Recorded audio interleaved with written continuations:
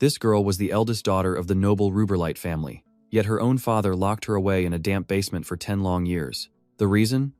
At just 8 years old, Reina awakened a terrifying dark power, black flames that could incinerate anything she touched. Despite being the firstborn, Reina was an illegitimate child, completely unacknowledged by her family and, worse, despised. Her father believed she was the prophesied Demon King, a being destined to bring nothing but destruction upon the kingdom. He kept this secret buried, until today, the day Reina was finally released from the darkness of the cellar. The moment they saw her, everyone broke into a cold sweat.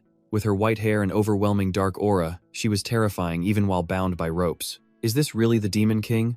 The Duke ordered his soldiers to get her on a carriage immediately and to never, ever return. Reina didn't say a word, just slowly walked forward. A panicked servant screamed and hurled a statue right at her head. Instantly, a horrifying dark energy exploded from her. Her father froze in sheer terror, thinking this was the end of everything. Reina's finger began to rise, pointing straight towards them. They braced for a world-ending attack, but instead, Reina swiftly pointed at all the priceless items in the house, having them loaded onto the carriage. Not stopping there, she approached the Duke, causing him to fall over in fear while screaming for his life. Reina just casually snapped the ropes binding her. She smiled cheerfully, calling the loot compensation for her past suffering, leaving the old man completely stunned. As Reina's carriage departed, everyone sighed in relief, but suddenly, she popped her head out, giving the whole family a heart attack. She just wanted to ask for a pillow to sleep better. Her words left them speechless. They just wanted her gone for good. Soon enough, Reina was fast asleep, not even knowing or caring where in the world she was being taken. The carriage driver thought to himself that he'd been promised a hefty reward for taking this young lady far, far away. Suddenly, he felt an intense chill from behind him, and a terrifying thought crossed his mind. Could the rumors of the Demon King be real? A hand reached out from the shadows.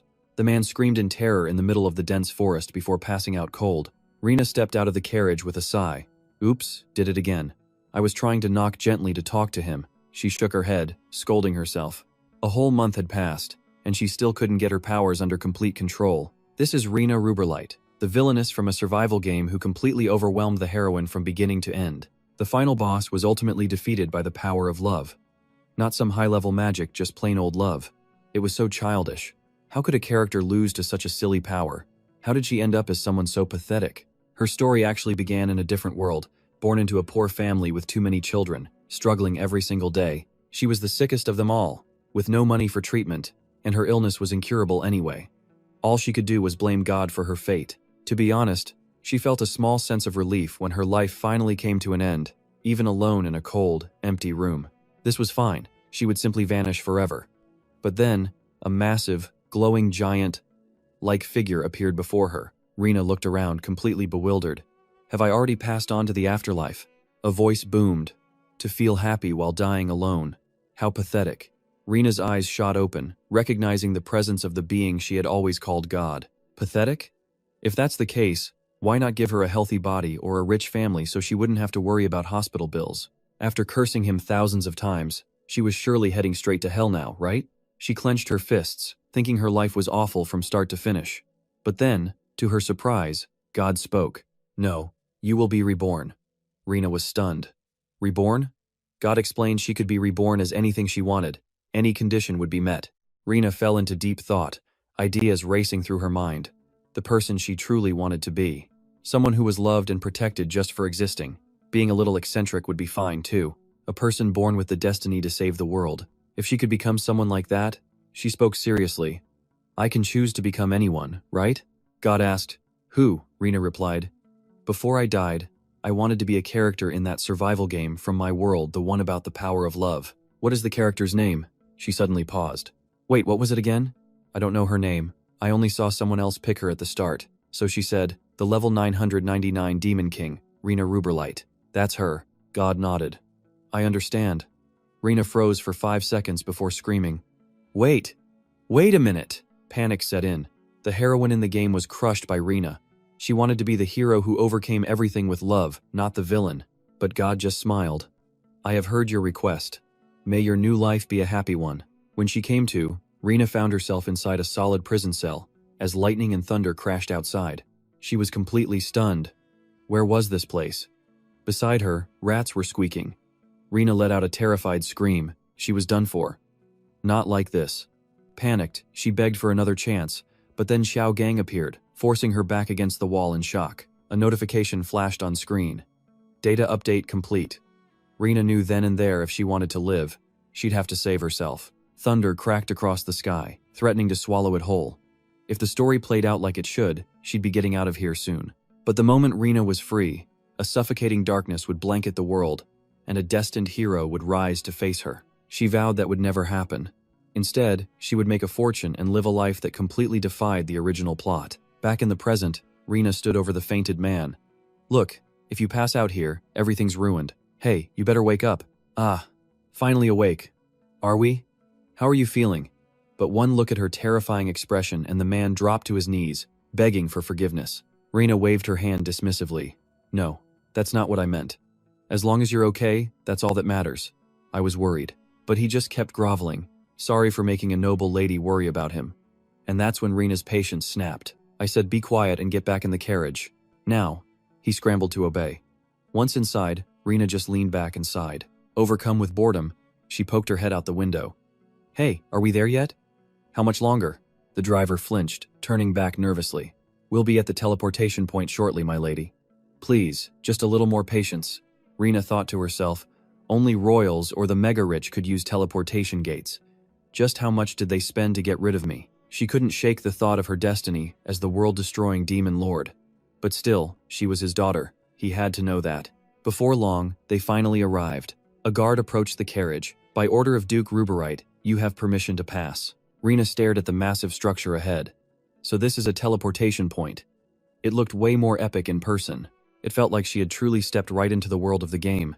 The teleportation magic activated in a flash of brilliant light, forcing Rena to squeeze her eyes shut against the glare. When the light finally faded, a new landscape greeted her. She was now standing in a world completely buried in pure white snow. Stepping out of the carriage, Rena asked, "This can't be right, can it?" The driver checked his papers. "Let's see.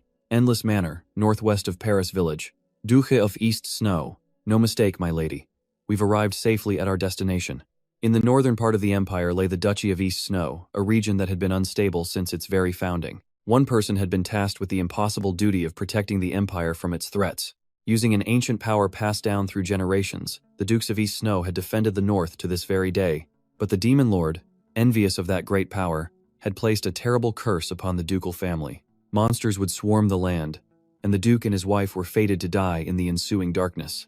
But their heir, their eldest son, Rostin, survived. Meanwhile, inside the Northern Duke's mansion, a priest was delivering grave news. An ancient prophecy states that when the Demon Lord targets the north, your family, my lord, will be the very first target. I am so sorry that I cannot break this curse. Please, inherit your family's will. You must continue to protect this land. Rostin fell into a deep, heavy silence. The ruler of darkness, an entity that desires to fill the world with evil. No one had ever seen it. No one had ever heard its voice. Though its existence was a mystery, one thing was for sure: he had never once placed his absolute faith in that prophecy. Outside the mansion, the snow fell without end. As Rostin worked, a subordinate burst into the room, out of breath. "My lord, we've received a warning. Monsters are approaching from the northwest from the Endless Manor." Rostin immediately stood. "Again?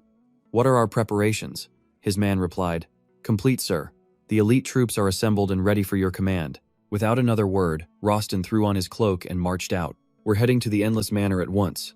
This time, I'll slaughter every last one." At that exact moment, Rena gave a helpless smile. Endless Manor? True to its name, huh? Are they just expecting me to freeze to death out here?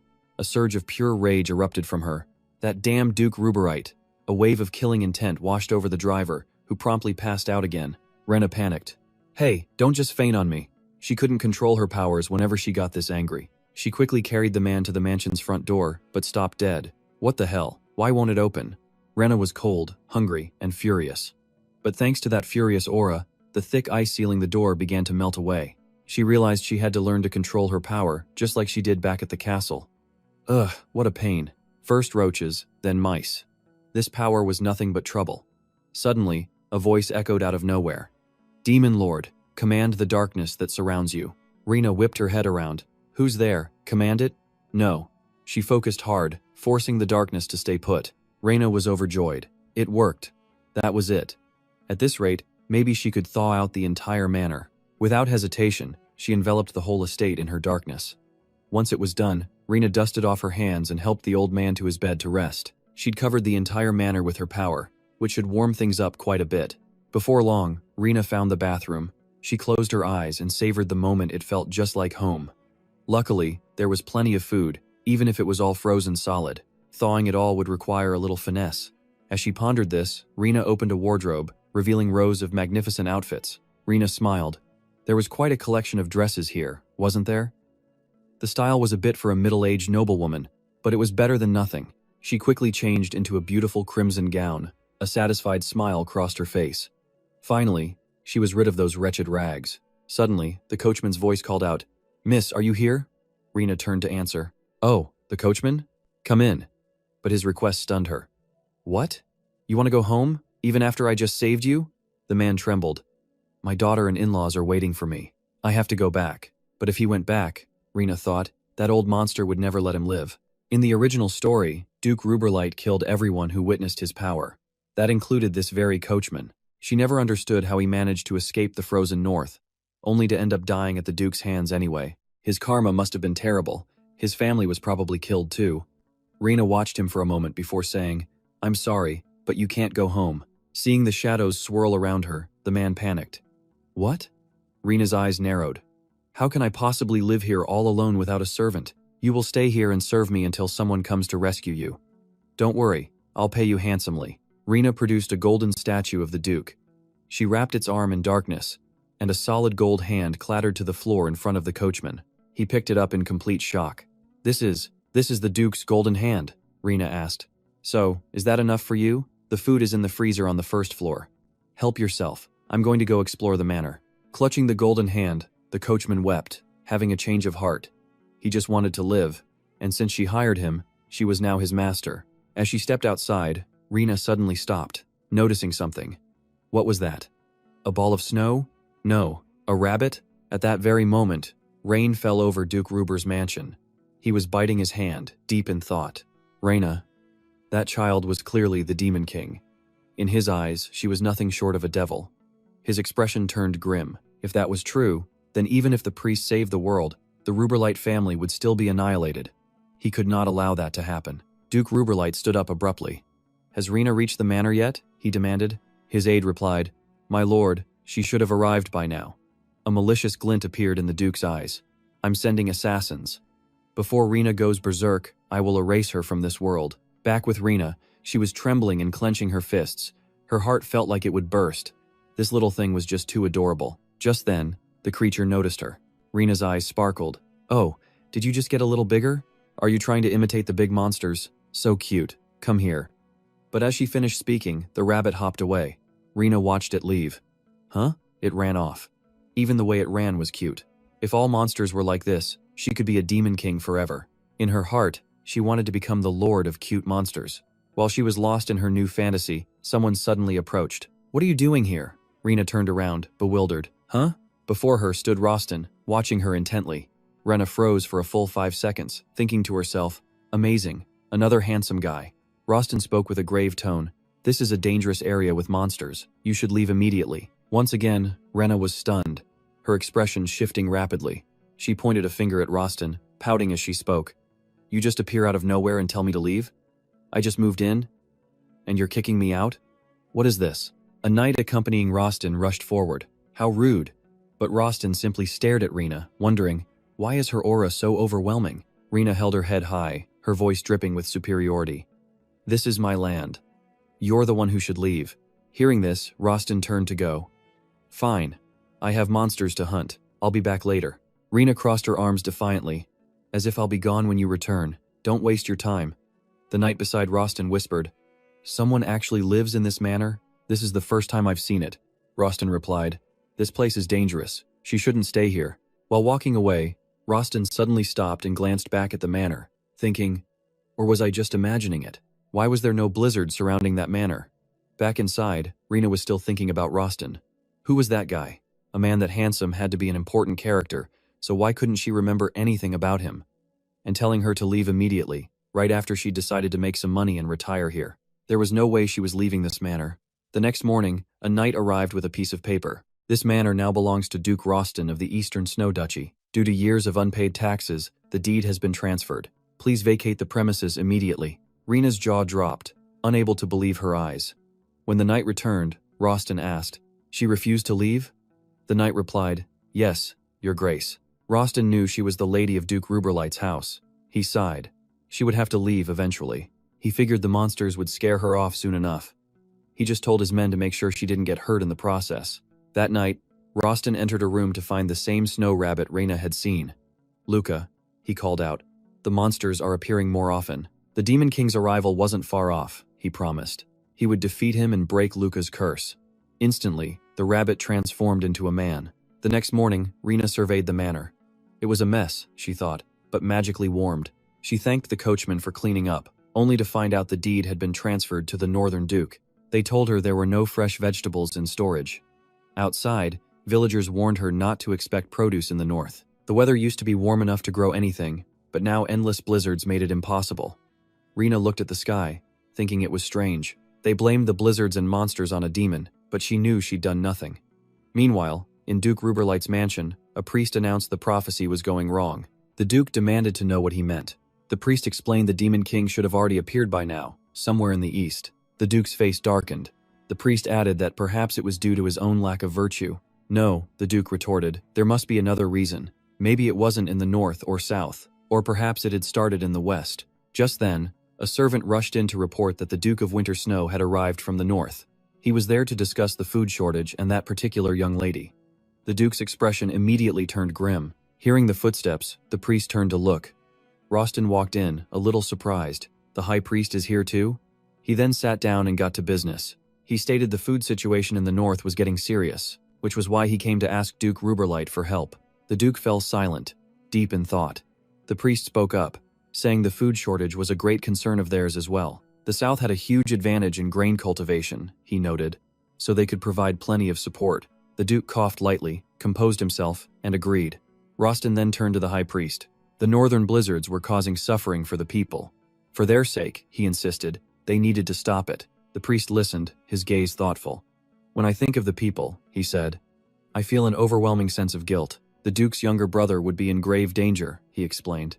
"He would hardly survive without the blizzard's protection." Rostin was completely baffled, silently calling his brother's name, Luca. The priest's voice grew heavier. "But what did you want to say about the girl?" Rostin looked up, about to answer, but before he could even speak, he saw that the Duke's face had gone completely pale. Some time passed, and Rostin finally returned. The people erupted in cheers. The Duke was back with food. Rostin gave the order to distribute it in portions and for everyone to get in line. The soldiers immediately complied. The people lined up, thanking him profusely as they received their food. The soldiers kept things moving, calling for the next person. Nearby, a woman looked at her ration with disgust, complaining that it was mixed with dirt and gravel. "You expect people to eat this?" A man behind her was shocked. "Veronica, how can you say that about the Duke? He only received what was sent from the east," the man argued, as another person stepped forward. "That's right, Veronica, you should be grateful." But her eyes were vacant. "I can't go on living like this," she said. "I have to get out of here." As she walked away, the crowd called her name, then sighed. Veronica was used to harvesting quality food herself. "I'm sure she's suffering much more than any of us," one of them murmured. Rena overheard this, thought for a moment, then took off. "Wait for me here," she told the coachman. "I need to talk to her." He yelled after her to wait. The commotion caught Rostin's attention, and he turned to see Rena running after that woman.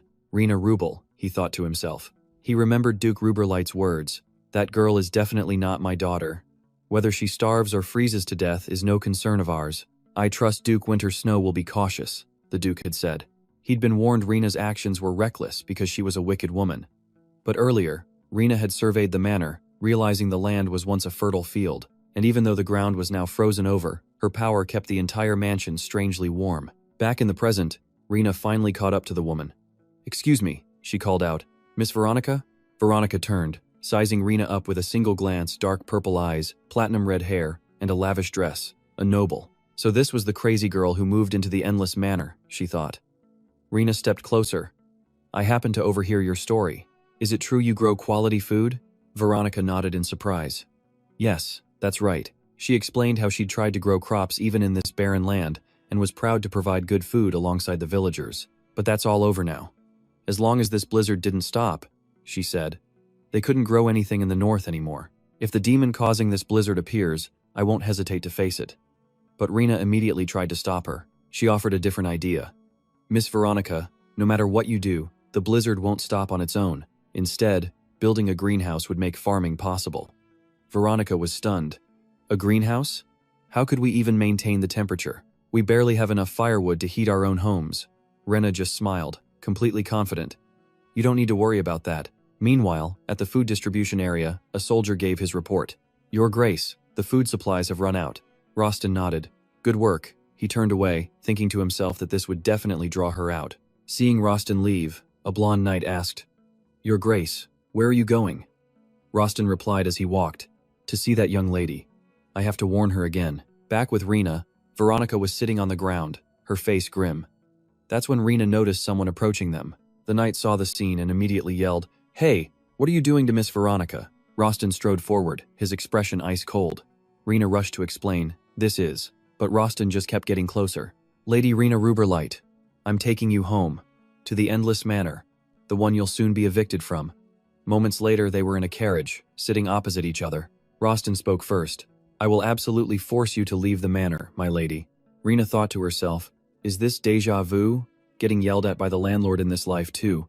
She recalled her past life, cowering as her landlord screamed from outside the door. I know you're in there. Get out of here right now. No, Rena told herself. Snap out of it. This time, I'll definitely buy my own house. Then she spoke aloud. Didn't I already say I would purchase the rights to the manor? Why won't you sell it? Or are you short on cash, Your Grace? Rostin replied. This is where the monster of the blizzard will appear. It's not a suitable place for someone like you to live. Rena scowled internally. Oh, I know. You're treating me like some naive girl who knows nothing. But I'm that demon. You idiot. She then forced a smile. Ah, but isn't the Saintess supposed to appear and save the world? I believe in the Saintess. Rostin shot back. I don't believe in saints, or anything else. Rena's eyes widened in surprise. What? You don't believe in the divine? Rostin closed his eyes and said, The demon has yet to appear, but it has already shown its power. The Saintess only appears in prophecies. No one knows if she truly exists. I can't rely on superstition to ensure the safety of the North. Rena sized him up, thinking, I don't even remember this character from the game. He was a character that wasn't supposed to exist. And he had been fighting this battle alone in the North. He really has a strong sense of responsibility. The Duke of the East Snow. Rostin looked her dead in the eye and spoke. So I expect you to stop threatening the people around you. I have no desire to see such arrogant nobles. Rena was stunned into silence. What? Wait a minute, I didn't harass Miss Veronica. Suddenly, the carriage shook violently. Rena looked out in alarm. What was that? It felt like something had just landed on the roof. And just then, a man appeared, standing on top of their carriage. The driver flinched, and Rostin's knight was shocked. The carriage was now completely surrounded. The driver asked in confusion, What's happening? The man on top spoke. The girl, silver hair and red eyes. Hand her over, and I'll let you leave safely. The moment he finished speaking, both sides charged in to attack. The assassin's blow sent the knight stumbling back, but suddenly someone leaped forward to block for him. With a single sword stroke, the assassin was sent flying. The mercenaries quickly realized who it was, the Duke of the North himself. Rostin's eyes swept over the mercenaries as a question formed in his mind. It was strange. They were targeting the Lady of the Manor. Did they really hire this many people just to capture one girl? A pale-faced mercenary screamed, What's going on? We had no intel that he would be here. Rostin raised his sword, his voice chilling. Lower your weapons and surrender now. If you refuse, I will execute you on the spot. Hearing this, the mercenaries trembled and backed away. Suddenly, a nearby mage yelled, You idiots! Stop the Duke! As he spoke, he launched a volley of magic blades straight for Rena, who was still sitting in the carriage. Rostin was still busy dealing with the other mercenaries. When he noticed the movement towards the carriage, he whipped his head around. Realizing he couldn't intercept it in time, Rostin gritted his teeth in anger. He yelled out a warning, Look out, my lady! The magical blades were now inches from the carriage. Rena simply glanced over, her expression turning ice cold. A wave of dark energy suddenly erupted, causing the magic blades to vanish into thin air as black fire exploded everywhere. The mage's jaw dropped, unable to believe his eyes. The flames even consumed the staff in his hands. Rena slowly stood up as the flames began to subside. Rostin broke out in a cold sweat. That was black fire, a power that could burn anything to ash. The mercenaries were left with nothing but their pants. Rostin mused that the attack only incinerated their weapons and clothing. Rena stepped down from her carriage, her voice gentle, yet brimming with authority. She addressed the Duke of East Snow, saying he acted as if she were torturing Veronica, when she was merely showing the girl a fraction of her power. The mage trembled, his mind reeling in terror. What kind of power was this? His orders were to kill the girl, but no one mentioned this dark energy. This was the power of the Demon King. Rena spoke with a stern face, hoping the Duke would clear up this misunderstanding. But Rostin was stunned, gripping his sword and pointing it straight at her. He needed a good reason first. Why was she wielding such terrifying dark power? Rena's expression darkened. Meanwhile, Veronica simply stared at her own hands, lost deep in thought. Veronica mumbled to herself, shocked by the black magic the girl had used. Then, she made a bold decision and rode off on her horse. Her father cried out after her, asking where she was going, unable to believe she was abandoning them. But his wife calmly explained their daughter wasn't leaving them. He was confused. His wife clarified that Veronica had said she was going to the Endless Manor. The name jogged Rostin's memory of recent rumors. Someone actually moved into the Endless Manor? Into a place that dangerous? He heard it was the young lady of House Ruberlight. He muttered, "The mad lady, no, the mad demon king." Rostin kept his sword raised, thinking she could probably incinerate anything she wanted in any direction. The limits of her power were impossible to guess. He spoke, asking why she had approached Veronica. Was she plotting to brainwash the girl and turn her into a henchman? Rena just laughed. A henchman? How absurd. Then her tone sharpened. Was he interrogating her? She shouted that the thing he should be worried about was the mercenary group. Just then, the mage, shivering from the cold, suddenly screamed, "Retreat!" As the word left his lips, magic circles appeared beneath their feet. In just a moment, their figures faded into thin air, completely gone. Seeing this, the girl pointed to where they vanished and yelled, "They escaped! And it's all your fault, Duke." Rostin remained calm, ignoring her words as he pushed his blade even closer to her. His face grew more serious than ever. He said slowly that no mage in the world could use black magic. It's a type of magic that can't be learned or passed down. Rena's voice dropped. "So you're saying I'm the Demon King, just because she used black magic?" Inside, she was sweating bullets. The Duke was right. She really was the Demon King. She had to deny it. She immediately began to argue her case. "I'm just a victim, Duke. How could I learn shadow magic? I never picked a fight with them." Rostin fell silent for a moment. He thought to himself that the magic she used was definitely the Demon King's. But why would it appear now? He finally spoke. "There's one way to verify this. His parents were killed by the Demon King's curse, but he and she both survived it." With that, he sheathed his sword. "Attack me. If you truly are a survivor of the Demon King's curse, I'll know whether you're the real thing or not." Rena was floored. What? But how could she possibly attack him? Suddenly, the voice of the demon inside her echoed in her mind. "Kill him, this is the perfect chance. Kill him right now." Rena hesitated. Take the Duke's life? Just like that? But then her expression shifted completely as a burning desire for a home surged within her. Would she become the master of this estate? Just then, the coachman ran over to intervene. "Wait. This is all just a misunderstanding." He tried to clear her name, explaining that while her power was scary at first, she used it to provide hot water and keep the manor warm. The knight standing behind Rostin heard this and asked, completely baffled, "What?" The coachman clenched his fist and continued, "Even if the lady is the Demon King, she is definitely a well-reformed one." Rena was utterly shocked. "Wait, you think I'm the Demon King too?" Just as she spoke, the sound of hooves echoed nearby. Veronica had returned. Seeing the scene before her, she wondered what on earth was happening. Elsewhere, a man emerged, his legs covered in blood. He held a sword just as red, surrounded by countless fallen bodies. He approached Duke Ruberlight to report. They had dealt with the mercenaries, but a wizard had escaped. The Duke bit his hand, worried. They should have sent a whole army. The subordinate sheathed his sword. "My lord, if we don't hurry and handle them, the rumors will spread." Duke Ruberlight froze. "Rumors? That's right. He should spread rumors instead." He stood up and gave an order. "Call every mercenary and knight you know. It seems the Demon King has appeared at the far northwestern manor." Back at the manor, the misunderstanding was finally cleared up. The lady hadn't bullied Veronica after all. Rostin walked in, only to see the golden statue of Duke Ruberlight was missing a hand. He couldn't help but wonder, was this why the lady came north? A family feud with Duke Ruberlight himself? Rostin's guard saw the same thing and yelled in shock. "Huh? The first Duke Ruberlight's wrist has been cut clean off." After the guard's panic, the coachman explained Rena's work. "We have instant warm water. It flows as soon as you turn it on." The manor was kept at a steady 24 degrees. Rostin was stunned, thinking, is all of this the lady's magic? He had to ask, have any monsters attacked recently, or did the lady already handle them all? Rena just smiled gently. If you mean an infiltrating monster, there is one. A small and absolutely adorable one. Small and adorable?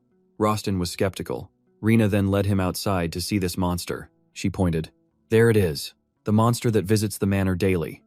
Rostin looked, shocked to see it was Luca. The scene shifts. Elsewhere, a high priest is deep in solemn prayer. Suddenly, someone approached with a report. Your Holiness, a rumor is spreading fast among the mercenaries. Perhaps we should investigate. The priest turned his head. What kind of rumor? The man bowed. In the far northwest, they say the Demon King has appeared. The priest's face darkened instantly. He muttered to himself, this doesn't match the prophecy, but it's worth checking out. Meanwhile, Rena turned to Luca, amused. He seems to like the warmth here. How can a monster be this cute? Rostin watched, thinking. Luca wasn't a real monster, but his body was made of snow from the Demon King's curse. Why wasn't he melting in this heat? His ability to share warmth while keeping his form. It was bizarre. He looked up and called out, My lady. Rena turned. Yes? Without another word, Rostin lunged, sword drawn. She didn't fight back, just closed her eyes. The attack passed right through her, completely harmless. Rostin was shocked. I didn't mean to kill, but I thought you'd at least counter on instinct. Rena got to her feet. What was that? Do you still suspect I'm the Demon King? Stop it. I'm just a witch who's good with fire. Rostin closed his eyes, unconvinced. I still can't trust you. Until all my doubts are cleared, I cannot give you ownership of this manor. The safety of the North is my duty. I'll find who hired your attackers. Rena's eyes widened. That person. I think I know who it is. Rostin and his guard mounted up and left. Rena watched them go, a realization dawning on her.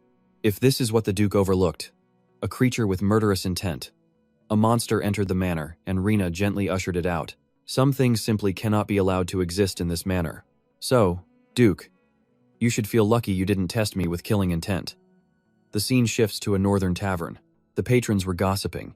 The mad lady moved into the endless manor. Turns out she's Duke Ruberlight's eldest daughter. A man nearby was in disbelief. The Ruberlight family? How'd she even get to the north? The mage who'd attacked Rena overheard. Ruberlight. That power he witnessed had to be the Demon King's.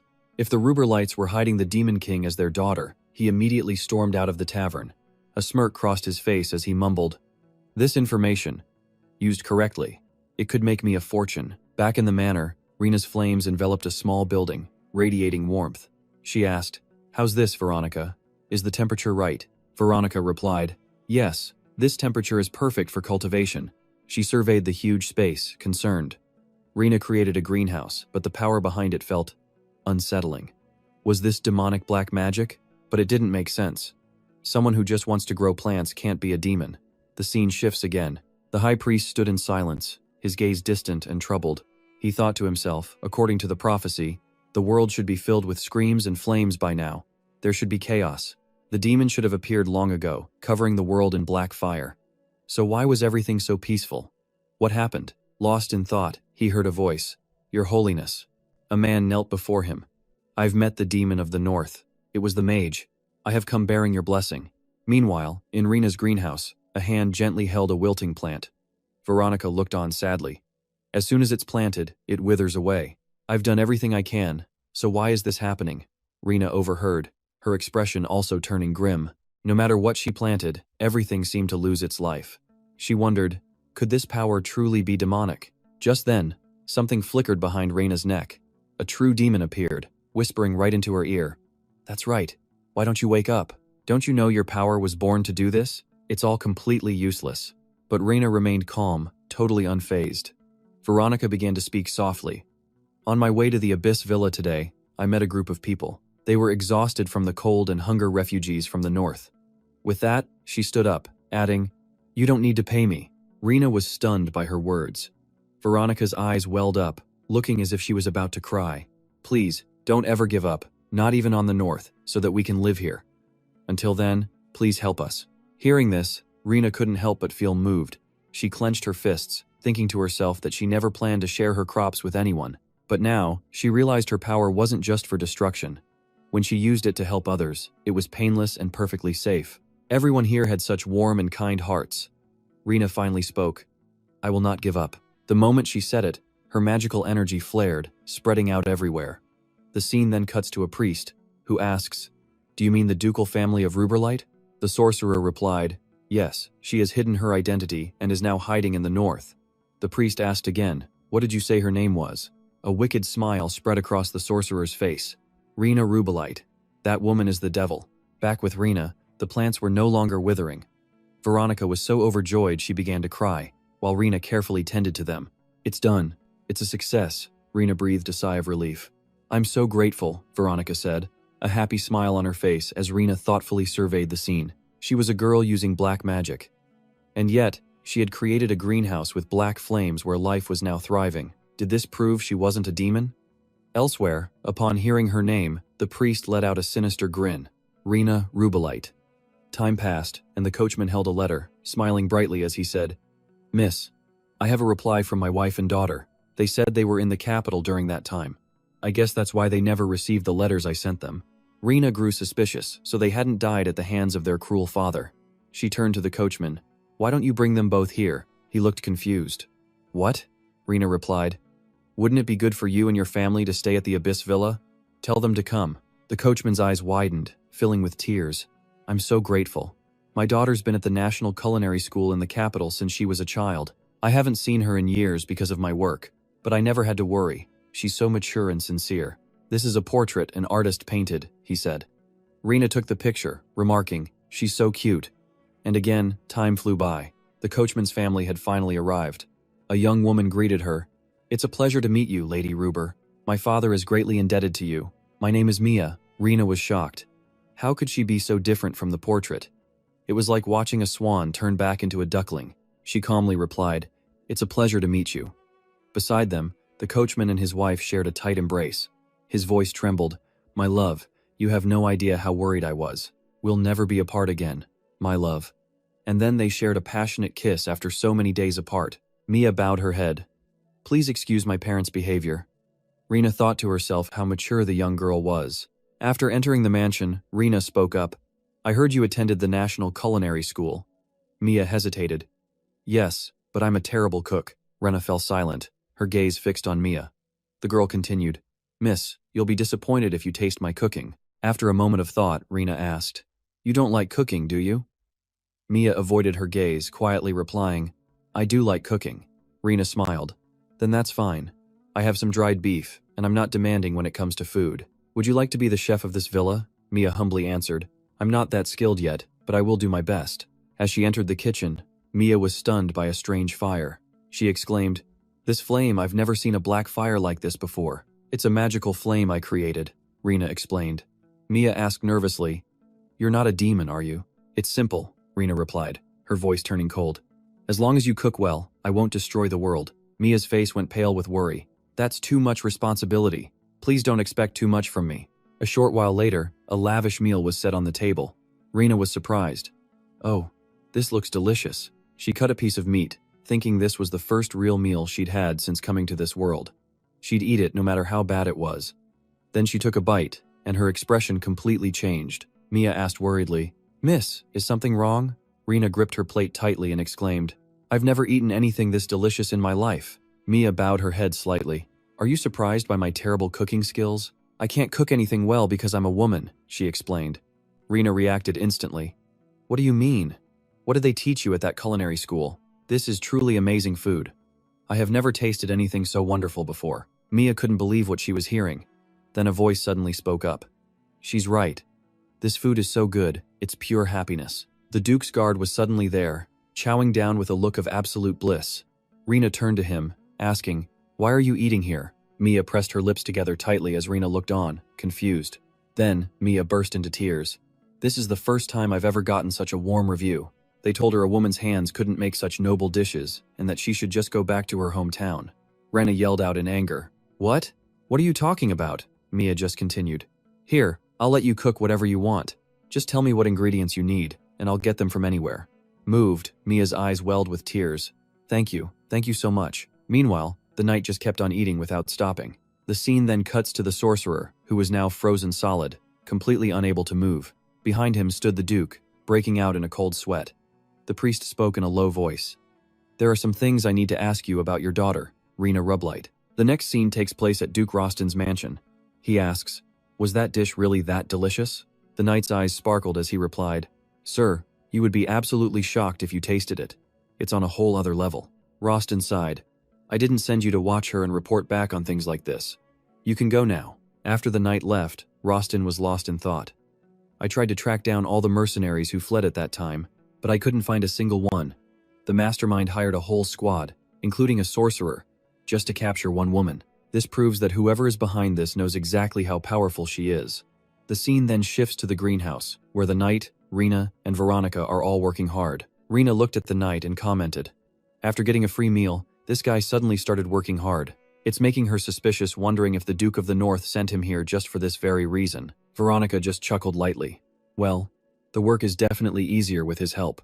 A short time later, in a land of wind and snow, Rena took Veronica's advice and decided to share food with the orphans affected by the monster attacks. The children stared at them with hopeful eyes. As Rena handed out the food, she said, "There's enough for everyone. Just form a line and wait your turn." Suddenly, Rena noticed a well-dressed child walking toward them. Rena thought to herself, this boy doesn't look like a refugee. His clothes are clearly high-end.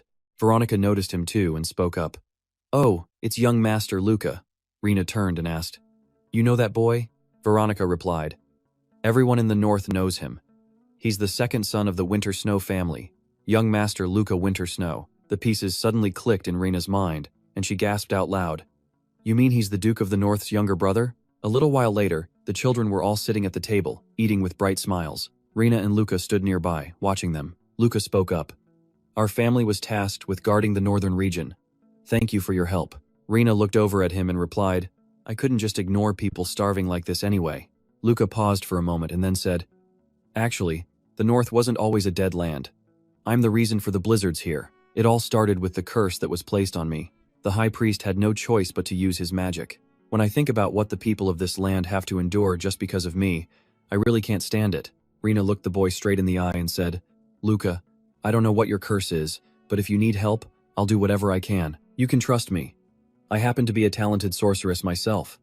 Luca bowed his head in thought, then shook it helplessly. "My lady, you've already helped me so many times."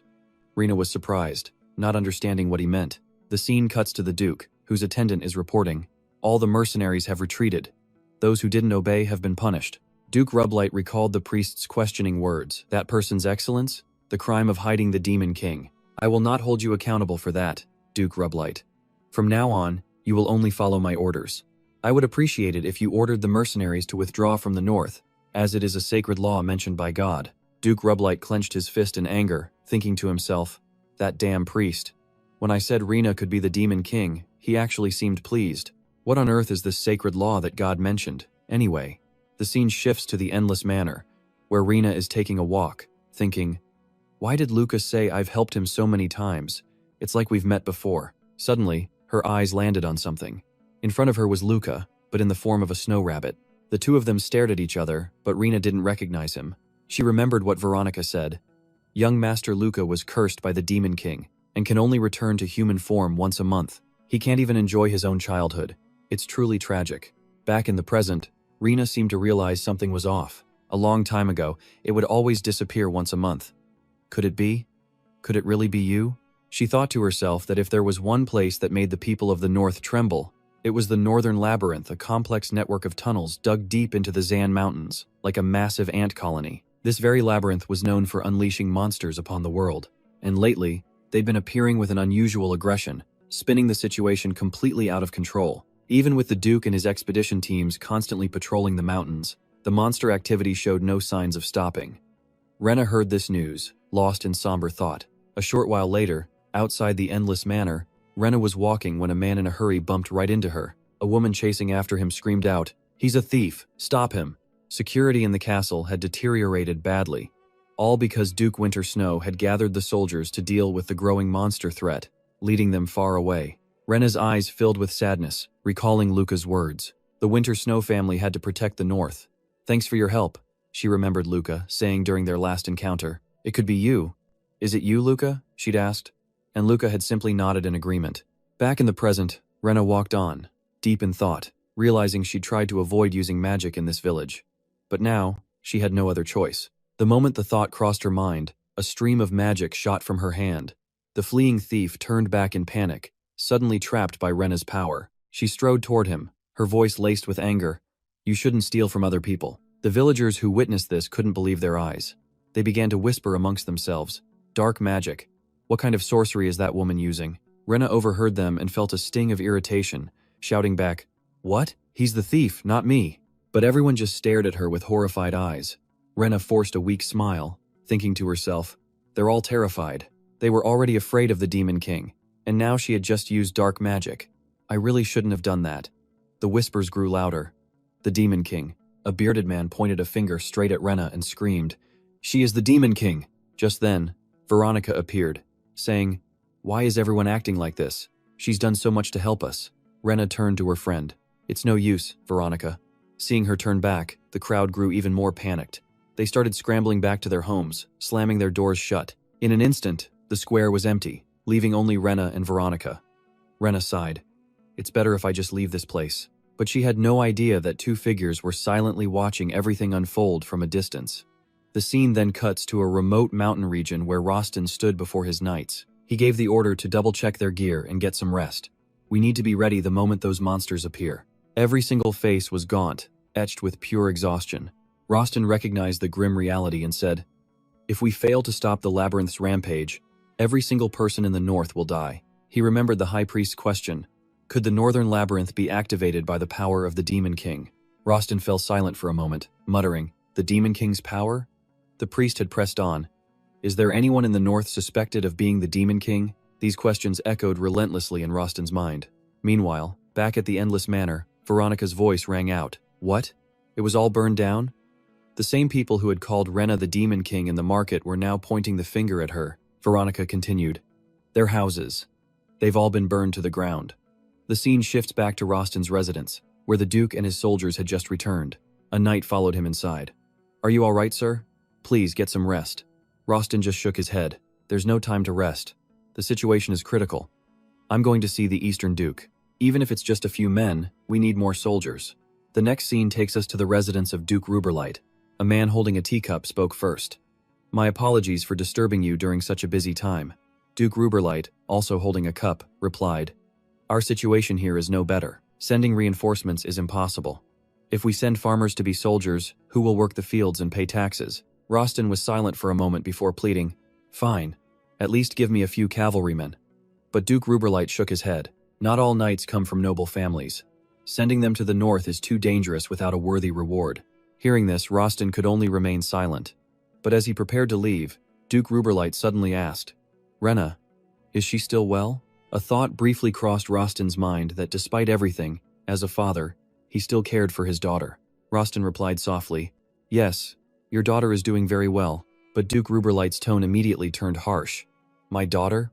Never call her my daughter again. What I mean is, be careful of Rena. She is nothing but a straight path to disaster." The scene shifts to the vast manor grounds, where Rena stood alone, completely lost in her own thoughts. The villagers' suspicion and fear. Maybe it was understandable. After all, in this game, she was the villain, the very reason the Northern Labyrinth had awakened. Luca's curse. Was it all because of her? According to the rules of this world, her very existence was likely the source of this whole catastrophe. No matter how well she tried to live, changing the game's fundamental laws seemed impossible. Just then, something materialized right behind her. A voice echoed in Rena's mind. Yes, it told her. Everything was her fault, from the labyrinth region to the curse. Even every last villager dying a slow death. But why should she be sad? After all, this was her role to play. "Just kill them all," it urged. "Follow your instincts, Rena." A monstrous smile crept across her lips. Yes, that was it. If she just killed every last one of them, everything would be solved, wouldn't it? The scene then cuts to Rostin's grand estate. A knight riding behind him spoke up. "Sir Duke, what has happened?" Rostin, walking briskly, replied, "We didn't get support from the east, but we have reinforcements from the west and south. Prepare to depart as soon as they reach the teleportation zone. We're heading straight for the northern labyrinth." He quickly led the company of knights away, but a seed of doubt was planted in Rostin's mind. How did he manage to get so much military support this time around? And what would happen next? The northern labyrinth was constantly spawning monsters. Would this situation ever actually end? He then recalled the priest's words. A warning that someone in the north was suspected of being a demon, and Duke Ruberlight's voice echoing in his head. "What I mean is, be wary of Rena. She's nothing but a direct path to total disaster." Suddenly, Rostin's knights stopped dead in their tracks. something appeared that made Rostin's eyes go wide. A knight, his face pale, asked, "What in the world is that?" In the distance, a figure on horseback was approaching them. It was none other than Rena herself. Rostin couldn't believe the sheer pressure she was emitting as he called out, "My lady." Rena stopped and gave him a smile. "I heard you were having some trouble with the labyrinth up north. I came to help you feel as warm as I am, Duke. Perhaps I should just burn you to a crisp." Those words sent a cold sweat down Rostin's spine. Rena continued, "What do you think? Wrapping you in a flame like this might look a little scary, but it's actually really warm." The pale-faced knight stammered, "Warm, you say?" Rostin remained silent. Rena just asked, "Why do you all look so surprised?" The knight finally yelled, "It's because you just threatened to set the Duke on fire. How are we supposed to stay calm after that?" Rostin, ever composed, simply asked, "Why have you suddenly come all the way out here, my lady?" Rena answered casually, "I'm here to help with the northern labyrinth. I'll wipe it clean for you. If I burn all the monsters, the problem's solved, right?" Rostin fell into deep thought. Her power was overwhelming. If he had that kind of strength on his side, dealing with the monsters would be far easier. But seeing his silence, Rena decided to press on. "We can also stop the northern labyrinth from spawning monsters altogether. We just need to destroy the maze stone at its center, and they won't appear anymore." Rostin's eyes widened at her words. Rena simply added on, "And destroying the maze stone isn't even that difficult." Rostin was skeptical. "And where did you get this information?" "I've fought monsters in the labyrinth my entire life, and this is the first I'm ever hearing of this." Rena hesitated. Well, about that," she thought to herself. "It's because I've already beaten this game into the ground," but knew she absolutely couldn't say that out loud. So she quickly came up with an excuse. "It was a rumor I heard from some witches." Rostin thought for a moment. She was seriously suspicious. Then he asked her, "You believe in rumors? Well then, I've heard a few things about you, too. The first is that you've been feeding orphans." Rena gave a weak laugh and scratched her head. "Haha, you're embarrassing me." But Rostin wasn't letting up. "And the next is a rumor about you burning down people's homes." Hearing that, Rena flinched, her expression changing completely.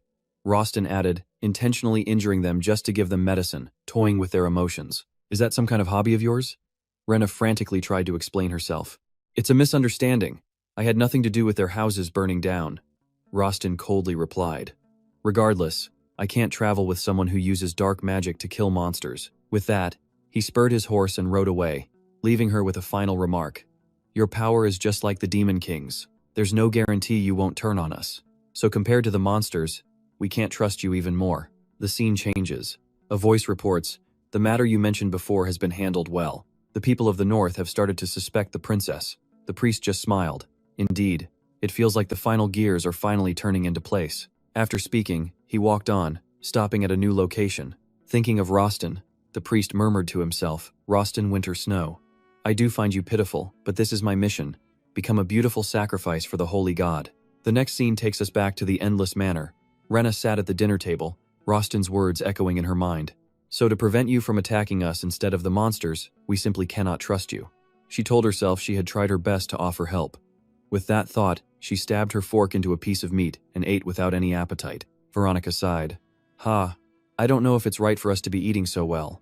I hear the common people can't even eat or sleep in peace right now." The driver looked up and answered, "It's their own fault. Didn't they refuse the lady's help? They suspected she was the one who burned their village, all because they couldn't understand her." Then he shouted, "The lady's flames are pure, on a whole different level from some common vandal." His face grew stern after speaking. Rena looked at him and asked, "You believe in me, right?"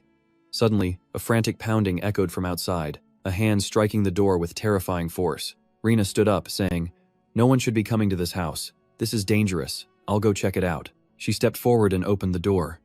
The man outside was Terry, the knight who always followed Rostin. Her expression turned to one of confusion when she saw Terry, a streak of blood on his forehead and his body covered in wounds. Terry spoke with a tremor. He then fell to his knees, tears streaming down his face. He bowed his head and pleaded, "Please, help us. Please save our leader." After he calmed down, they brought him inside. With everyone gathered, Terry recounted what had happened. "The first time we went in, I thought it would be easy. There weren't many monsters. But as we went deeper, we found the labyrinth quarry you mentioned. Then, all of a sudden, a horde of monsters appeared. Their numbers were overwhelming." At this point, Terry lost his composure, trembling as he covered his face. "Only myself and a few soldiers got out. The Duke held them back and is still inside." Hearing this, no one could believe their ears. and even Rena wore a similar expression of shock. Terry pushed himself up and continued, "Please, you have to help us. The entire North is in danger." And just as Terry said, outside, monsters were pouring in. The soldiers guarding the walls saw them and panicked. Damn it! The monster count grew, and cries of terror filled the air. A woman held her trembling children, trying to reassure them, "It's okay, someone will come protect us." At that very moment, outside, the snowy winds howled fiercely. The monsters pushed forward relentlessly, but then a familiar fire painted the entire sky red. The one annihilating them was none other than Rena. She frowned, thinking to herself, "Why should I save that fool who doubted me so easily?" After wiping them out, Rena headed inside. As she walked, she pondered Duke Winter Snow. It was strange Rostin was a character she had no memory of. If one were to play this game as a saintess, a number of targetable characters would appear. But Rostin was definitely not on that list. He wasn't a main character, so why was he so handsome? Rena couldn't help but scowl thinking about him. No matter how good-looking he was, his personality was just too rough and cruel. She truly despised men like that. As she was walking, Rena suddenly stopped in front of a doorway. The room inside was a stone labyrinth. He had to be in here. Once this maze was cleared, she would get a reward from the Duke. Over at the temple, an angry voice echoed, "Priest, where is he? Come out right now." The priest appeared, calmly asking, "Were you looking for me, Your Highness, the Crown Prince?" The prince stepped forward, his voice stern. "I don't understand. I heard the situation in the north is dire. So why haven't you sent any aid?" The prince lifted the priest's chin. "For 1,000 years, your prophecies have never been wrong. But have you now lost that ability?" The priest remained silent, his gaze fixed on the crown prince. He knocked the prince's hand away, stating coldly, "Do not worry. I am simply following the conditions." The crown prince was surprised. Conditions? Back with Rena, she stood before a horrifying sight, bodies piled up everywhere. She had played through this game many times, but Rostin, the Duke of the North, was a name she could never recall. What she was realizing now was that every time she'd started a new game, Rostin had already been dead. Rena was stunned when she saw Rostin's body, completely frozen solid. At the church, someone rushed in to report, "Sir, the altar is glowing." The priest was startled, the arrival of the Demon King, the crisis in the north. Rostin's death, all the conditions had been met. The saintess would finally descend. Meanwhile, in the quarry, Rena witnessed the grim scene. She saw the corpse of a monster, the leader of this dungeon. "Duke, did you fight to your last breath, kill the leader, and then collapse?" But it was strange, why was he the only one frozen? She'd never heard of any monster in this dungeon that used ice magic. Rena stepped closer, placing a hand on the ice. She whispered, "Rostin, I need you here in the north." At that moment in the temple, a young woman with blonde hair appeared. Holding her waist, she complained in pain. Couldn't they at least put a cushion under the altar? The priest quickly appeared. "Saintess, welcome to this world." "Saintess?" The girl stared blankly at the priest. Back with Rena, she began to use her magic, letting it envelop Rostin. She had to go slowly, so as not to damage his body. She cried out, "Please, come back to us, Rostin." Suddenly, Rostin's sword clattered to the ground, and Rena was thrown backward. She gasped for air. "Even though I thawed the ice, he won't open his eyes." Rostin's death was a law of this world. Was it even possible to change it? He waited his whole life to fight the Demon King, only to be frozen to death in a dark corner of the northern labyrinth. Was this truly his fate? Rena shakes Rostin's body. "Rostin, you should at least apologize before you die." He suspected her, and now he was leaving just like this. "Open your eyes, please, Rostin." She shakes him, but he won't wake, and she collapses on his chest. Rena thinks back on her life. Her previous life was completely forgotten. Would her parents even be happy about her death? Probably. She only ever brought them pain, but she hopes that he, at least, died with no regrets. The North he wanted to protect, she won't let his sacrifice be for nothing. She would guard it in his place. A scream suddenly rings out, and Rena turns. At that moment, the Crown Prince appears, asking, "Is this your plan?" A priest beside him says, "This is the path God foretold.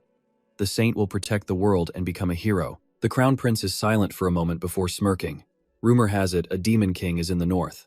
If someone ran to him, wouldn't they just get eaten? Then, out of nowhere, the saintess appears before Rena. She trembles as she asks, "Human, are you actually human?" Rena is stunned. This woman, she realizes it's the saintess. How did she get here so fast? But it was already over. The saintess looks down, her eyes fixed on Rena. How disrespectful, to attack someone who is already unconscious. Rena snaps back. "It's a misunderstanding." The saintess glares. What are you thinking? But Rena remains silent. This saintess is different. She has healing and revival magic. That's when Rena notices the dead bodies are being absorbed. She realizes the labyrinth itself is consuming the fallen. Rena speaks up. Saintess, I have a request. Use your revival magic to save Rostin and the soldiers. You are the saintess, so you have to save them. The saintess pauses, her eyes filled with suspicion. This woman, is she truly human? She could feel a monstrous presence nearby. After thinking, the saintess shakes her head. No, I can't. Rena is stunned. What do you mean? How could she not? The saintess explains. On my way here, I didn't run into a single monster. My level is only 1. I don't have the revival skill yet. Rena is silent, at a total loss for words. A moment later, the saintess suddenly screams. There it is. Kill it now. She raises her staff and smashes a monster. After some serious grinding, the saintess finally gets the revival skill. I had to clear out the whole mountain, she says cheerfully. Now I'll bring them back. She begins to cast the spell. Rena looks over at Rostin, but sees absolutely no sign of life. Her disappointment is crushing. What's going on? Why isn't the magic working? Is Rostin really dead for good? The saintess winces. Oh, I targeted the wrong thing. I just revived the monster leader. Rena is furious. What in the world is going on? Is this saintess some kind of idiot? She immediately launches a blast of black fire straight at the monster. The saintess is in shock. Just one hit? Rena screams. Hurry up and revive Rostin. Do it now, and do it right. The saintess starts sweating. Yes. Finally, Rostin opens his eyes. The saintess sits down and asks softly, Are you all right? Rostin looks at the saintess, then glances over at Rena before bowing his head. Thank you. He stands and walks toward the saintess. The saintess saved my life. The two of them stare at each other, while Rena feels a sharp pain in her heart. She was the one who saved the handsome duke, so how did things turn out like this? They leave, not noticing a suspicious presence left behind. When they return, the people greet them with pure joy. They yell, They conquered the northern labyrinth and have returned safely. Let's pray for the duke and the saintess on their journey ahead. Rena quietly walks toward her own vast, empty manor. She sighs, thinking that everything is peaceful now. Suddenly, the sound of horse hooves. Rostin gets down and calls out, Princess. Rena turns and asks, Is it finished? Is this the ownership deed to my mansion? Rostin replies, I am handing Abyss Castle over to you. Rena can't believe it. You're just giving this to me so easily? Holding the paper, she laughs out loud. I've hit the jackpot. Haha. Rostin simply sighs. In the north, Abyss Castle is a place nobody wants, even for free. It's dangerous and completely unlivable. She had made an incredibly foolish decision. Rena glares back. Are you trying to pick a fight? Rostin closes his eyes and continues. There isn't even basic food in the north. The people are poor, and no nobles dare come here. Anyone could see that living here isn't a smart decision. But she naively came to this place and chose to live here with everyone. She saved me, and she saved all of them. Rostin thinks back and mumbles, Perhaps this is the last mercy God will grant me. Thanks to her, the people were able to survive. He smiles, thinking to himself that she could probably even bring warmth to Lauka, whom he couldn't help. He then steps forward, patting her shoulder. Thinking back, the reason he always suspected her and pushed her into hard situations was simply because he was jealous. He envied the power she possessed. He suddenly drops to one knee and says, Please forgive me for my foolish actions. If the promise to protect the North still stands, then allow me to praise you before all. Everyone in the room fell silent, absolutely stunned by the sight. From a distance, they just watched. Rena, however, remained thoughtful and silent. Rostin took her hand, placing it over his heart before gently kissing it against the backdrop of falling snow. Smiles spread across the faces in the crowd. Even Terry couldn't help but grin. It was a truly peaceful moment. But soon, everyone's attention snapped right back to the two figures at the center of it all, Duke Rostin and Rena. She turned to the crowd, where excited children were reaching out for her. An unconscious smile touched Rena's lips as the people chanted, The black flame didn't harm us. The lady protected the north. Long live Lady Rena and her black flame. All hail Lady Rena. Rena could hardly believe what she was seeing. The very people who once feared her power were now smiling at her. But her joy was bittersweet as she remembered her past life, where she was nothing but a burden to her parents. She had yearned just once to make them proud. Rostin noticed the shadow cross her face and asked why she looked so sad. Rena forced a smile and replied, I was just thinking about my family for a moment. Hearing that, he froze, recalling the Duke's warning that she was a doorway for demons. His lips parted as if to speak. If you'll have me, I want to be your family, Rena. The words hit her, and a massive question mark appeared in her mind. What was this? Was this a marriage proposal? She then muttered to herself that, well, she was just too beautiful for even a duke to resist. Rostin continued, not just me, everyone in the north. You can consider all of them your family. Rena, you've helped us more than you know. And just like that, she finally understood. So that's what he meant. She supposed the entire north was like one big family, but she hoped they weren't expecting her to pay for everything. Just then, the saintess made her grand entrance, and the crowd immediately began to cheer. Long live the saintess. May God's protection be with us always. A knot of worry formed in Rena's stomach. In the original game, the saintess cleared the northern labyrinth alone. This was never supposed to be her role. She wondered how the story would play out now. A small change to the plot couldn't be a big problem, could it? Back at the dungeon, a single black flame erupted, twisting and growing into a monstrous, terrifying shape. A voice echoed out, wait, you have to disguise yourself, or you'll draw suspicion. The creature seemed to understand, transforming into a young boy wrapped in a simple cloth, his eyes glowing a menacing crimson. Meanwhile, Rena watched the joyful crowd, thinking to herself that at least the monsters were finally gone. But she knew their fight against the bitter cold and hunger was far from over. Black fire danced around her hands as she recalled Rostin's words. Everyone in the north, he had said. You can consider them your family. And maybe it was those words that made her determined to help them with everything she had. Her black flames spread out, seeping into every home. The people gasped in shock. What is this? Then, a wave of realization hit them. It's warm. I don't feel the cold anymore. A child ran to his mother, yelling, Mom, the house is so warm. A skeptical man nearby muttered, how is this possible? This has to be the lady's magic. Rena knew that warming every house in the village required an insane amount of power, but thanks to her experience clearing out the northern labyrinth, she had gained an enormous amount of strength. She felt she could finally control this power, maybe even more. This was the true satisfaction of being level 999. The scene shifts to a priest, who asks the saintess, is your level still at 30? The saintess awkwardly scratched her head. Yes. By the time I arrived, Rena had already cleared the entire northern labyrinth. The priest closed his eyes, thinking Rena wasn't a name he associated with such power. He then spoke aloud. That's strange. After conquering the northern labyrinth, you should have reached level 100 by now. But now that the labyrinth is gaining attention, I'll be assigning you a personal trainer for some special conditioning. The saintess was completely bewildered. A personal trainer? What for?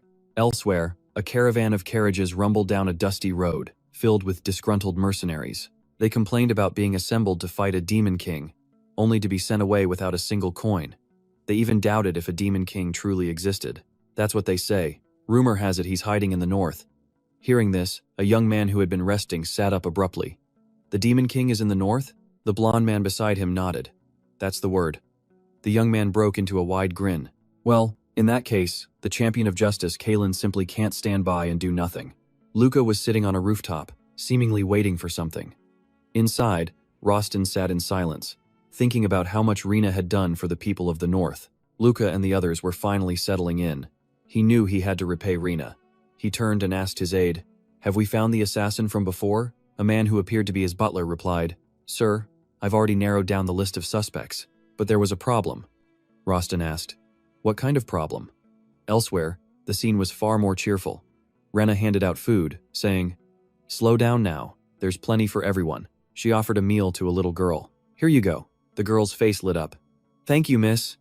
But then, someone suddenly tugged on Rena's cloak. She turned to find a familiar face. It was the very same boy she had seen in the cave before. Rena's mind raced. Who was this child? She was certain she had never seen him around here before. A nearby woman quickly stepped in to explain. We only recently took him in. The patrol found him wandering down the mountain and brought him here. But the strange thing is, he hasn't said a word. We don't know who his parents are, or even his name. It's hard to believe such a shy child would follow you like this. Rena grew suspicious. Down from the mountain? The boy just continued to stare at her. Rena forced a smile and crouched down to his level. Hello there, little one. I'll be back again, so please be careful until then. She then mounted her horse and rode off, her heart still feeling uneasy. Rena glanced back, and the boy was still standing there, completely motionless. He just kept looking at her, following her with his eyes. I'm sorry, she thought. I just don't have the confidence to raise someone right now. The scene then shifts to a man staggering through the snow. His body trembled from the cold. It was none other than Kalen. He thought to himself, this biting cold feels like it could tear a man apart. This was the north after all. Even hunger has its limits. But I, Kalen, a warrior of justice, will overcome this with my will alone. He tried to square his shoulders, but in the next moment, Kellen collapsed into the snow. His footprints were the only mark he left, until someone rushed toward him. Oh my goodness, someone collapsed over here. Immediately, Kalen was brought into a home, where a humble meal had been prepared for him. I'm sorry. This is all I can offer, the woman said. Kalen simply smiled in return. Don't be. This is more than enough. The woman continued. You should head back south. This place has been cursed by the Demon King. Once he was alone, Kellen's eyes hardened. Demon King, you will pay for every one of your sins. Meanwhile, back at Rena's estate, a child's arrival was causing quite a stir. My lady, who is this child? Rena gave a slight laugh. Haha, I finally went back and brought him home. Mia, the woman beside her, leaned down and asked, What's your name? The child didn't answer and simply hid behind Rena's legs. Mia's mother remarked, Goodness, he only seems to follow you, doesn't he? Rena nodded. It seems so. That night, Rena lay in bed, speaking to the child. Since you're nervous, I'll sleep here with you tonight. But starting tomorrow, you have to sleep on your own, understand? The little boy nodded in agreement. Rena looked at him, thinking that he must have been abandoned for being so frail. She gently gave the child a name, Shev, and made a silent prayer. Grow up strong and healthy, so your parents will regret ever leaving you. The next morning, Rena woke up and asked, Did you sleep well, Shev? But she was shocked to see Shev had grown into a young man. You're not Shev. Who are you? Rena screamed. And with that, the scene abruptly cuts away. We find the Holy Maiden, excitedly preparing for her special training. She remembered the priest's words Knight Aiden himself would be training her. The Holy Maiden wondered to herself, Knight Aiden, I wonder if he's handsome. She then sat at the dining table, her eyes scanning the beautifully arranged dishes. She furrowed her brow with curiosity. What is all this? A servant standing by quickly answered, Ma'am, this meal was prepared by Sir Aiden. The Holy Maiden nodded, using her chopsticks to lift a small piece of food to her mouth. She was absolutely stunned. The dish was nothing short of perfection. A moment later, Aiden himself finally appeared. The Holy Maiden stepped onto the veranda with a cheerful smile, but was immediately blocked by a burly man. He looked at her sternly and said, You are 5 minutes late. Hearing that, the Holy Maiden's eyes went wide with sheer disbelief. The man continued, his tone leaving no room for argument. Her punishment for being late was to run 5 laps around the courtyard. As she ran, she muttered, This guy is way too strict. From a distance, Aiden watched her, thinking he had to ensure the Holy Maiden could protect the world. At Duke Ruberlight's mansion, Rostin was confronting the Duke. I cannot arrest Rena. She is innocent, Rostin declared. Duke Ruberlight simply roared in response. Innocent? She uses black magic, he yelled, his voice dripping with menace. In that case, House Winter Snow will not stand idly by. Rostin paused for a moment, then slowly drew his sword from its sheath. He looked the Duke dead in the eye. His voice was like ice. As you said, power isn't inherently right. Terrified, Duke Ruberlight scrambled backward and fell to the ground. Rostin swung his blade, its tip pointing directly at a statue of the Duke himself. He spoke with a hidden meaning. It all depends on how you choose to use it. It can be as simple as this, or it can become something far more sinister. Rostin's expression darkened, his eyes turning cold with a clear warning. Rena, the woman who uses black magic, is the one who saved the entire North. But if you try to harm her just for using that power, then House Winter Snow will not look the other way. Duke Ruberlight was seething, muttering, Damn it all. The scene cuts back to Rena, standing before Shev, the boy who had mysteriously grown up in a single night. Everyone around them was in utter shock. My God, he's gotten so big. Rena hurriedly tried to tie back Shev's messy hair, beads of sweat on her forehead. She couldn't help but wonder why he followed her around so much. He was the son of a monster, after all. Rena reassured herself, rummaging through her pockets until she pulled out a necklace. Found it, she said, moving to put it on Shev. He just sat there, not resisting at all. This is a magic control collar, Rena explained to him. Now that she'd put it on him, he wouldn't be able to hurt anyone. Turns out Shev was a monster, but with her, the Demon King, raising him, controlling his power would be easy. Let's get along, Shev. Rena said this as she pulled him into a tight hug. Shev's face turned beet red, but he didn't push her away. Outside, a convoy carrying food supplies was rolling into the village. We will now distribute the food, so please form a line, a knight announced. But when he opened the sacks, his jaw dropped. What is this? Just a bunch of rocks.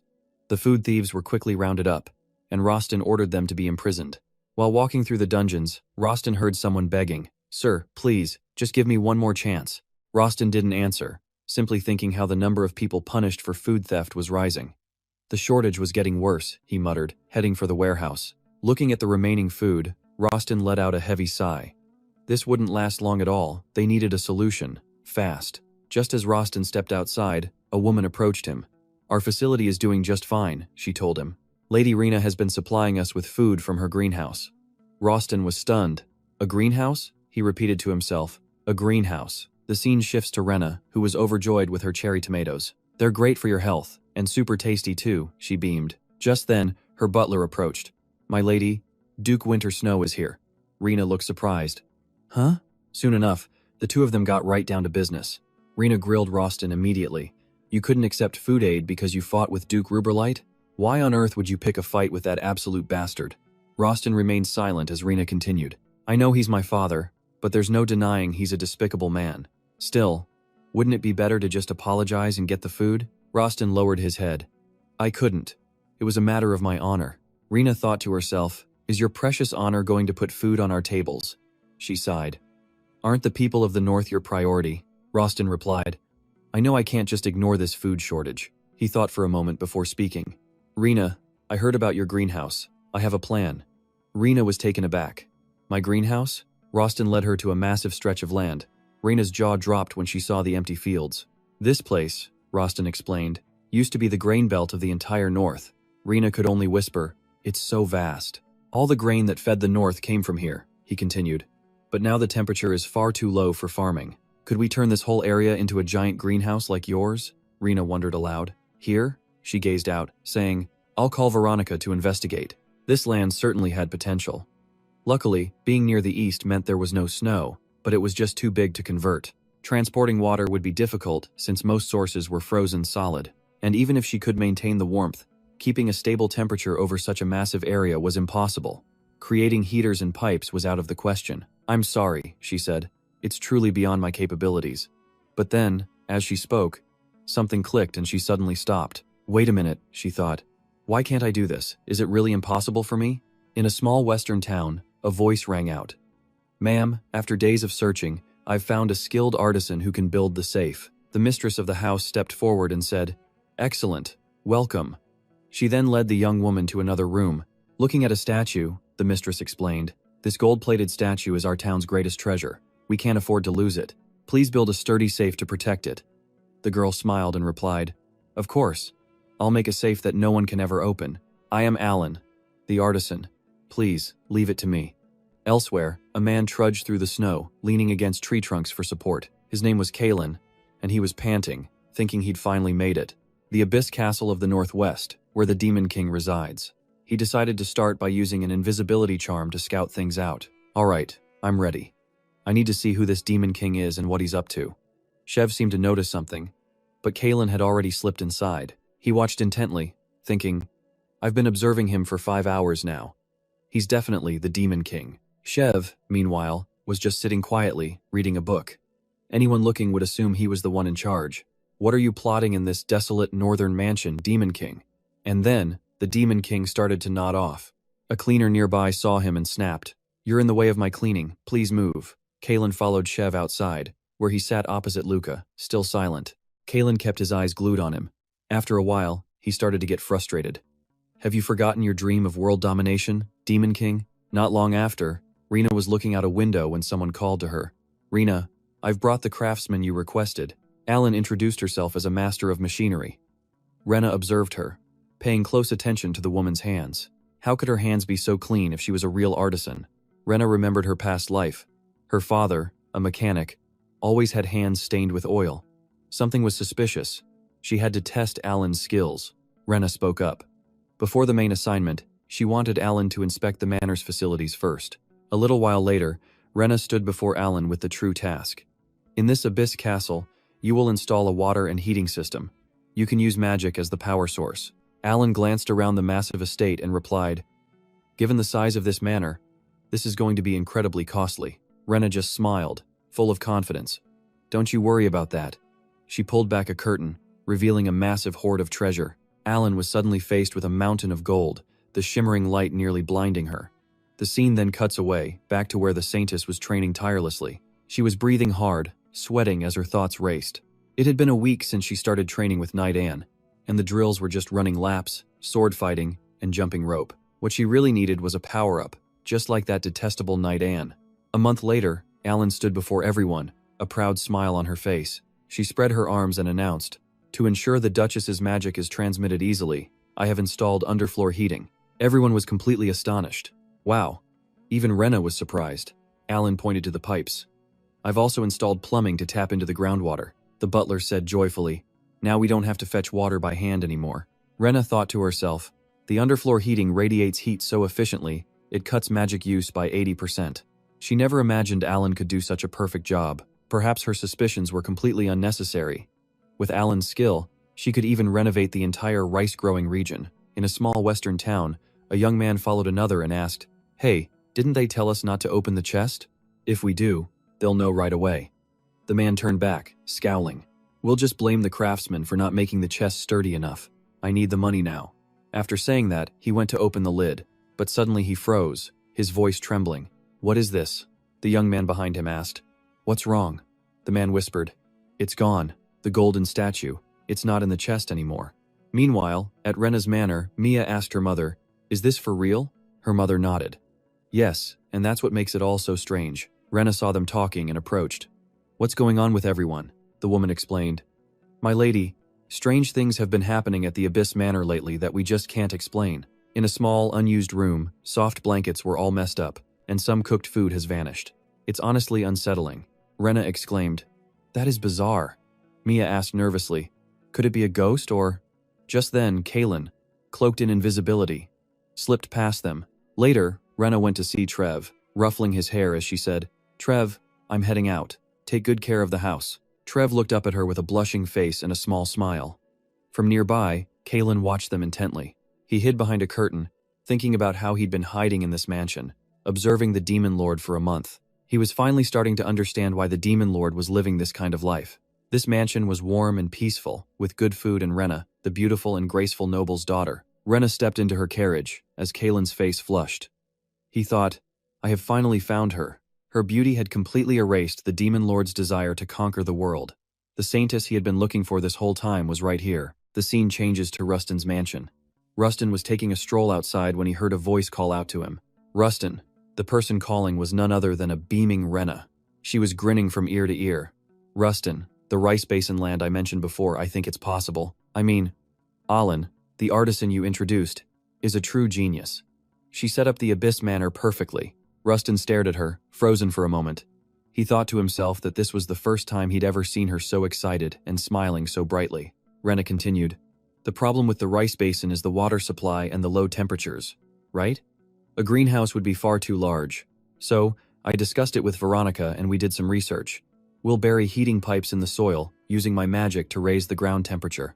Groundwater from the riverbed will be drawn up, and that water will be sent through a spray system. By spraying it directly onto the grain, we won't waste any energy.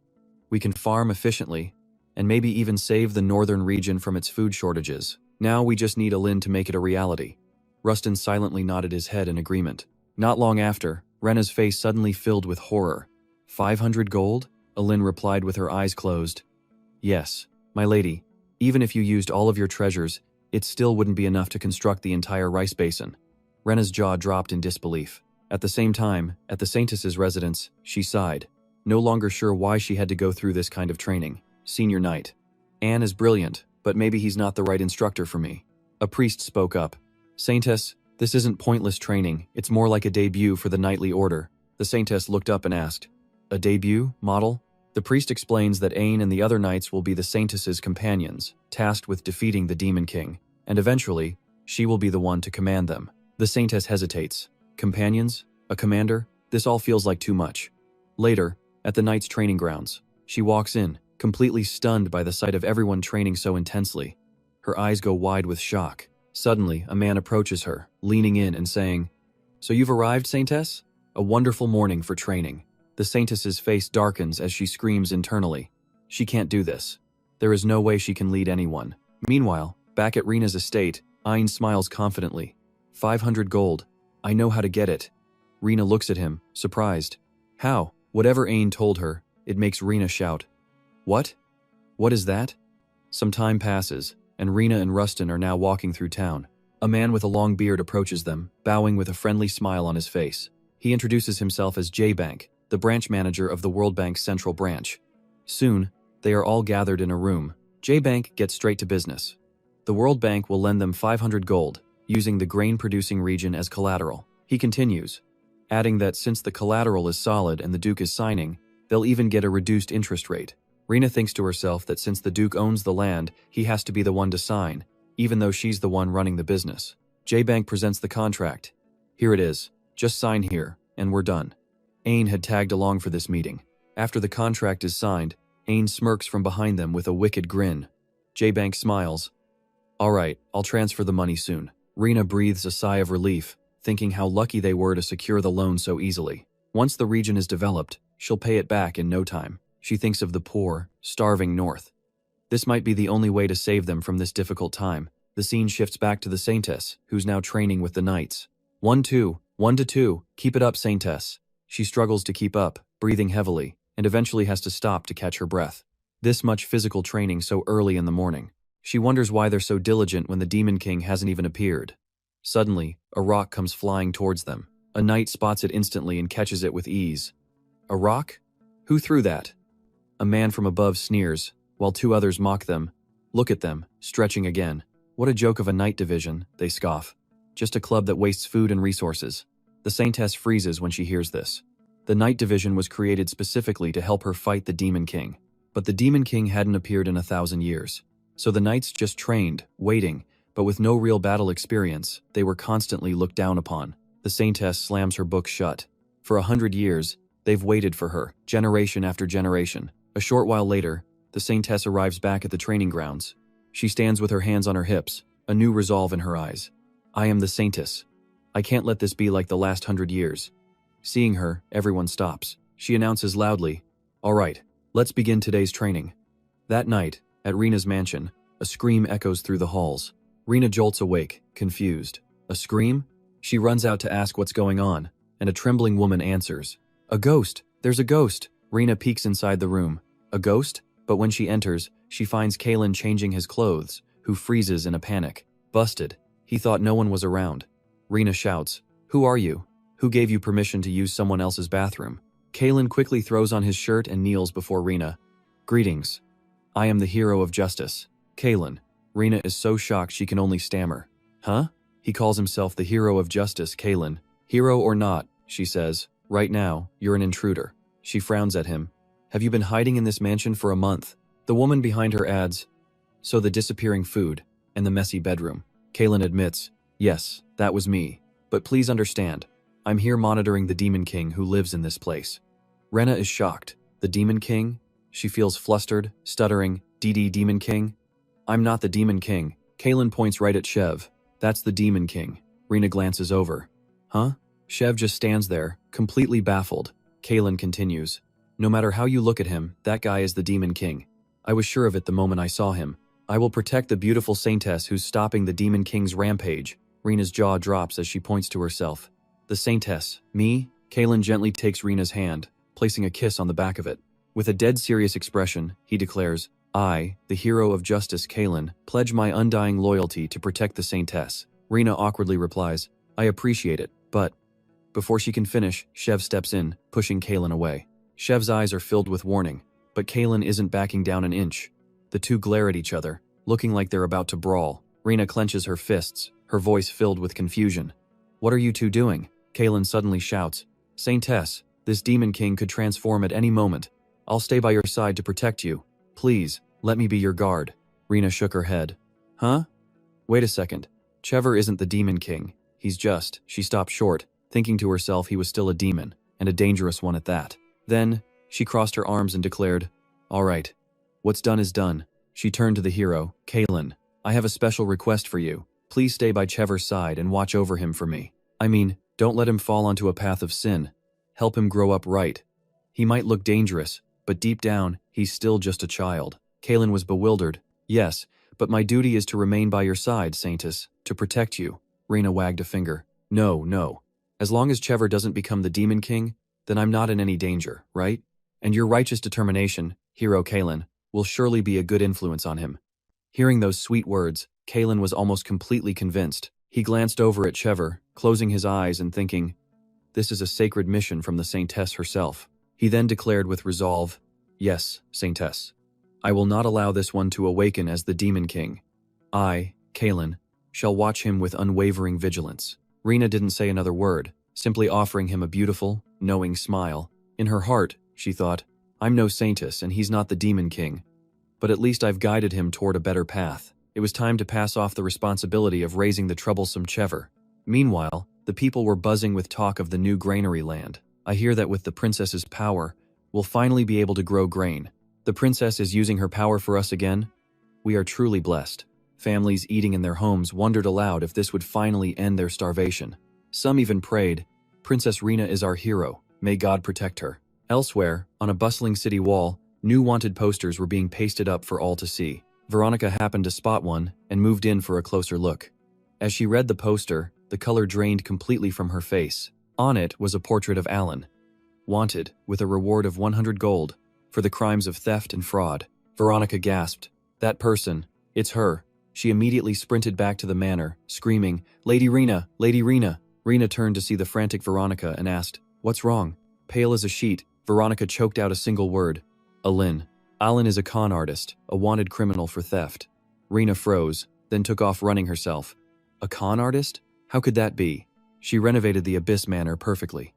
Rena's mind flashed back to Alan's smiling face as she took the money. I've received the 500 gold. I'll begin construction on the granary immediately. Rena raced to the treasury, yanking back the curtain in desperation. It can't be true, please. She stopped dead. Her eyes went vacant. In front of her was nothing but a single garter. Rena's knees felt weak. It's all gone. The entire treasury filled with priceless artifacts. It was all gone. Completely empty. She gritted her teeth, hissing Alan's name with pure rage and despair. Without a second thought, she began tracking Alan's carriage. The trail led to the border between the north and northwest. But Alan had destroyed the bridge and vanished. The entire heist was flawlessly planned. When she returned, Rostin bowed his head in apology. I was careless. I failed to properly investigate her before making the introduction. We'll have to go back to the World Bank, but I don't know how we'll ever repay 500 gold. When they arrived, Vos simply shook his head. I'm sorry, but that's going to be very difficult.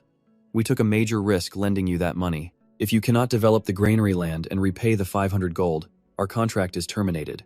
Rostin asked, What do you mean, terminated? Vo cut him off. If you cannot return the 500 gold within 5 days, we will seize the granary land. Back at the manor, Rena felt completely hopeless. The granary land was the single beacon of hope for the people of the north. Are we really going to lose it? Outside, the news had already spread like wildfire, and a voice of disbelief rang out. It was a scam? I heard she took all 500 gold from the bank and stole the princess's treasures too. A man sighed. There's no way we can keep the granary land now. A heavy gloom fell over the town square. A bald man crossed his arms, saying, The princess and the duke must be suffering terribly. The person next to him added, Suffering is an understatement. No matter what happens, we have to do something. The people of the north began to voluntarily donate their own possessions from silver candlesticks and bowls to precious wedding jewelry kept safe for generations. Priceless heirlooms from noble families were brought out. They were determined to protect the land at any cost, leaving Rostin absolutely stunned. They've donated their own money and brought it here? A man representing the townspeople stepped forward. That's right. When we heard the bank might take the land, we gathered all our gold and silver to protect it. We've collected the full 500 gold. Rena was utterly speechless, overcome with emotion. All this money was from the people of the north, gathered together. They had already suffered so much from the blizzard, yet when faced with another crisis, they united, trusted, and were willing to sacrifice. I never imagined I'd receive this kind of help from them. I've been so arrogant. Instead of fleeing to another territory, they chose to stay, uniting to survive, ready to sacrifice everything. These people were truly strong. They walked straight into the bank. I've received 500 gold. The banker was shocked. How on earth did they gather such a large sum so quickly? Do you two plan to continue developing the rice lands? If so, I can lend you another 500 gold. Rena bowed her head, her voice thick with resentment. No, we won't be borrowing again. The capital they needed was stolen, and there was no getting it back.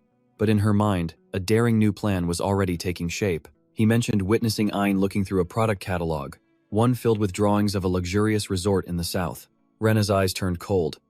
Ein, no matter where you run, I will find you and drag you back to the north to work until you die. And there, In a lavish resort in the southern Nira's empire, Ain was enjoying a life of luxury with the stolen money. Rena was resolute. I'm going after her. I will go to that southern resort and capture her myself. Rostin thought for a moment before asking, and who is going with you? Rena explained. He claims to know the southern geography, so he'll be my guide. Kaylan introduced himself proudly. I am a hero of justice. Kaylan, Rena continued dryly. He's the one driving the carriage and carrying my bags. Then she glanced over at Chever. He's too young to be left at home, so I'm bringing him along. Rostin was surprised. Too young? Rena faltered. He looks older, but he's actually very young. Rostin sighed and made his decision. I'll go with you as well. I bear some responsibility for this situation. Rena worried. Will it be okay for you to leave the north? Rostin replied. There's nothing urgent right now. This is the only thing that matters. Even if I can't do much, I want to help. Rena had no choice but to agree. Very well, let's go find Ain together. But as they prepared, Rostin shot a suspicious glance at Kaylan. I feel like I've seen that man somewhere before. At the southern Nira's resort, gentle sunlight streamed down as everyone enjoyed a life of peace and tranquility. Some were strolling on the beach, others rested in the shade of trees, and many were savoring delicious meals. Rena's group had finally arrived. She looked around, utterly astonished by the scene. This place was so full of life, warm sun, happy people, vibrant energy. Is this why Ain abandoned their gloomy estate to come here? However, Rostin's expression was anything but happy, and Rena quickly noticed it. She forced a smile, thinking to herself, if we successfully develop our lands, maybe the north could be this full of life one day. After a moment, the group gathered. Rena put a map on the table and said, the first place we need to check is the luxury jewelry store. Ain has a serious weakness for gemstones. If we watch these shops closely, we might just find her. But Niras was a world away from the north, overflowing with extravagant shops. They split up to cover more ground, but found no trace of Ain anywhere. Was Rena's assumption wrong from the very beginning? Had she made a complete and total miscalculation? Suddenly, two women nearby began to chat.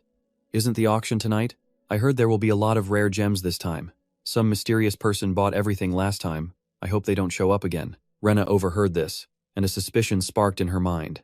A mysterious person who bought everything? Soon enough, the auction began. The event drew a massive crowd.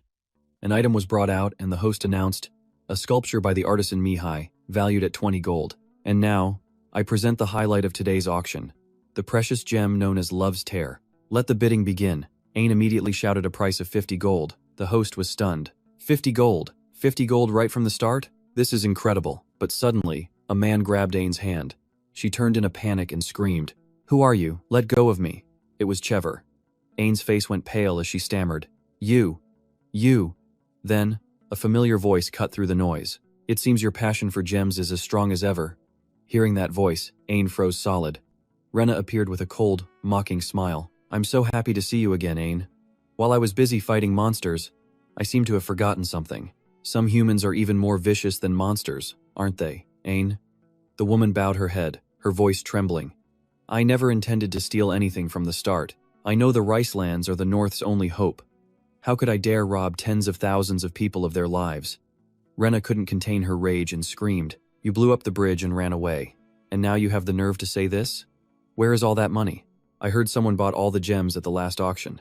Did you spend it all? Ain trembled. The money. The money is in my hotel. I'll return it all. Rena moved closer, her voice dropping to an icy whisper. As a craftsman, you weren't without skill. So why did you choose the path of a thief? Ain squeezed her eyes shut and whimpered. I don't know either. Why was I so greedy that I couldn't control myself? My childhood was miserable. I had nothing to eat, nothing to wear. Every day, all I could do was stare at the gems displayed in jewelry stores. She endured a hellish poverty, all for the hope of one day having it all for herself. When she saw the mountain of gold the princess and duke prepared, her greed simply exploded, completely overwhelming her senses. She knew it was a total betrayal of the starving people of the North, but even so, she just couldn't stop herself. She admitted it right then she was a worthless criminal, telling them to just go ahead and end her life. A little while later, Rena stood alone, reflecting on Alan's confession. So, she'd grown up in poverty. Rena couldn't help but feel a pang of sympathy for her. But when Rena shared this with Rostin, he was stunned. What? He couldn't believe she was talking about trusting Alan again. Rena clarified it wasn't about trust, but about not being so harsh. She had experienced a poor childhood herself and understood the feeling completely. She wanted to give her one more chance. Rostin fell silent, deep in thought. This right here. This was Rena's biggest weakness. Just as he feared, Alan used the stolen money to rent a hotel room, luring them into a trap. The second they let their guard down, she vanished, and the money was gone. This time, Rena was far too shocked to even feel angry. Rostin put a hand to his head, thinking fast. Near us is an island. The only way out is by transport, chair, or boat. A fugitive like Alan would definitely choose the boat. It wasn't too late. He'd go see Count Roman, the ruler of the island, and have him lock down the port. But when Rostin arrived, the Count just roared with laughter. "Ha! You want to control the entire sea route of near us. All for a single little con artist," he explained. "I understand your situation, but near us is a city of freedom and ambition. Nobody controls it. Your request is impossible to accept." Ha ha ha. Roman clapped a hand on Rostin's shoulder. "Since you're already here in near us, you might as well forget your worries and enjoy yourself. Duke Winter Snow." Rostin watched him walk away, thinking to himself, is Count Roman really this shallow? How was he supposed to convince a man like this? Just then, another voice cut in. "This is a city of ambition and freedom." The newcomer was none other than Kalen, holding a glass of wine as he continued. "I know that's what made near us so rich, but diplomatic privilege doesn't apply here." The moment Roman saw him, his face went dark and he began to stammer. You. Kalen leaned in close, his voice low. "My father has praised Neera's a great deal, you know. The annual tax revenue from here is massive. But what would my devout father think if he knew how morally corrupt this place has become?" Roman started sweating bullets. I'll get all the ships under control immediately." Then he barked out an order. "Men, stop all ships from leaving the island." As soldiers scrambled to obey, Rostin stood silently for a moment, and then it clicked. No wonder he seemed so familiar. This was the son of Zamont, the heir to House Craft, the true ruler of the entire Southern Empire, including Nearus. The scene shifts to a dark and gloomy room. Alan was pacing back and forth, completely on edge. Damn it, I was so close to getting away. But now, every ship leaving near us was being inspected. She was on the verge of being caught, but she still thought there was a chance. That Rena girl, raised like a delicate flower, I can fool her 100 times over. Suddenly, a presence appeared that made her freeze. It was Rena, radiating a terrifying and massive magical aura. Rena advanced step by step, a murderous smile playing on her lips. "Alin, so this is your room?" Seeing her, Alan's face drained of all color. She stammered, "No, princess. A noble girl raised in a greenhouse? Are you kidding? You're more like a demon lord born from the depths of hell." Alan's voice trembled. "No, princess. It was all because of my circumstances. Please, let me explain." Rena calmly replied, "Your circumstances? I suppose I can listen." But as she spoke, she raised a single finger, sending a bolt of power straight into Alan's chest. "From now on, you'll have to wager your own heart just to speak." Alan staggered back in pain, horrified. My heart?" Rena explained. "Are you asking what I did to you? It's nothing major. I just placed a tiny little spark inside of it. If you lie again, or if you break another promise, that spark will instantly incinerate your heart from the inside out." Rena's smile turned utterly demonic as she threatened her. "So then, are you ready to complete the granary project flawlessly now?" Alan trembled, unable to speak, before collapsing to her knees. She could only whisper, I will do my best." After that, she returned to the north and threw every ounce of her being into commanding the granary's construction. The project quickly took shape, becoming a huge beacon of hope for the northern people. However, one new problem emerged. Veronica approached with a worried expression. "We have an absurd shortage of manpower." Rena looked at her, confused. "Manpower? That's right," Veronica confirmed. "To cultivate the entire area, we need a massive labor force. The farmers of the north alone just aren't enough." Rena fell silent, thinking hard. So then, what could they do? The answer, she realized, might just lie in the east. To the east, in the territory of Duke Ruber, local farmers were protesting. "You're taking all of our crops for taxes? If you take everything, what are we supposed to eat to survive?" Another man shouted back. Get out of the way." And with that, they got on their carriage and left, leaving the farmers to wonder why they even bothered working so hard to grow all that grain. "Damn it," a bald man said, his voice raw. "They took everything. The family has no food left." Another farmer spoke up, frustrated. "It doesn't matter how much we grow. It's all on the noble's land. We're lucky if we keep anything." A man with brown hair listened in silence, his head bowed in thought, before suddenly looking up. He had an idea. "I heard they're developing new farmland up north, a massive breadbasket. If that's true, they'll be desperate for farmers." The scene cuts to Duke Ruberlight's mansion, where he's screaming, "What? You said the peasants are fleeing, where are they going?" The butler trembled. To the north, my lord. The Duke's face darkened instantly. Meanwhile, in that very breadbasket, Rena was all smiles. We were short-handed, but so many farmers have arrived from the east. They're incredibly skilled, too, she noted, even teaching our northern farmers a thing or two. But Rostin looked grim. Things are going almost too well. It has me worried. Rena turned. Worried about what? Just then, Veronica rushed in, out of breath. My lady, we have a problem. We need to discuss what happened earlier. While everyone worked diligently, a shadow lurked nearby, watching them all. It was Duke Ruberlight himself. He stared in shock. A project this massive? They're stealing every last one of my farmers. He stormed over to the priest's residence, yelling, High Priest! Where is the High Priest? A servant answered. He is still in his room, sir. A High Priest sleeping until noon? The Duke fumed. He knocked sharply. High Priest, it is Ruberlight. A voice called back. Come in. He entered to find the priest simply adjusting his robes. The priest asked calmly, What is the matter? It's Rena, Duke Ruberlight sputtered. She's using dark magic to develop the breadbasket and luring away all the nearby peasants.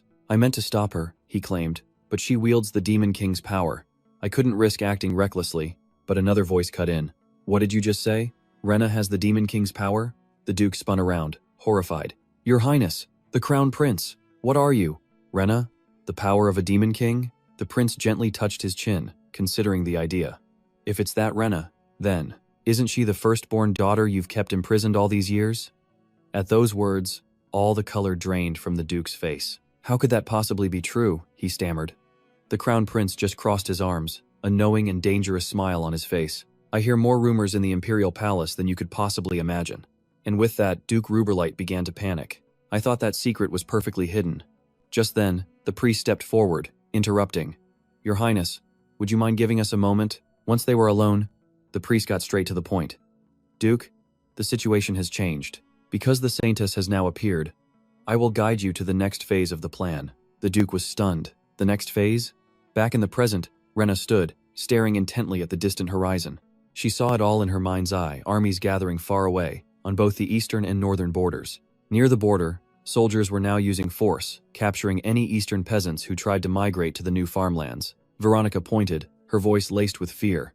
They say the peasants who are caught are being punished without mercy. The farmers who had managed to escape all told the same story of Duke Ruberlight's impossibly cruel exploitation. Rena listened to every word in silence, but a storm of emotion was building deep inside her. She clenched her teeth in pure rage. No matter how much they harvested, the taxes left them with absolutely nothing. The only choice these hardworking people had was to migrate north for a better life. And now he was trying to stop that, too? Ruberlight. Rena sighed, her voice now cold and determined. Do not worry. I already used dark magic to drive away his army. But why then? She wondered aloud. Why are the rest of the eastern peasants still not coming? Back in the east, Duke Ruberlight stood on a platform, his voice booming with authority. Greetings, everyone. I am Duke Ruberlight. Today, I must reveal a terrible truth. Rena is the daughter whom I was forced to imprison when she was just 8 years old. She is now in the north, he declared, and she wields the power of the Demon King, a power that could destroy this entire world, he continued, his voice thick with fake emotion. As a father, revealing the true nature of my only daughter, it was not an easy choice. But Rena has now become a saintess, and before she becomes an even greater threat with her new title, I decided I had to warn everyone of the danger. Please, forgive me for not telling you all sooner. No matter how she attacks, I swear I will always protect my people until the very end. The terrible irony was that Rena's use of dark magic to push back his army only made the Duke's lies seem true. The soldiers who had witnessed her dark magic firsthand trembled with fear, and that terror spread like a plague. Soon, a new rumor was circulating among the eastern peasants, that anyone who migrated to the breadbasket was being brutally exploited by the Demon King, Rena. The Duke smirked by the window, thinking his plan was a success.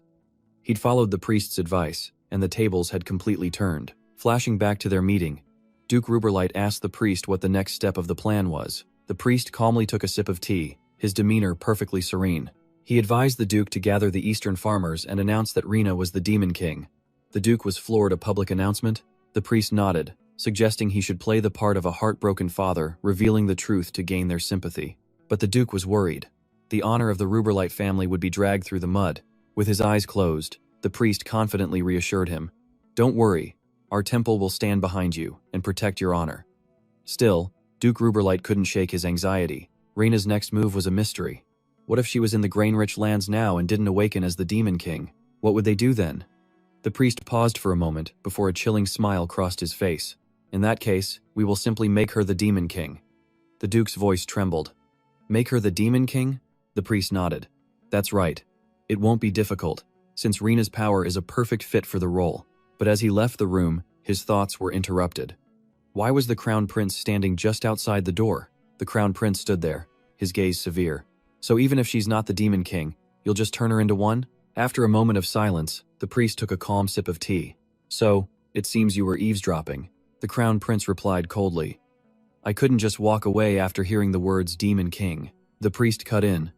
To summarize the Duke's story, even if Reina has the Demon King's power, she hasn't awakened to that identity yet. The prince stepped forward, placing his hands on the priest's shoulders. Doesn't that mean the prophecy was wrong? The priest set his teacup down with a sigh. There you go again. As I've said many times, the prophecy isn't wrong, just delayed. The event you're waiting for will come. The prince patted his shoulder. All right, I'll support you. Honestly, I'm only trusting your prophecy because I'm so bored these days. Hearing this, the priest said nothing, simply closing his eyes once more. Meanwhile, back at the Abyss Mansion, Shev was petting Luca while Kalen observed from the rafters above. A voice suddenly rang out. The people from the east must have misunderstood after seeing the lady's dark magic for the first time. The coachman's wife nodded. That's right, we were scared the first time we saw it too. But how do we fix this misunderstanding about her being the Demon King? Hearing this, Kalen seemed to come to a decision. Just then, Rena returned and asked, What? Get engaged to Kalen? Rostin stood beside her, looking slightly troubled. Kalen, the heir to the Southern Duchy, spoke bluntly. I can't tolerate Duke Ruberlight's slander any longer. He's accusing the princess of being the Demon King just so he won't lose his eastern farmers. Rena could only bow her head and mutter, Slander.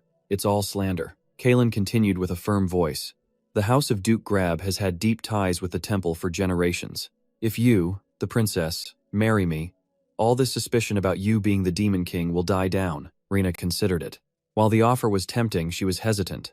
But, shouldn't an engagement be with someone you love? Her words completely stunned Kalen. His eyes went wide, as if he'd just heard something impossible. Rostin, the nanny, and the butler all froze. No one moved a muscle. Rena looked around, confused. What? Why is everyone staring? Did I say something wrong? To explain their shocked faces and the heavy silence that fell over the room, we need to understand this world. You see, for the nobility here, marriage and engagements are nothing more than carefully orchestrated performances. Flags representing the union of two houses might fly high, but it's really just a ceremony to merge two families' interests. Actual love between the two parties, tangled in a web of benefits and alliances, is basically non-existent. Rostin spoke gently. You don't need to get engaged. There's another way to clear up this misunderstanding. Rena was curious. Another way? At that moment, a soft singing voice drifted up from the pond. Rena, the black flower that bloomed in the Duke's house. Unwelcome. The lady of the black flower hid herself away in a frozen mansion, caught in a snowstorm. The beautiful song told Rena's story. You endured the long, lonely nights in the freezing cold. And the melody carried on. The artist's song told of a romance between the princess and a prince, where a light of hope finally found its way to her. The two drew closer and closer, their passionate love burning bright. A heart-shaped flame erupted as they shared their first kiss. Rena's heart felt like it was set ablaze with pure love. When the song ended, the people listening were all smiling with admiration. A love story has always been a topic that captures everyone's hearts. And just like that, the song began to spread far and wide. Traveling minstrels were hired to spread the song of Rena across the land. When Ruberlight heard the news, he flew into a rage and ordered the arrest of every last balladeer. But despite his efforts, he couldn't possibly catch everyone singing that song. The young women whispered it to each other. The love ballad of the Black Flower Princess Rena was rapidly spreading all across the east. The tide was slowly turning in Rena's favor, and the people's fear of her finally began to fade. Elsewhere, Alin was deep in focus, repairing a mechanical system. After a while, she stepped out, exhausted, and shut the door. It was done. The woman looked at her with pure gratitude. You actually managed to fix all of this. Thank you so much. Alan gave a polite, gentle response. Of course. But inside, she felt helpless and completely fed up. She wanted to tell them to stop ordering her around, but her mind flashed back to the moment Rena had found her on the street. I need someone to fix up the inn so the farmers coming from the east will have a place to stay. With a sheepish smile, Rena had asked, It's not really granary business, but will you help me? Alan glanced down in annoyance at the red spark flaring in her chest. How could she possibly say no? It was this thing that kept her from defying Rena's words. She walked off with a heavy heart. If not for this, she would have run away long ago. Suddenly, a voice called out, "Alan!" A farmer waved cheerfully. "I heard you were the one who fixed the drain pipe for our house last time. I'm so grateful." Alan slowly looked over but avoided his gaze, thinking he must believe she actually wanted to do this work. From behind, a new voice rang out as Veronica approached her gently. "Everyone really likes you, Alan." Her voice dropped. "To be honest, when you returned with the lady and said you'd work again, I was suspicious. I watched you, afraid you would just scam us and flee." Alan's expression remained calm and cold as she listened. Veronica continued, "But after seeing you give it your all, I realized that you're truly sincere." Her eyes slowly lifted, the warm sunlight illuminating the massive golden fields. "Now I want to say thank you. I truly thank you for creating this granary land." A flash of shock crossed Alan's face, quickly followed by anxiety. She hadn't done this out of passion, nor did she ever expect the granary to succeed. But for a moment, they both stood in silence, just admiring the incredible view before them. The scent of the golden rice fields was fragrant. For the first time she felt not bad at all. Afterwards, they listened together to the sweet song being sung in the streets. Just as the grain in the fields ripened, the idle townspeople eagerly listened to the love song for Lady Rena. Before long, they were buzzing with curious whispers and gossip. They looked at the two princes walking beside her, close, handsome, and the main characters of the ballad. Clavis's warm gaze was fixed on her. Rustin's serious expression was always turned her way with eyes full of affection. The song, "The Love of Princess Rena, the Black Flower Princess," continued to spread far and wide. Perhaps it was the power of that melody, because farmers from all over began to cautiously make their move. Or maybe it was the positive rumors, passed from one person to the next, that pushed them across the river toward the fertile eastern lands. Time passed under the warm sun, and the rice fields entered a season of bountiful harvest. The farmers worked relentlessly, sweat pouring down their faces, but pure joy was clear in every single motion. Meanwhile, at Rena's estate, the unwelcomed lady of the Black Flower was hidden away in her icy mansion amidst a snowstorm. Veronica, her face beaming with happiness, exclaimed, "It's so wonderful to see all these beautiful flowers. Who knew you could grow such rare species in the cold north? It's like a dream." However, the peaceful atmosphere was shattered by Clavis's shouting. "Chev," he snapped, holding up a book right in front of the boy who was about to eat a pastry. "How many times do I have to tell you, don't scribble in the books? When are you ever going to learn the alphabet?" Chev glanced away, his indifferent attitude only fueling Clavis's anger. "If you're going to write, at least do it properly. What is this letter even supposed to be? Are you even listening to me?" His scolding echoed all the way to the hallway where Rena stood looking out a window. Another peaceful day, she thought quietly. Suddenly, her eyes caught sight of a white-haired child standing below. Luca. She instantly recognized his adorable face. Meanwhile, at the frigid winter snow estate, a serious-faced man spoke up. "Your Grace, I have a question I'm curious about." Rustin shot him a cold look, his expression tinged with exhaustion. "What is it?" he asked curtly. "The song about Princess Rena, the Black Flower Princess," Che said with immense patience. "Who is the one the princess falls for?" Getting to the crucial part, Che asked bluntly, "It's the Duke, isn't it?" Rustin's blue eyes paused for a split second before he coldly replied, "What are you talking about? That's just a fictional song." Refusing to give up, Che pursued him, his voice stubborn. "But even if it's fiction, you can still guess who the subject is. This is what everyone is curious about. Please just answer honestly." Rustin looked back at him with suspicious eyes. "So, everyone's dying to know," his man shouted. "Is it Sir Orchid or the Duke?" Rustin just shook his head and turned away coldly. "It's just a song," he said. "I don't care who they imagine." But his man wouldn't let it go, his voice filled with anger. "We can't let the South steal the princess. Lady Rena belongs to us." Rustin sighed, a hint of a threat in his tone. "You seem a little too relaxed. Maybe we should restart your training." Just then, a knight came rushing toward them. "Your Grace, the Grand Priest is here." Rustin was a bit surprised but kept his composure. "That interesting little song has spread everywhere," the Grand Priest said, his eyes deep in thought. "Rena, the Black Flower Princess, has fallen in love. Is the object of her affection the Duke?" Rustin could only shake his head. He couldn't believe even the Grand Priest came to ask about this. But the man continued, "While the Duke is free to date whomever he pleases, there is one cause for concern." Rustin calmly asked, "And what is that?" The man replied, his face clouded with worry.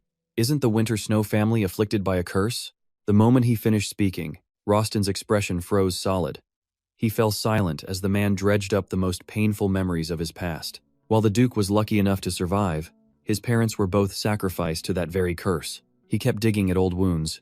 Even the Duke's own brother couldn't escape it. His eyes filled with pity. My condolences, but this curse is not over yet. It suddenly dawned on Rostin what he was implying. If the Duke were to marry, his wife could also be affected. An image of Rena suffering flashed in his mind, sending a chill down his spine and making his face go rigid. The man's reminder was soft but sharp. You should be careful, Duke Wintersnow. Rostin just sat there, completely lost in his thoughts. Suddenly, the sound of rushed footsteps echoed down the hall. Rena's voice called out urgently, "Rostin!" He snapped his head toward the sound. The other man looked over as well, asking quietly, "Is that the Black Flower Princess?" Rostin's expression darkened, but he remained silent. Hearing no reply, Rena called out again, "Rostin!" But all he could hear was the priest's warning ringing in his ears. You should be careful. Rena, completely unaware of the tense atmosphere, just kept looking around for him, her expression calm. The priest's voice echoed in his mind. The curse isn't over. Anyone who marries the Duke could be affected. Just then, Rena glanced behind her, sensing someone's presence. The Grand Priest's deep, warm voice rang out. What a surprise to see you here, Lady Ruber. The air around them grew tense and cold. The Grand Priest continued, It's an honor. I hear the North has been accumulating many virtues. Rena stared at him, stunned, noticing the unfriendly smile on his face. She instantly recognized the man, a brilliant aura radiating from him. He had the appearance of kindness and grace, the highest-ranking leader of the temple, the Grand Priest. His tone was laced with sarcasm. You saved the granary lands, did you? He chuckled, but the friendly gesture did nothing to ease the tension. It seems you're more capable than I, a humble servant of the gods. Rena forced a helpless smile, thinking, Damn it, did he figure out I'm the Demon Lord? The Grand Priest simply watched her with clear eyes and an innocent face. Rena struggled to maintain a friendly facade. So you are the Grand Priest. I have, of course, heard of your reputation. It's a true honor to meet you. But inside, her mind was screaming with anxiety. Does he know or not? The Grand Priest gently continued. I heard the lady has become a saintess this time, correct? All the noble ladies must congratulate you together. His voice was sweet as honey. How would you feel about having a joint coming-of-age ceremony in the imperial capital this winter? Without waiting for an answer, he pressed on. If Lady Ruber, the savior of the granary lands, joins me, the ceremony will be even more meaningful. Rena looked at him in surprise, thinking to herself, a ceremony? If he's inviting me, he probably doesn't suspect I'm the Demon Lord. She let out a sigh of relief. Thank you for the invitation, she replied. I will definitely be there. He maintained his calm expression, about to continue. Yes. And then he brought up the party's unwritten rule. At these events, adults usually attend with a partner. He didn't hesitate to state his true purpose for inviting her. From what I hear, the song about the Black Flower Princess is quite popular. Therefore, I truly hope you will bring one of the two gentlemen as your partner. But even after he finished, she was still completely lost, just staring at him wide-eyed. One of the two? What are you talking about? He then gave a polite smile. Well then, I will see you there. I'll be taking my leave. But a second later, his voice suddenly turned sinister. It was a true pleasure meeting you, Lady Ruber. As he walked away, he thought to himself, Rena, I knew it the moment I saw you. In his mind, she was already a bloody and dangerous figure. Rena is definitely the Demon Lord. He eagerly awaited the coming-of-age ceremony, leaving the estate completely thrilled. He had only one thing on his mind. On that day, I will tear off that disgusting, hypocritical mask and reveal your true self to the world. As the Grand Priest left, she watched him go, her heart pounding with anxiety. Phew, he probably didn't find out, right? Once she was sure, she finally breathed a sigh of relief. She'd just met an unbelievable character. Just then, his voice cut in. Rena, what brings you here? He asks. Her gaze grows serious, meeting his with a calm intensity. Oh, nothing much. Luca just stopped by the house and we had a little chat. He looks up, surprised. Luca? Her mood instantly brightens as she tells him the story. Luca mentioned his parents used to hold a festival every harvest up in the north. Rostin listens, a bit shy but completely captivated. So, I know this is sudden. She begins softly, trying to read his reaction. What would you think about holding a harvest festival right here in our grainlands? Her expression is so gentle, filled with joy as she explains. I want to create a place for the hardworking farmers to just have fun, but he just keeps staring, cheeks flushed, silently wondering why he feels this way about her. He's lost in the sight of her sparkling figure as she speaks. The air around them feels warm, electric. Could this be real? Even though I have no connection to the north, I nearly lost everything just by coming here. Rena's face looks absolutely radiant, almost ethereal. He can't hide it, a warm, bashful emotion flickers right across his face. A memory suddenly flashes in his mind, her sitting on his body, surrounded by the fallen. Her eyes back then were shocked but so determined. I will protect them, I will protect the North. He blushes at the thought. Was that the moment everything started? His gaze remains fixed on her, completely mesmerized. His long-time insomnia? It was gone. In a daze, he gives her his answer. All right, let's have a festival. Hearing this, her face lights up with pure excitement. Wonderful! But he quickly cuts her short. There's just one problem, he says bluntly. The North doesn't have the manpower to prepare for a festival. But she isn't worried in the slightest. Oh, you don't need to worry about that. She gives him a gentle, confident look. Sir Lan already made some calls. He looks at her fondly. Calls to who? The scene shifts to a northern city, where two figures in thick coats step from a carriage. They stand shivering beside the carriage from the southern duchy of Kraft. Festival expert Jenny and festival expert Lila. One of them speaks with a shaky voice. I've never been this cold in my entire life. How does Sir Lan even live in a place like this? But in sharp contrast, Lila remains calm and serious. That man has traveled the whole world. Nothing surprises him. The younger girl, however, is a shivering, anxious mess. I have no idea how to plan a festival in this cold. But Lila just stares ahead, her eyes filled with unwavering excitement. The festival is important, yes. But don't forget the greater mission we were given. She's referring to something she's noticed about Sir Lan. Sir Lan, the man who once declared he would never, ever get married. And now he's falling for the Black Flower Princess. Jenny shivers from the cold, but Lila's voice is firm. Our mission is to confirm her identity. She imagines it now.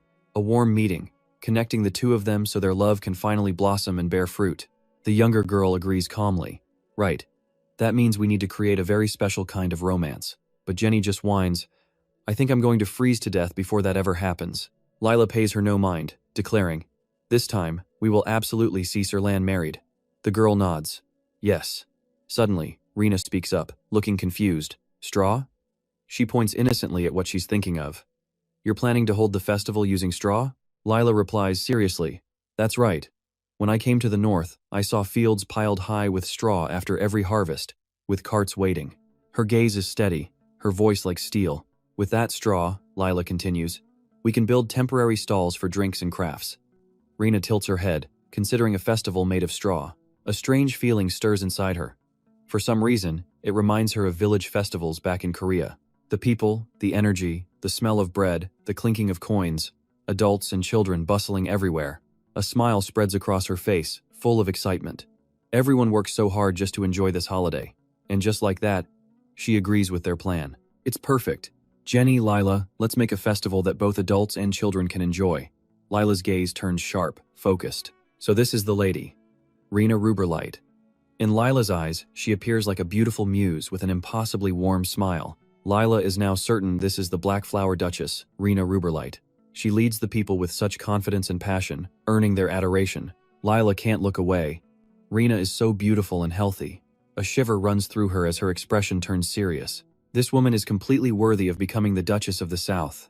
Lila's heart swells with pure, unadulterated joy. Sir Lan, you've finally met someone like her, Jenny mutters from behind. Her cheeks are so thin, no need to cry about it.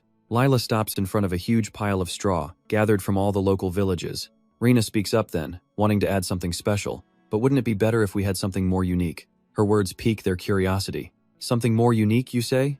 Rena snaps her fingers, and the sound echoes clearly. And just like that, she effortlessly summons a black flame, igniting it from thin air like a torch. Lala and Jenny could only gasp, watching the strange fire not just burn the wood, but spread with terrifying speed. But Gina just smiled, completely calm. What do you think? She asked, not even seeming to notice their stunned silence. This would make for an absolutely amazing fire performance, wouldn't it? She mused aloud. Layla turned, trembling, her lips moving but no words coming out. A single question echoed in her mind.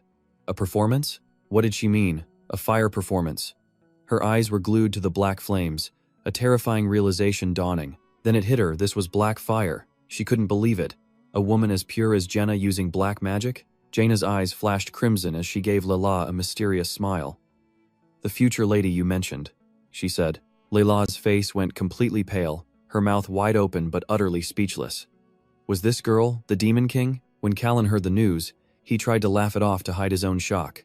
Well now, That's quite a story. By then, Gina was already gone. Callan just stood there, staring at the blazing fire, a strange feeling stirring within him. He tried to keep his expression neutral, but deep down, a bit of excitement was bubbling up. He'd seen this flame. It was the first time he'd ever witnessed Gina's magic, and honestly, it left him absolutely stunned. The black flames she created began to spread across a glass wall, looking like claws tearing through the air itself. Callan nearly collapsed, barely able to believe his eyes. And yet, Jaina just calmly turned to her attendant. "Veronica, do you think this is enough?" Callan flinched, but Veronica simply replied, "Maybe weaken the flames a bit." A single thought shot through Callan's mind. Saintess. And here's where it gets wild. Cold sweat ran down his face as the truth hit him. Using black magic? He struggled to keep his face a neutral mask, but his mind was absolutely reeling. He always thought the Saintess was one person, and Chev was the Demon King. But now, everything was different. Layla and Jenny stood waiting in silence, watching Callan, who was lost deep in thought. Lala's concern for her master spiked. "Master," she screamed, watching him reach out to touch the black flame. But strangely, the fire didn't burn him. It just flared brightly around his hand, completely harmless. Callan realized he was totally safe inside Jenna's magic. Even standing in a sea of black fire, he was unharmed. From behind, Layla and Jenny watched in stunned silence. Callan met their gazes with pure trust, trying to calm their fears. "Jaina isn't the Demon King," he explained, though she's been mistaken for one plenty of times before. To clear the rumors, she composed the song Lady of the Black Flower and performed it everywhere. But Layla still looked skeptical. She realized the loving scene she'd witnessed between them was just an act. So, they aren't actually in love? She wondered. Later, under a bleak northern sky, Jenny and Lala walked across the cold landscape, their hearts heavy with doubt. If the song was a lie, then the wedding was probably off, too. But that thought was cut short by Layla's firm voice. No. She remembered how happy and close they had seemed when Jaina and Callan were together. When Callan was with her, his entire expression changed. His gentle eyes, his warm smile. Layla recognized it instantly. The look of a man in love. Standing there in the cold northern air, Layla made a decision. She would bring them together. She had to prepare the perfect romantic stage, just as the original plan intended, to finally connect their hearts for real. The night of the Northern Festival arrived. Gina, beautiful as a painting, stood amidst the lights, holding a bouquet for her grand performance. The act was supposed to end with her taking a young man's hand, accepting a flower from her prince as love blossomed. Her thoughts were interrupted by a question. "You two want me to perform the finale?" Layla nodded with a kind smile. "Yes. It's the scene that the audience is waiting for most." Just then, Callan walked in. Layla continued, looking at him. "And the role of the prince will belong to you." Seeing Callan's handsome face as he held the flowers with a princely smile only strengthened Layla's resolve. But when she heard the plan, he immediately shot it down. "No way. The Duke is the one who should be on stage." Rostin just closed his eyes in silence. Lala didn't back down one bit, growling. "You dare oppose Lord Callan?" Chi's eyes were firm, unafraid. "This is a northern festival. Lord Rostin, as the reigning duke, has every right to be on that stage." The two of them faced off, the air thick with tension, staring each other down in a silent battle. Gina and Callan could only watch, confused, as the two argued fiercely over who should perform the song with her. In the middle of the tense silence, a new voice cut through. A small animal, eyes shut tight, lay in someone's palm. "Wait a minute, I object." Just like that, Chi appears, face filled with rage. Rena watches the whole scene unfold in silence. Layla fires back with her reasoning. "The Lady of the Black Flower is a love song, only someone in love can perform it." With a serious look, Leela clenches her fists, stunning Chi into silence. Then she points right at Callan, her voice full of reverence, "Our Sir Callan." Her words send a blush creeping up Callan's face, leaving Rena and Chi speechless. Callan freezes solid, and even the creature in his arms looks absolutely baffled. Rena calmly watches him, waiting for a reaction. But the second their eyes meet, Callan just panics, blushing hard, and quickly looking away. Even the little creature is giving him a judgmental stare. The story of the Black Flower Princess dancing with a mysterious, masked prince has captured the public's imagination, sparking immense curiosity among the people. With her mind racing, Rena sinks into worry. According to Chi, the vast majority of the people in the north already support Rostin. Even during her meal, she's completely lost in thought, lifelessly cutting her food and letting out a deep sigh, as if she were already on stage. A wave of deep frustration begins to build inside Rena. She doesn't understand why everyone's in an uproar over such a trivial matter.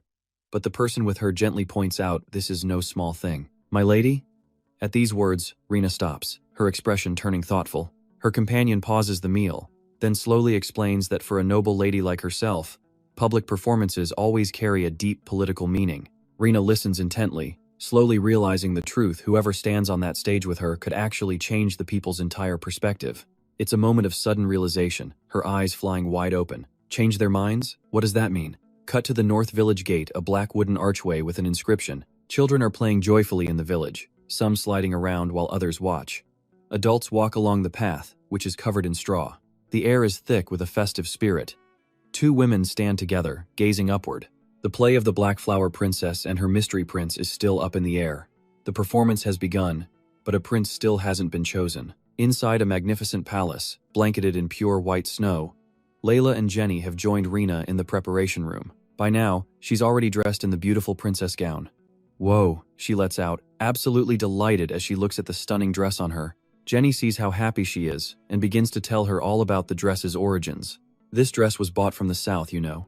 Layla seizes the opportunity, adding that southern noblewomen dress lavishly and enjoy extravagant parties every single day. She continues in a proud tone, explaining how money and fortunes rain down in amounts so vast they're impossible to even count. And among them, the Raphael ducal family is the absolute wealthiest of the 4 great ducal houses.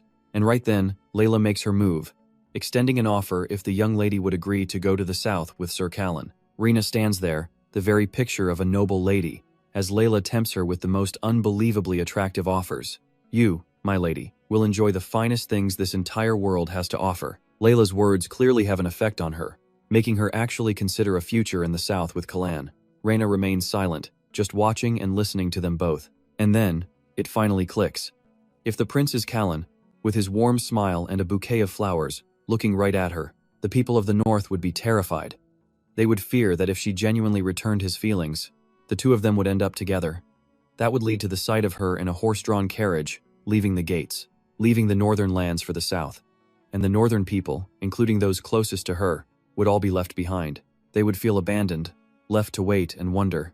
She keeps her eyes locked on Leela and Jenny, but internally, she gets it now. I understand what this performance truly means to them. And then, a radiant smile spreads across her face. I've decided who will play the prince. Down below the stage, the festival is in full swing. The people of the north are eagerly anticipating this performance. Then, a pair of elegant shoes steps firmly onto the stage floor. He holds a gorgeous bouquet, designed with shades of pink and red. On stage, Rena is smiling at the prince she has chosen for this performance. But the question is, who is he? First, we see a head of perfectly styled, dark purple hair. And then, the dashingly handsome prince finally appears. The man standing beside Rena is none other than the Duke of the North. He gently holds the bouquet in his hands. Rena turns to face her people, her heart swelling with pride over her choice. She couldn't possibly let the northern people down. And right then, Rostin's deep, warm voice rings out, calling her name Rena. Even though his expression is cold, his words are shockingly sincere. I love you so much, and because of that, I want to give you everything. Rena's eyes fly open in shock, completely caught off guard by what is happening.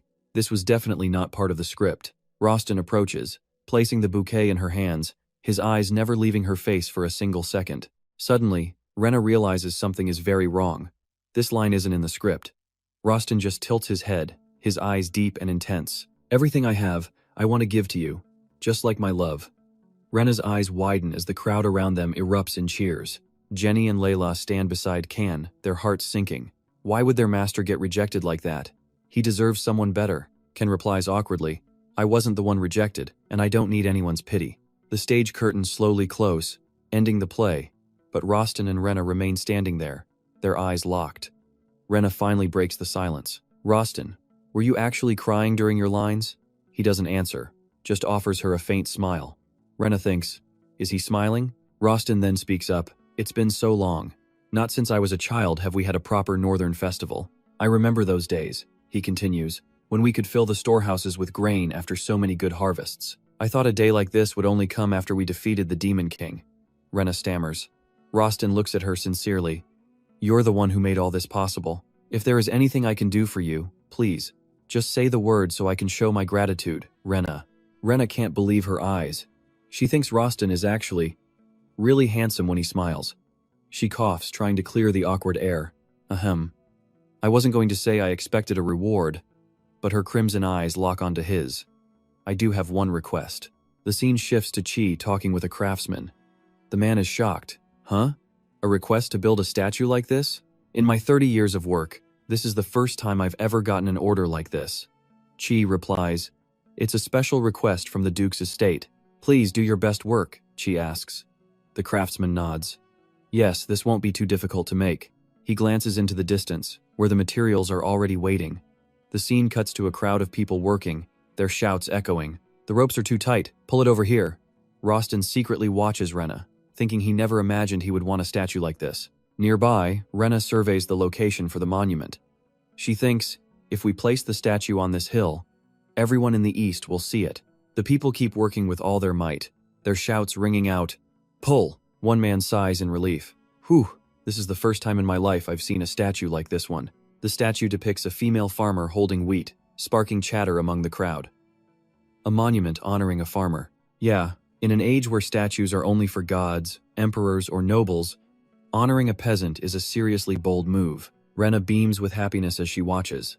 She tells Rostin, "With this statue, everyone will know the North truly values its farmers. The farmers in the East can use this statue as a symbol of hope to guide them through their hardships." She smiles, a cunning glint in her eye.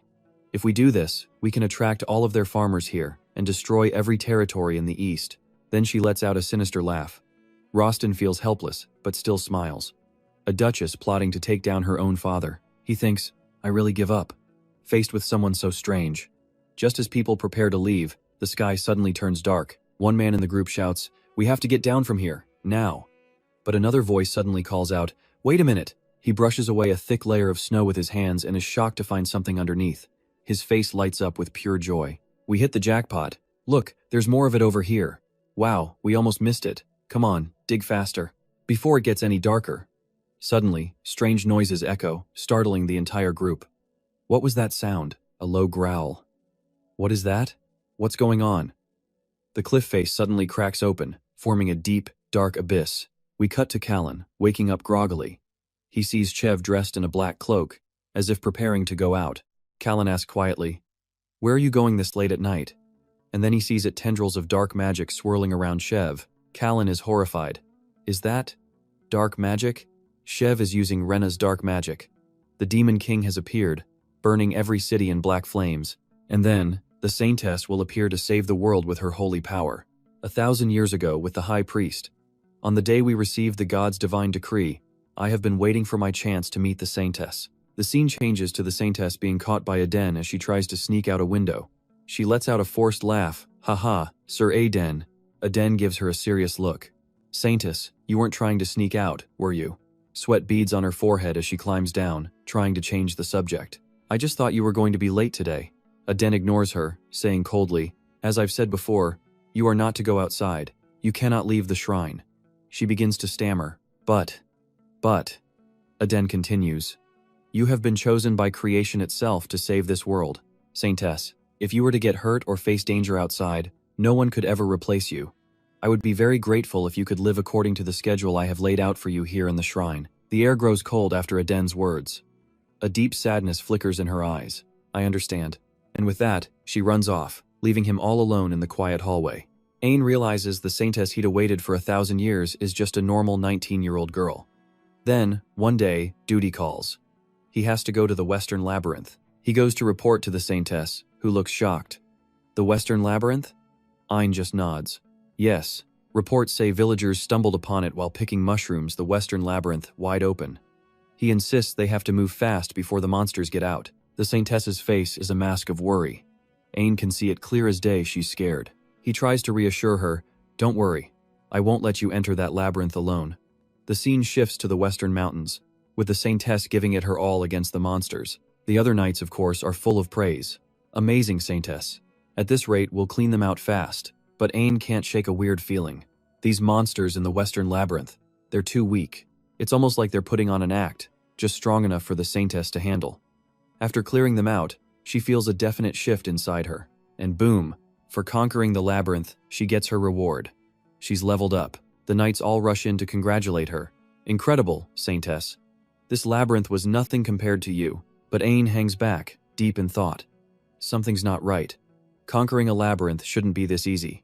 Later in the library, a golden-haired girl quietly interrupts him. Ain, now that the labyrinth is clear, can I go hang out with my friends today? Ain's reply is ice cold. No, you cannot. Dejected, she just sighs. Another time. Then, he presses on. Besides, the training schedule I've set for you is already packed. His tone is dead serious. Are you unhappy with your training? Saintess, you are the savior. But she isn't ready to give up. Then, Sir Ain, can you be my friend? He actually seems surprised, frowning. That is also impossible. My mission is to support and train the Saintess. I cannot be her friend.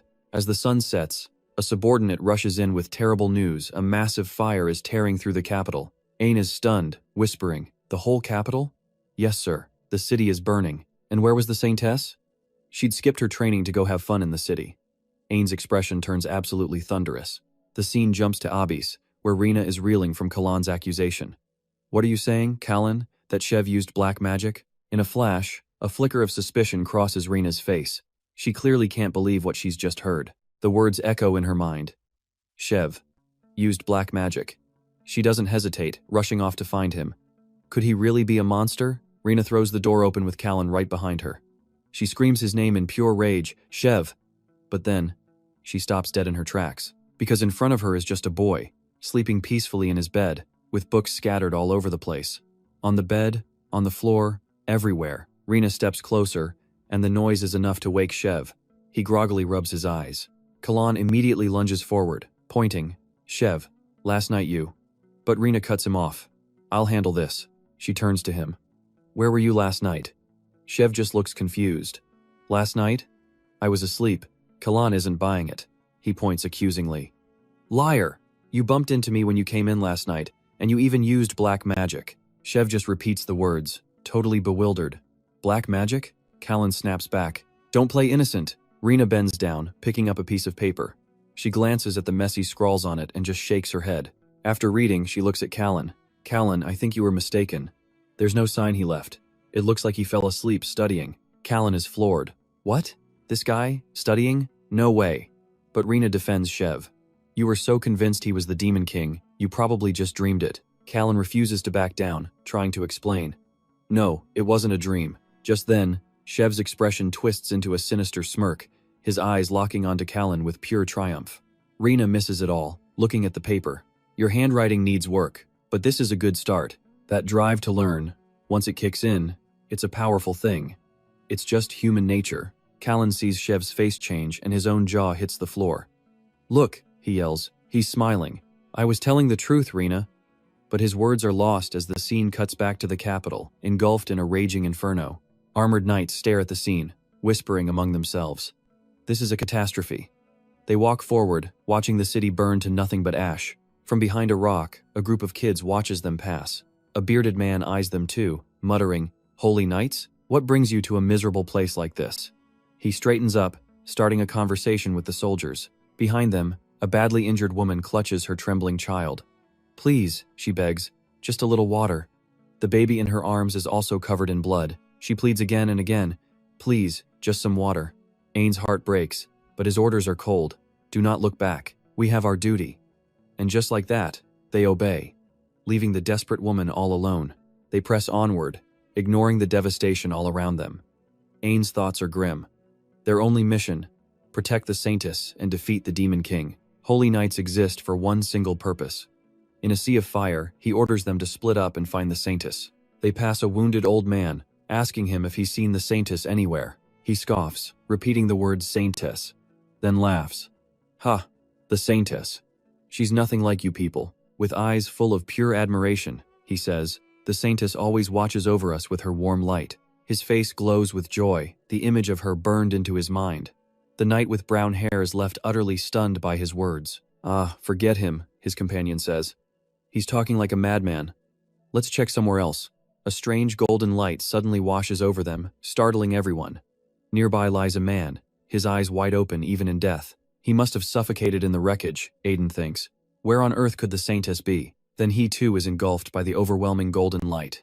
Aiden whips his head around, whispering, "That light." Suddenly, the dead behind him are bathed in that golden glow. Their bodies tremble, then slowly begin to rise. Aiden's face darkens. He knows for a fact these people were dead.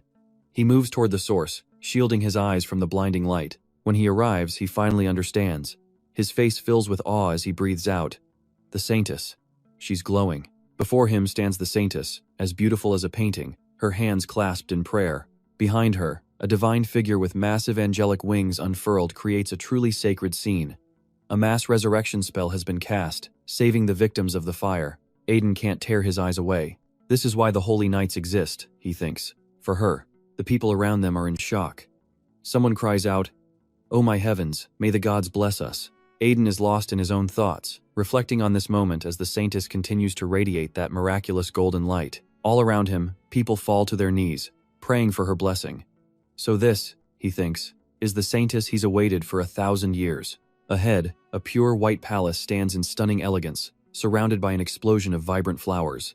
A priest, teacup in hand, thinks to himself that while the Saintess is much stronger, she still lacks experience. She needs to train in the northern labyrinth. Rena has already taken far too much. The priest's thoughts swirl as he holds the warm teacup. His eyes are lost in thought. He realizes he has no choice but to lower the difficulty of the western labyrinth. In her current state, she's no match for Jenna. Until the Saintess is stronger, he'll need to assign Jenna a different mission. Elsewhere, Jenna is both shocked and furious, shouting, "Didn't they say the western bandits had looted everything clean?" She sees a cart overflowing with food, and cries out in sheer disbelief as a strange aura explodes from a room against the dark sky. Sarah appears, looking like an angel descended from the heavens. Suddenly, a sound makes her eyes widen in shock. When she sees who it is, Sarah is too stunned to speak. Sir Aiden. His overwhelming presence forces her to bow her head in guilt. "I'm sorry for skipping my training," she begins, but still tries to make an excuse. "But I never thought a fire this big would happen." Immediately, two huge men step in front of her. "Don't blame the Saintess. Blame us. We're the ones who begged her to skip practice and come with us." But Aiden is silent, his expression cold as ice. "We will take full responsibility." Aiden finally starts to move.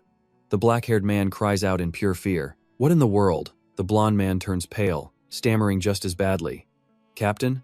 Even Sarah can't believe what she's seeing. Sir Aiden, the man who was always so proud and unreachable, is now kneeling before her to admit he was wrong.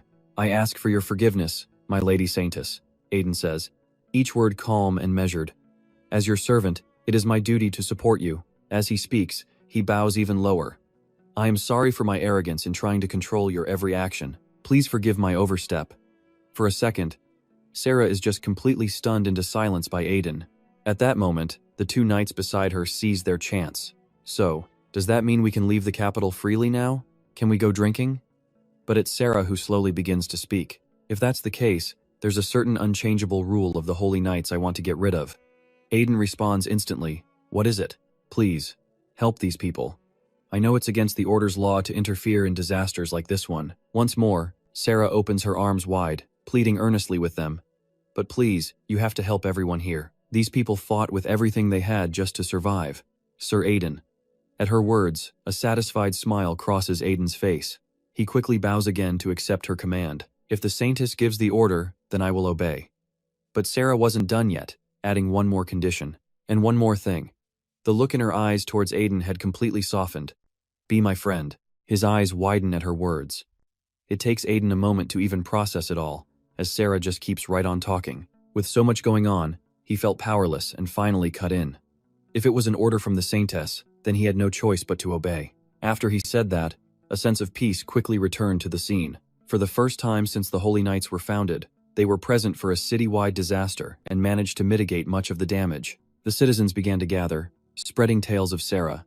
The Saintess was showered with praise from the people of the capital as they clasped their hands and prayed before her. Everyone was certain that even if the Demon King himself were to appear, the Saintess would protect them all. But unknown to them, in a different place, Rena was reaching her boiling point, gritting her teeth as if she might explode at any moment. That was the 50th carriage to be hit. She couldn't stand it any longer. She vowed to personally take down those bandits in the west. On the map, the northern and western parts of the empire were connected by a series of territories that ran from north to south. But a massive mountain range sat right in the middle, severely limiting travel between the regions. Unlike the resource-poor north, the west had a steady supply of spices, jewelry, wine, and fine fabrics. From cheap daily necessities to luxury goods made by master artisans, the west had a highly developed distribution network. Rena somehow found herself before a mountain of goods, the result of a bountiful harvest in the farming regions. Even the north had a surplus of grain, and Rena had her eyes set on it for a trade. Her convoy quickly set off, traveling through the dense forests and mountains, trying to trade goods along the major commerce route. Back in the present, hearing the report made Rena nearly lose her mind. Bandits hiding in a ravine had ambushed them and stolen all their food. A powerful aura erupted from her. How dare they take what was hers? She would make those fools understand their mistake. And so, Gina hid herself among the cargo in the wagon, letting the driver take her. But she couldn't completely hide her murderous intent. She quickly set out with her delivery caravan. But as Jenna traveled with the convoy towards the west, there was no sign of any bandits. After returning, she reported what happened, adding one puzzling detail. When I accompanied the convoy, they never showed their faces. But why am I not allowed to travel with you on every single one of these shipments? Up in the mountains, dark figures lurked behind the rocks, watching everything unfold. The bandits from the west were lying in wait. They would confirm the target was unprotected, ambush the cargo convoy, and then quickly retreat to their ravine hideout. When Gina expressed her confusion, Rostin explained that many nomadic tribes lived and survived between the northern and western mountain ranges. It seemed the western bandits were likely one of those very same tribes. They moved through the mountains with an expert ease, as if it were their own home. Rostin's eyes filled with a cold, calculating rage. He wanted to scour every inch of that area and punish them. However, the region was known for its dangerously steep terrain. Anyone unfamiliar with the area would be in grave danger. Knowing this, Gina still couldn't just sit back and do nothing. We can't just let this situation continue. We're running low on salt and pepper. Isn't there another way? Rostin kept writing, muttering to himself. If necessary, I can personally bring some items with a teleportation stone. What else do we need? Pepper, salt. As she listed the items, Gina suddenly paused. Her voice rang out clearly in the quiet room. No, that's enough. I want all of us to approach that place together.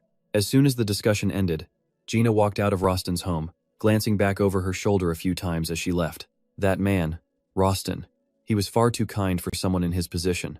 A strange thought for Gina, who had absolutely no romantic experience. She wondered if it was because they had been living too comfortably lately. She'd heard people are only generous when their lives are easy. From his window above, Rostin watched her every move. He stood there alone, lost in his thoughts. For Gina's sake, he had to find a way to eliminate those bandits. But then, an unusual thought crossed Rostin's mind. It was strange. Why would nomads who usually live in the mountains suddenly turn into thieves? Night fell, covering the forest castle in shadow. Kalen woke up in the middle of the night and decided to walk around. That's when his attention was suddenly drawn to a familiar bedroom door. A suspicion started to form in Kalen's mind. Why was Gina's door open? Driven by curiosity, he peered into the room through the crack. Gina was sound asleep in her bed, but Kalan's gaze suddenly froze on the back of a figure standing right next to her. The moment he recognized the person, pure panic shot through him. Chev, what are you doing in here? He knew he had to wake Jenna to warn her of the danger. But before he could make a sound, a hand clamped firmly over his mouth. Kalen was then quickly dragged away into the darkness. And in what felt like an instant, morning light returned to the castle. He suddenly woke up, his eyes flying wide open. Kalan shot upright in bed, panting heavily. As the memory returned, he muttered in total disbelief. What was that? Kalan's eyes were wide with utter confusion. Was that just a dream? The scene shifts to Gina. Despite a full night's sleep, she can't stop yawning, still keeping up her disguise as a boy. She pulls her hat down low, lost in thought and wondering why she feels so tired. That's when someone beside her speaks up. We've finally reached the western border. She had joined a caravan of grain wagons making the long journey from the north to the west. A moment later, she couldn't help but look up. This time, to avoid being recognized, she was disguised as a simple errand boy. Gina thought her plan was absolutely perfect, and couldn't help but give a sinister little smile. Those damn bandits, she thought. A single, solid thought had been looping in her mind the entire trip. Just show your faces. I'll wipe you all out for good. Noticing the intense, murderous aura practically rolling off of her, the carriage driver nervously spoke up. Easy there, miss. In that instant, they arrived at their destination. Gina was stunned for a moment by his words. We're in the west. A little later, her angry hand slammed a beer mug down onto the table. Once again, the bandits didn't show. Now, Gina found herself in a western tavern, and her mood was anything but good. Her thoughts spiraled into anxiety, especially over the fact that the bandits hadn't appeared as she'd predicted. There were three main reasons she couldn't stop thinking about it. First, an image of a group of tall men flashed through her mind. This time, they had no intention of raiding anything. Their captain spoke for the group. Let's take a break this time, boys. Then, an image of nomads, completely drunk and celebrating, appeared in her thoughts. Second, they had already stolen over 50 wagon loads and seemed to be satisfied. Those men happily raised their glasses, saying, "We've eaten our fill." Suddenly, Jenna thought of two mysterious figures. The third reason someone in the south was acting as an informant. At that thought, her eyes flared red. She remembered how information on her movements was leaked during every single delivery. Jaina was so lost in her thoughts, she didn't even notice the pair of feet approaching from behind. If someone dared to leak intel, how would she catch them? Just as her mind was a tangled mess, an unexpected voice cut through the noise. "You seem to be a bit lost in thought, my lady." The person's casual act of sitting right next to her made Gina jump in surprise. Before she could even say a word, the stranger spoke first. "May I have a drink beside you, beautiful lady?" But Jaina just let out an annoyed sigh. What was this? How did he figure out she was a woman so easily? "Looks like my disguise was useless," she thought. Without a hint of pity, she shot the man a glare and bluntly dismissed him. "Go away. I'm not in the mood for small talk." But the moment Jaina looked up, she froze. It was Noel's face. After looking him over from head to toe, she finally realized it was the Western Duke himself, Noel. In a complete panic, Gina unconsciously blurted out, "Jameis." A quick smile flashed across Noel's lips as he was recognized. He casually sat right down beside her and cheerfully started a conversation. "I heard from Duke Winter Snow that you've been through a lot, Miss Ruby." As soon as she heard that, Gina silently cursed that Roston fellow. She suddenly remembered back at the carriage how hard it was to convince Roston not to come with her, all under his watchful eye. "If you come along, the risk of getting caught increases, so please stay behind." Just then, Noel deliberately spoke again, pulling Jaina's attention back to him. "I think about it all the time. Why would the nomads, who have always been peaceful, suddenly become a band of criminals?" And the one who answered him was Kai. "It's because of the gold mine." He casually sat to the side, munching on a piece of bread.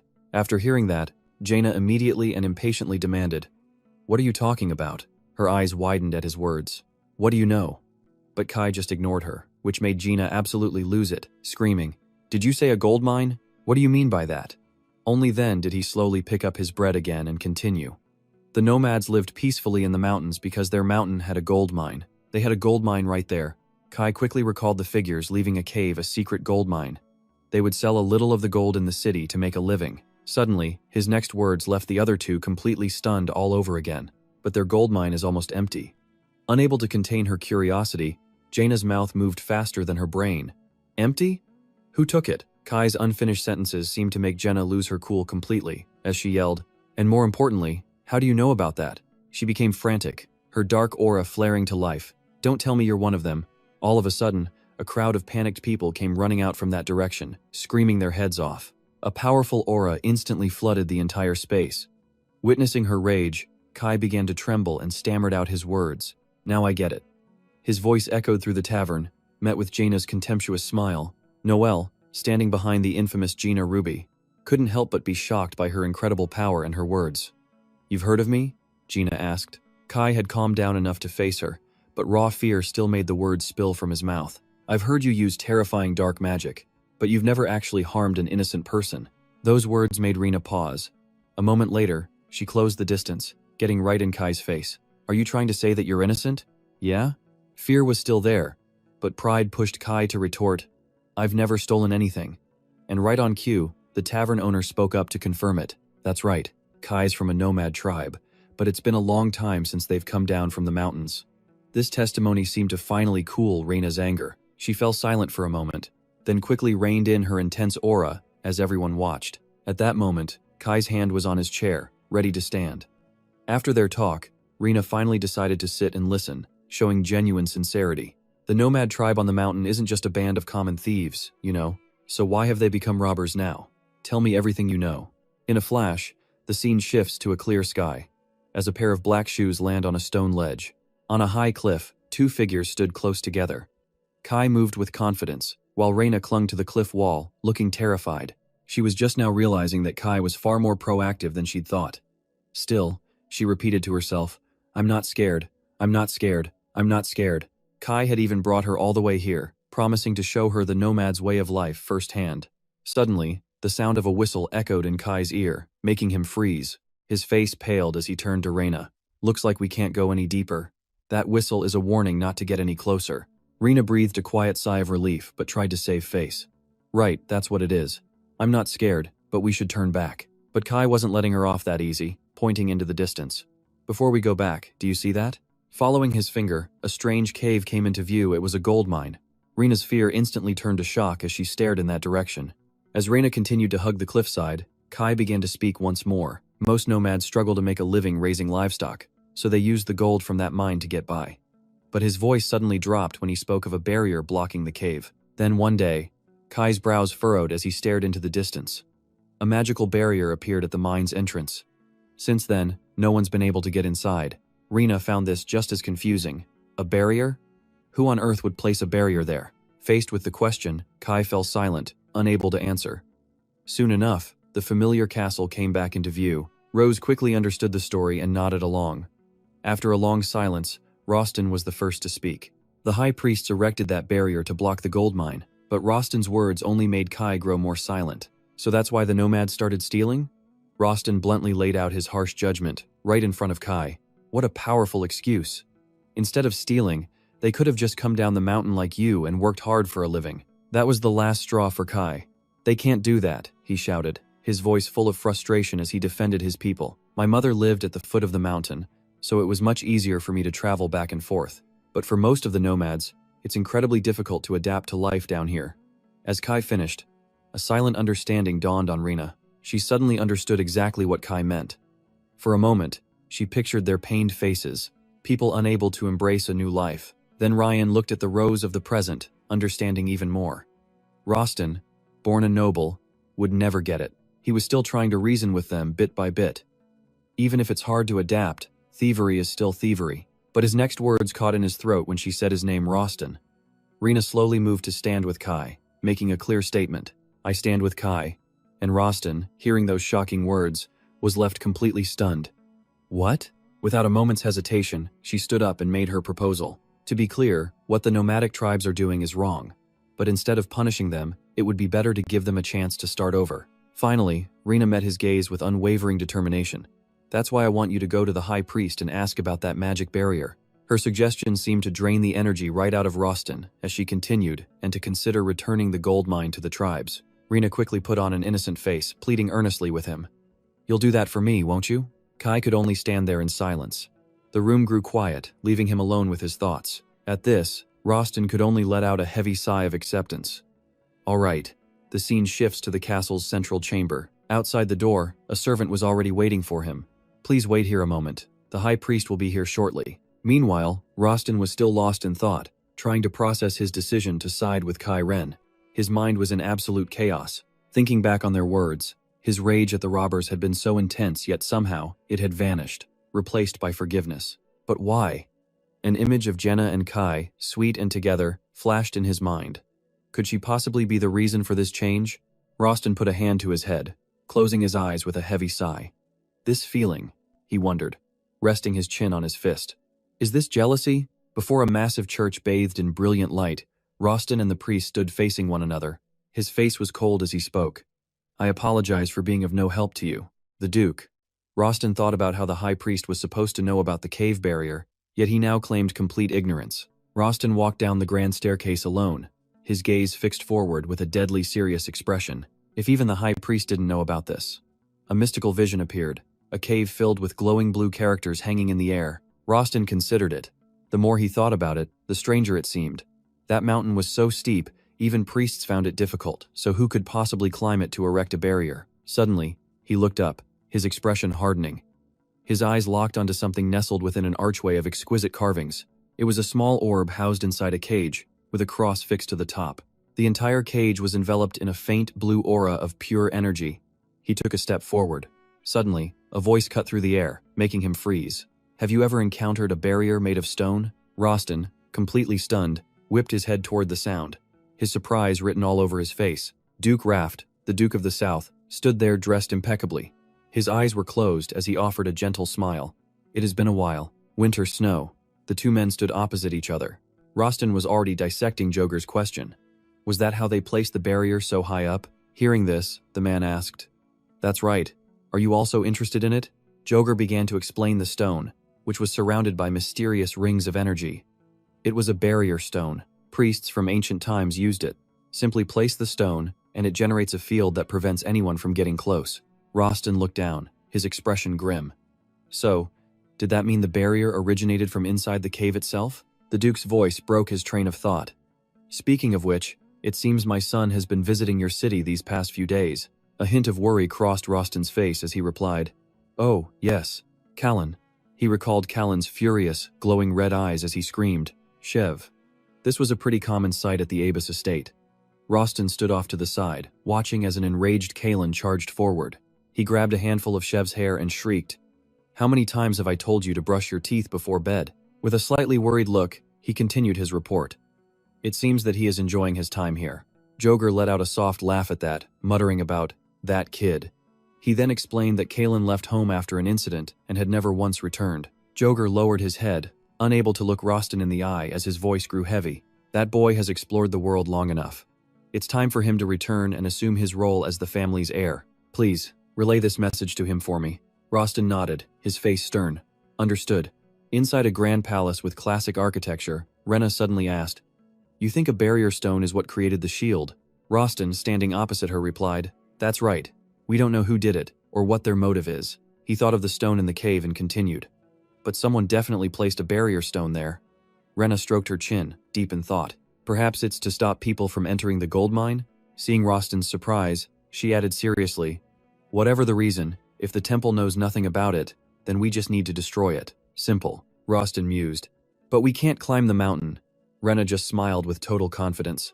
"Actually, there's one person who can." At that moment, Kai was standing amidst swirling purple energies, a worried look on his face.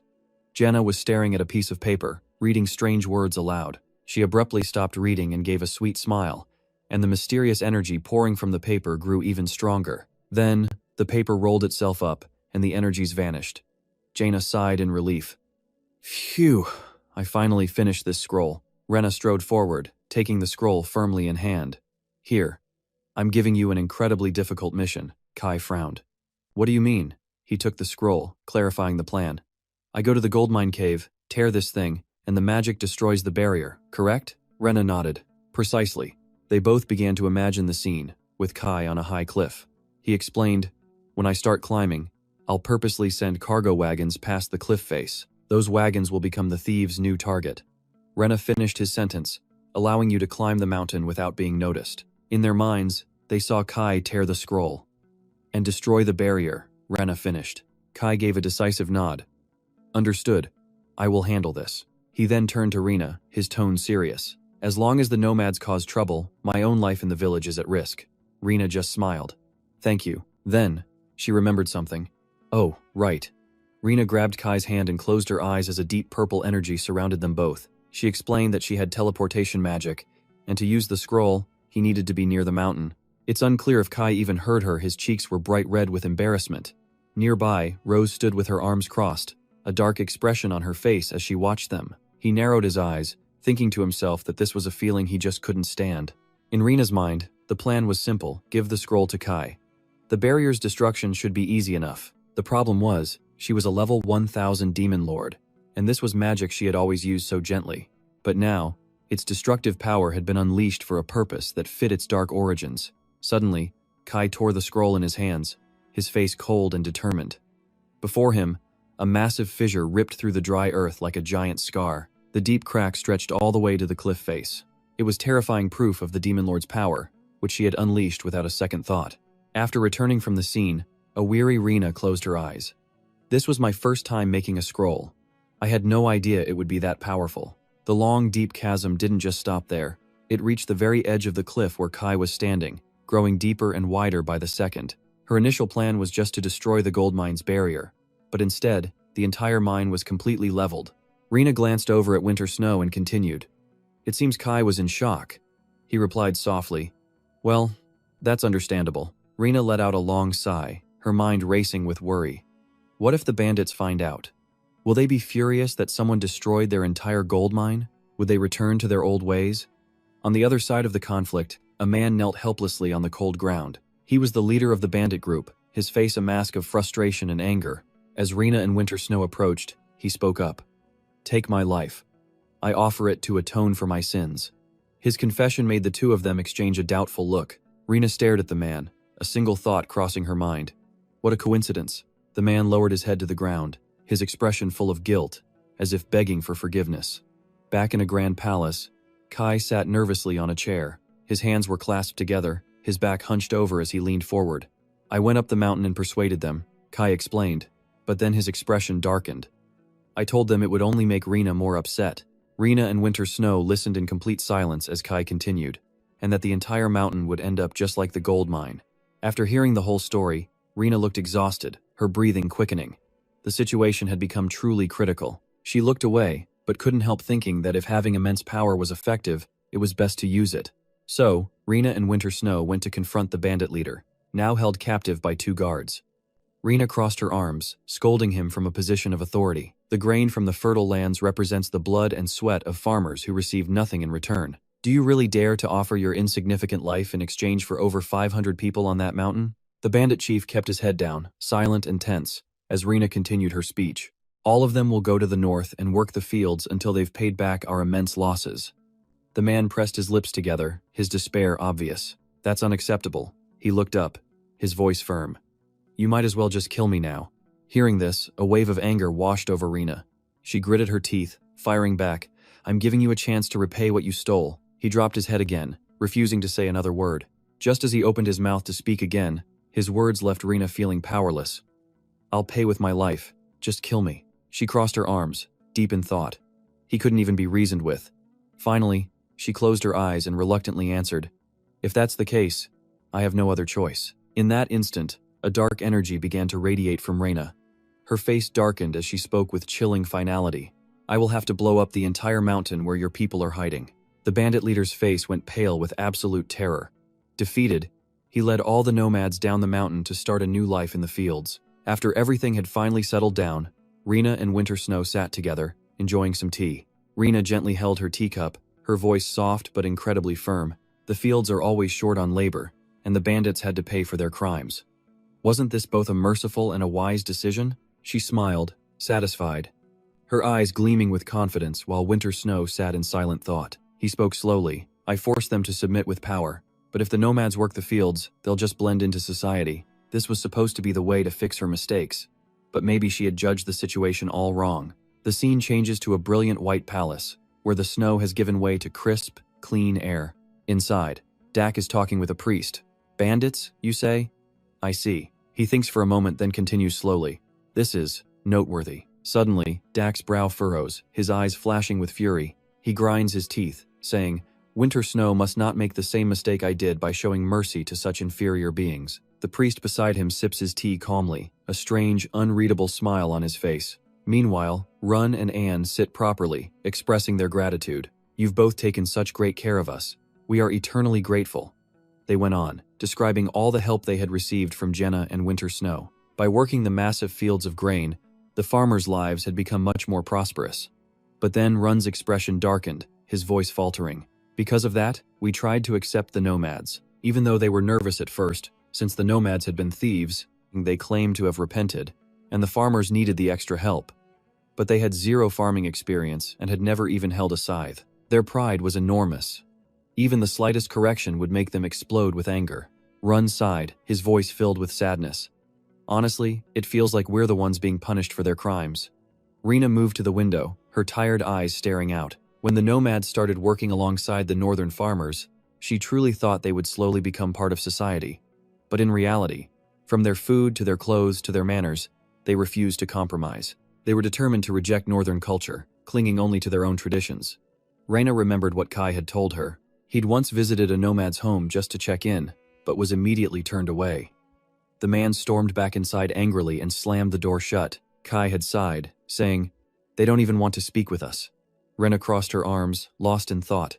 What could they possibly do? If this keeps up, they're going to clash with the northern farmers.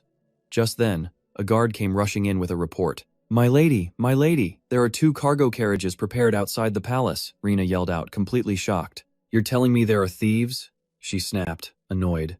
But all the culprits are already here. What are you talking about? The guard hesitated. And in that moment, something clicked in Rena's mind. It turns out, when the nomads left the mountain, another tribe moved in and started stealing. Her head ached, her face went pale. Another group of nomads? Jaina's eyes widened with worry. They were already struggling to deal with the nomads brought to the north, and now another group was showing up to steal. Inside a dark room, a sliver of morning light cut through the door, landing on Rena's troubled face. The room itself was a complete mess, a reflection of her chaotic mind. Outside, the snow fell without end, coating the grand palace in a layer of white. Rena looked down at her own hands, thinking about the sheer power she once wielded as the Demon King. That power had solved almost any problem she faced, but this time it felt completely useless. She remembered the bandit leader's words, "You might as well just kill me." In that moment, seeing his face so close, Rena realized they weren't the simple villains she had assumed. They weren't evil, but they also weren't people who wanted to work for a peaceful life. They reminded her so much of the northern people. Rena had thought they would easily integrate with the northerners and become decent citizens, but now she felt hopeless, her eyes drifting toward the window, full of doubt. Winter Snow stood silently, observing her every little gesture and expression. He said nothing, just waiting for her to speak. Rena began to share her thoughts, her voice soft but filled with anguish.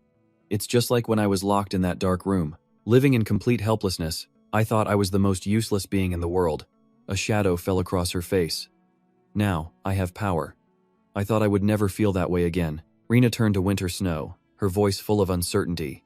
"Is it because I relied on my power too much?" Winter Snow was silent for a long moment, his eyes thoughtful.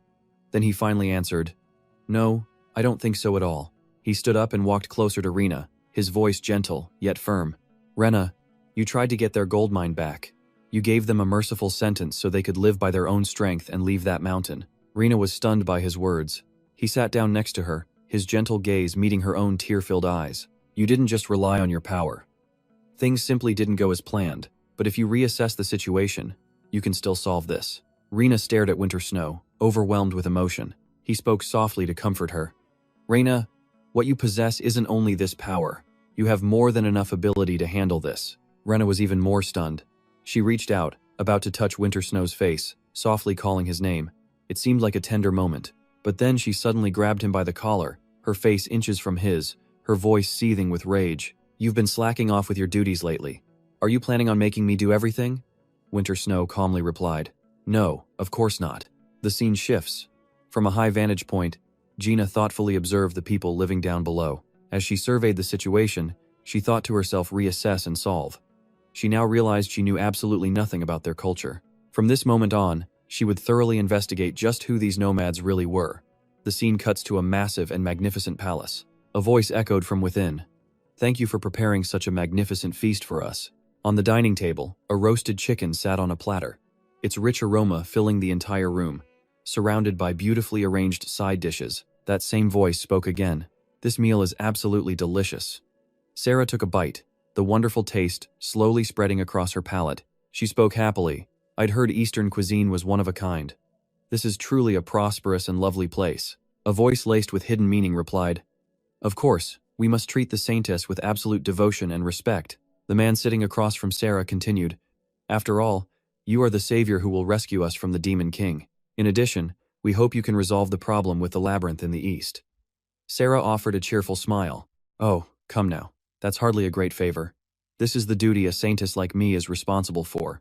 The old man's voice then lowered. "I was very worried about the northern region, but thanks to you, saintess, I feel much more at ease." Sarah asked mid-chew, "Because of the north? But isn't that place already well protected by Jaina and Duke Winter Snow?" Hearing this, the man's eyes shot wide open in shock. He slammed his hand on the table and roared with fury. "Protected?" Sarah flinched, startled by his sudden outburst. His voice dropped low. "Winter Snow is being manipulated by Jaina." A bewildered Sarah repeated, "Manipulated?" The old man's voice was heavy, his eyes burning with pure hatred. "I don't know how she managed to deceive the saintess, but..." His body trembled as fear crept into his stammering voice. "Gina's true identity is the corrupt Demon King." Just as he finished speaking, Sarah froze mid-bite, her expression one of absolute disbelief. The old man then began to spin his tale. As he laid out the details one by one, the faces of everyone around them grew horrified. "To this day, Gina continues to kidnap our farmers. What's more, rumors say she's enslaving the nomadic tribes in the mountains." As Sarah listened, her face went pale, worry etched into her features. She suddenly recalled an image of a long-haired demon chasing her and the soldiers, the image of Jaina on the game's cover. It looked an awful lot like the Demon King. She swallowed hard, trying to force down the anxiety rising in her chest. Sarah sat motionless in her chair, silently calling Ren's name in her mind. Could she really be the Demon King? The scene cuts to an arid land, where a farmer diligently worked the soil with a hoe. People were working hard all around, but that farmer's face was none other than Jenna in disguise. She worked while observing her surroundings, learning the way of life of the nomadic tribes. Gina pulled the brim of her hat down against the glaring sun, her eyes full of resolve. She stood majestically under the hot sun, hoe in hand. The nomads here had a custom of eating and praying every noon. 4 of them gathered together, closing their eyes in prayer. "Thank you for providing us with this food." Rena quietly approached to listen. The prayer started out normally, but then one of them continued. "Please, help us escape from this hell. Please let us return to our mountain range." Rena was stunned, thinking to herself, "Hell? Do they mean that Steep Mountain is better than this place?" Back in the quiet of Rena's palace, she spoke with Kai after her return. He began to recount the nomad's story. Originally, the nomadic tribe survived by herding goats, Kai began, a worried expression on his face. His voice grew somber. One day, their sheep were found dead, scattered across the ground. A plague had wiped out their entire beloved flock. 2 villagers stood together, their eyes filled with sorrow and worry as they gazed at the dead sheep. Desperate for a new livelihood, they suddenly discovered a gold mine before them, inside a large cave deep in the forest. They believed it was a gift from the mountain god, a blessing bestowed upon the mountain and the mine for the tribe's benefit. But now that they've left the mountain, they believe the god has abandoned them to live in this hell. Rena listened, stunned and feeling great pity for them. She put a hand to her head and sighed. It was a true shame they viewed things in such a negative way. Kai added softly, "Their warlike nature wasn't originally so strong, but to protect the mountain and its gold from other tribes, they trained hard and became this way. Eventually, they even resorted to raiding." Rena came to a conclusion. So the other nomadic tribes moved to the desolate mountain. Silence hung in the air before Rena finally spoke, her voice as soft as the wind. "We need to send them back," Rena stated, causing Kai to blurt out in surprise. "Huh?" She looked down, her voice firm. "We need to leave the nomadic tribe on the cold mountain peaks." Winter Snow turned to Rena, his expression full of doubt. "You want to turn them into the mountain's private security force? Those nomads?" Rena, enjoying a cup of hot tea, answered with complete calm. "Exactly. The nomads are aggressive and deeply connected to that mountain. Guarding it is a much better fit for them than farming." Winter Snow stepped closer, reasoning with her that even if they were a good fit, she couldn't just hand over security to a bunch of thieves. That's like leaving a fish market in the care of a cat. "What makes you trust them?" Rena gave a cold little laugh. "We don't trust them. We make them believe in me." She snapped her head toward him, her gaze razor sharp. Winter Snow repeated in shock. "Make them believe in you?" A smirk played on Rena's lips as a dark aura began to radiate from her. She rested her chin on her hand and declared bluntly, "I am going to become the god of the nomadic people." Over at the nomads' camp, the scene was a simple one.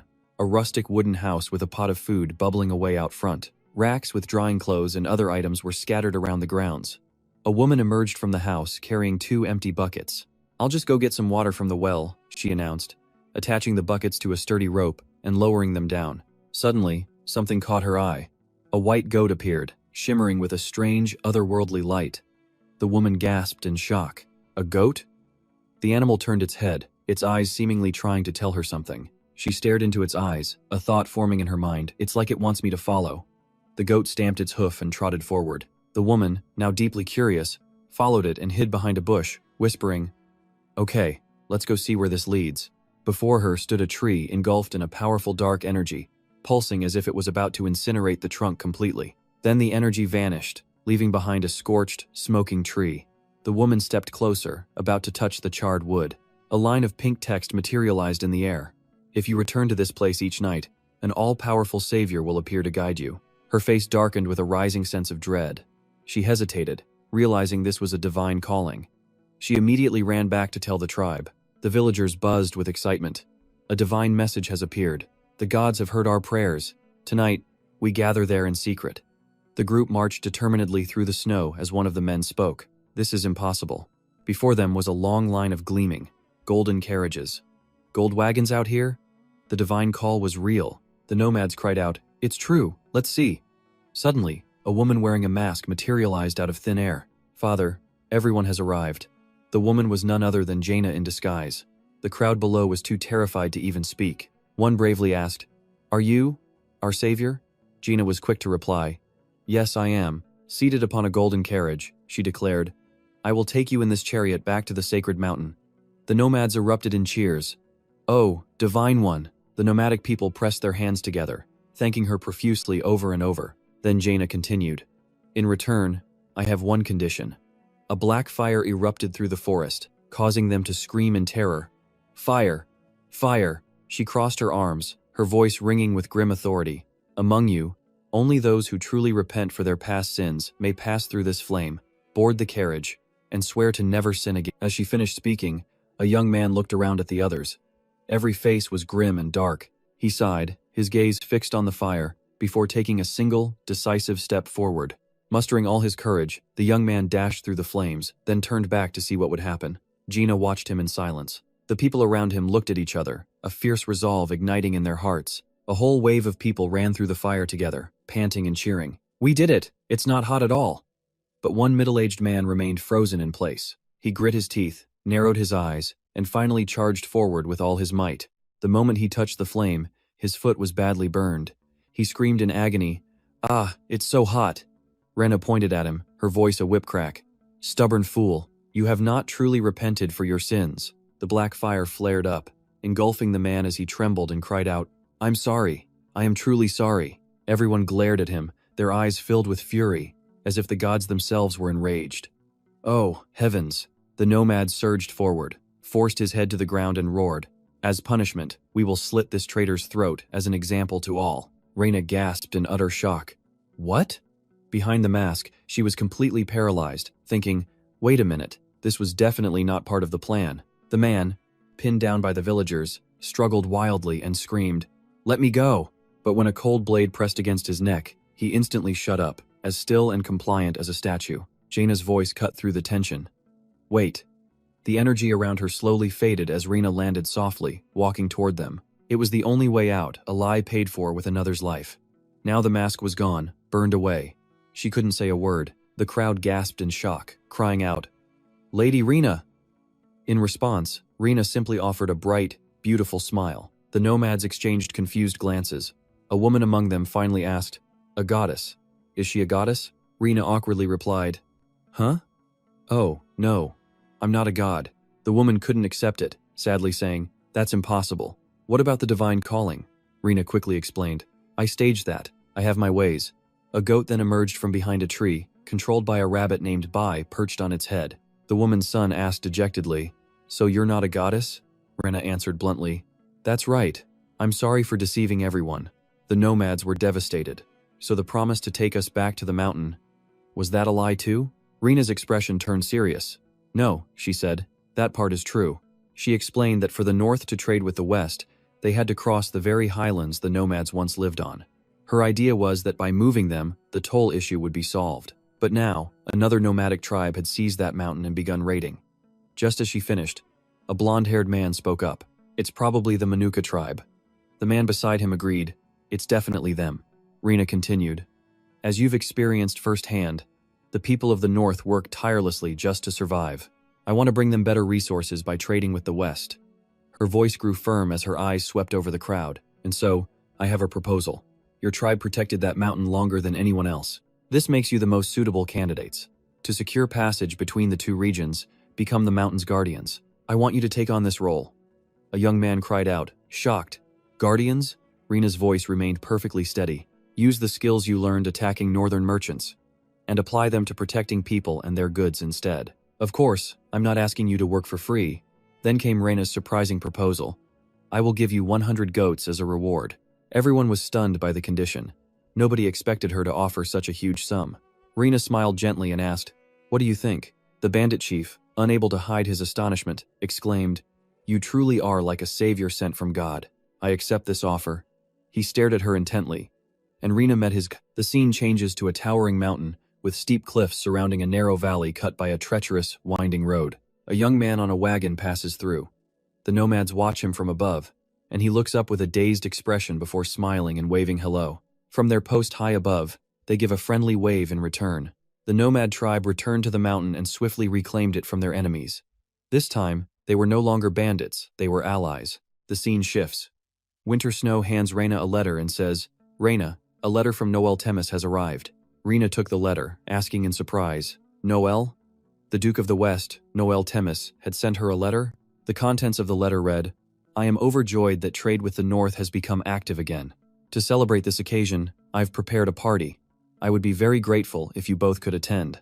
After reading it, Rena thought, a party? Rena sighed wearily, complaining, I'm so tired. I just want to rest.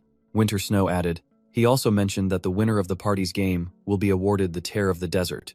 The name echoed in Rena's mind. The Tear of the Desert, one of the 5 greatest jewels. Could it actually be the real one? The next scene takes us to Badia, the western capital, where a festival is underway near an ancient castle with a green dome. Inside a luxurious carriage, Rena wore a white formal gown with a flower pinned to her chest. Her eyes were alight with excitement. So this is the festival atmosphere in the western capital. It's so full of life. She looked over to Rostin and asked softly, Are you planning to join the game? He stopped reading his book to answer, No, I have no intention of doing that. Rena tilted her head, a hint of disappointment in her eyes. Really? Rumor has it that the Duke of the West, Noel Temis, announced that the winner of this game gets the Tear of the Desert. Rena rubbed her chin, her resolve hardening.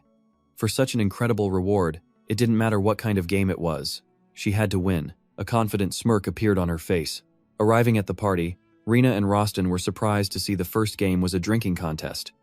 Duke Noel approached, smiling brightly, holding 2 cocktails. The West's alcohol distillation techniques were famous for being the best in the entire empire. This game is a great opportunity to enjoy the finest spirits of the West. He winked and smiled. I hope you both enjoy yourselves. Rena took a small, delicate sip, noting that the taste of this wine was actually not bad at all. But she felt it was unfair, watching this man down a whole barrel of wine so casually. That was Thomas Tequila, the previous drinking champion. Rena was impressed, a notorious drinker from the West. He was definitely not going to be an easy opponent. Rostin quietly advised her, Rena, don't get too hung up on the jewel. Just enjoy yourself in moderation. She was confused and a little angry. What was he talking about? The desert's tear was incredibly valuable. Rostin just sighed at her stubbornness. Rena wondered to herself, didn't they say the previous champion's record was 2 whole barrels? Not knowing if it would work, she suddenly made a loud declaration. I will challenge myself with 3 barrels. Everyone was completely shocked by her words. 3 barrels? Could a lady like her really drink that much? No way. Duke Noel tapped his glass, the sound ringing out and grabbing everyone's attention. I've never seen anything like this before. Rena raised her hand high amid the cheers, announcing that Lady Ruby Light was challenging the reigning champion's record. Rostin sighed again, as if he'd never get used to the lady's energetic displays. Rena filled a huge goblet, raising it high to toast the boundless prosperity of the North and the West. The tense atmosphere instantly shifted to one of wild excitement. Rena began to drink enthusiastically. Thomas felt the pressure and quickly raised his own cup. But after an hour of non-stop drinking, Rena started to feel dizzy, barely able to stand. She began to hallucinate, muttering, Why is everyone swaying back and forth like this? Rostin supported her by the shoulder, gently urging, Rena, you're drunk, you should stop. She turned, her hazy eyes looking at him as she whispered, Rostin, wow, you're even more handsome when you sway. Rostin turned bright red, totally flustered by the unexpected compliment, and quickly hid his face. What is she saying?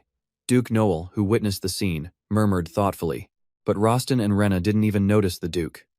Rostin awkwardly said, Even so, I think it's time to stop. Rena shook her head. Wait. She was dizzy, completely out of it. So this is what being drunk feels like? The Duke raised an eyebrow, his voice challenging. Is Lady Ruby planning to give up? Rena smirked. Give up? And then she used magic to return to her original state. She proudly declared to the cheering crowd, I was just feeling a little dizzy. Thomas had already passed out after finishing just 1 barrel. The Duke announced that since her only opponent was unconscious, the champion was Rena Ruby. She happily accepted the cheers while Thomas was carried out by 2 men. From a dark corner, a beautiful blonde girl had been watching Rena the whole time. That kind of tolerance, she thought, isn't human at all, just as I thought. A look of pure terror crossed her face. Are you really the Demon King? Rena confidently accepted the desert's tear, a stunning gemstone necklace, one of the 5 most expensive jewels in the entire empire. If they could acquire and sell this stone, it would be enough to fund the maintenance of the entire northern road network. Then, the North could finally become as prosperous and bustling as the West. The Duke asked cheerfully, Excellent. So, what's the next game? He pointed toward a terrifying black horse with a scar on its forehead. Bucephalus, the most untamable horse in the entire West. The second game was to tame and ride Bucephalus, a challenge called saddling up. The first man didn't even touch the horse before getting kicked far away. The Duke remarked, "Bucephalus is a magnificent horse, but no one has ever managed to ride him. What do you say, my lady? Will you accept this challenge?" Rena frowned, her reply firm. "Of course. I accept the challenge." With that, she walked toward the horse. The Duke turned to Rostin and said, "Honestly, this game puts the lady at a bit of a disadvantage. Bucephalus doesn't like women, so as an exception, we are allowing the Black Knight to participate." Rostin looked surprised. "The Black Knight?" The Duke smiled. "That's right. Aren't you worried?" "Rostin, I am prepared to let you take her place in this game." But Rostin shook his head firmly. "I choose to trust Rena. No, I'm not worried at all. If anyone needs to be worried, it's the horse." Rena walked toward Bucephalus with such a dense aura that the horse began to tremble with fear. The Duke asked doubtfully, "Worried for the horse?" When he glanced over, Rena was already on Bucephalus's back. She smiled brilliantly. "You were saying?" The Duke couldn't believe his own eyes. "No, that's impossible." Rena just laughed out loud. The crowd was in awe she had succeeded on her very first try. The horse looked completely terrified.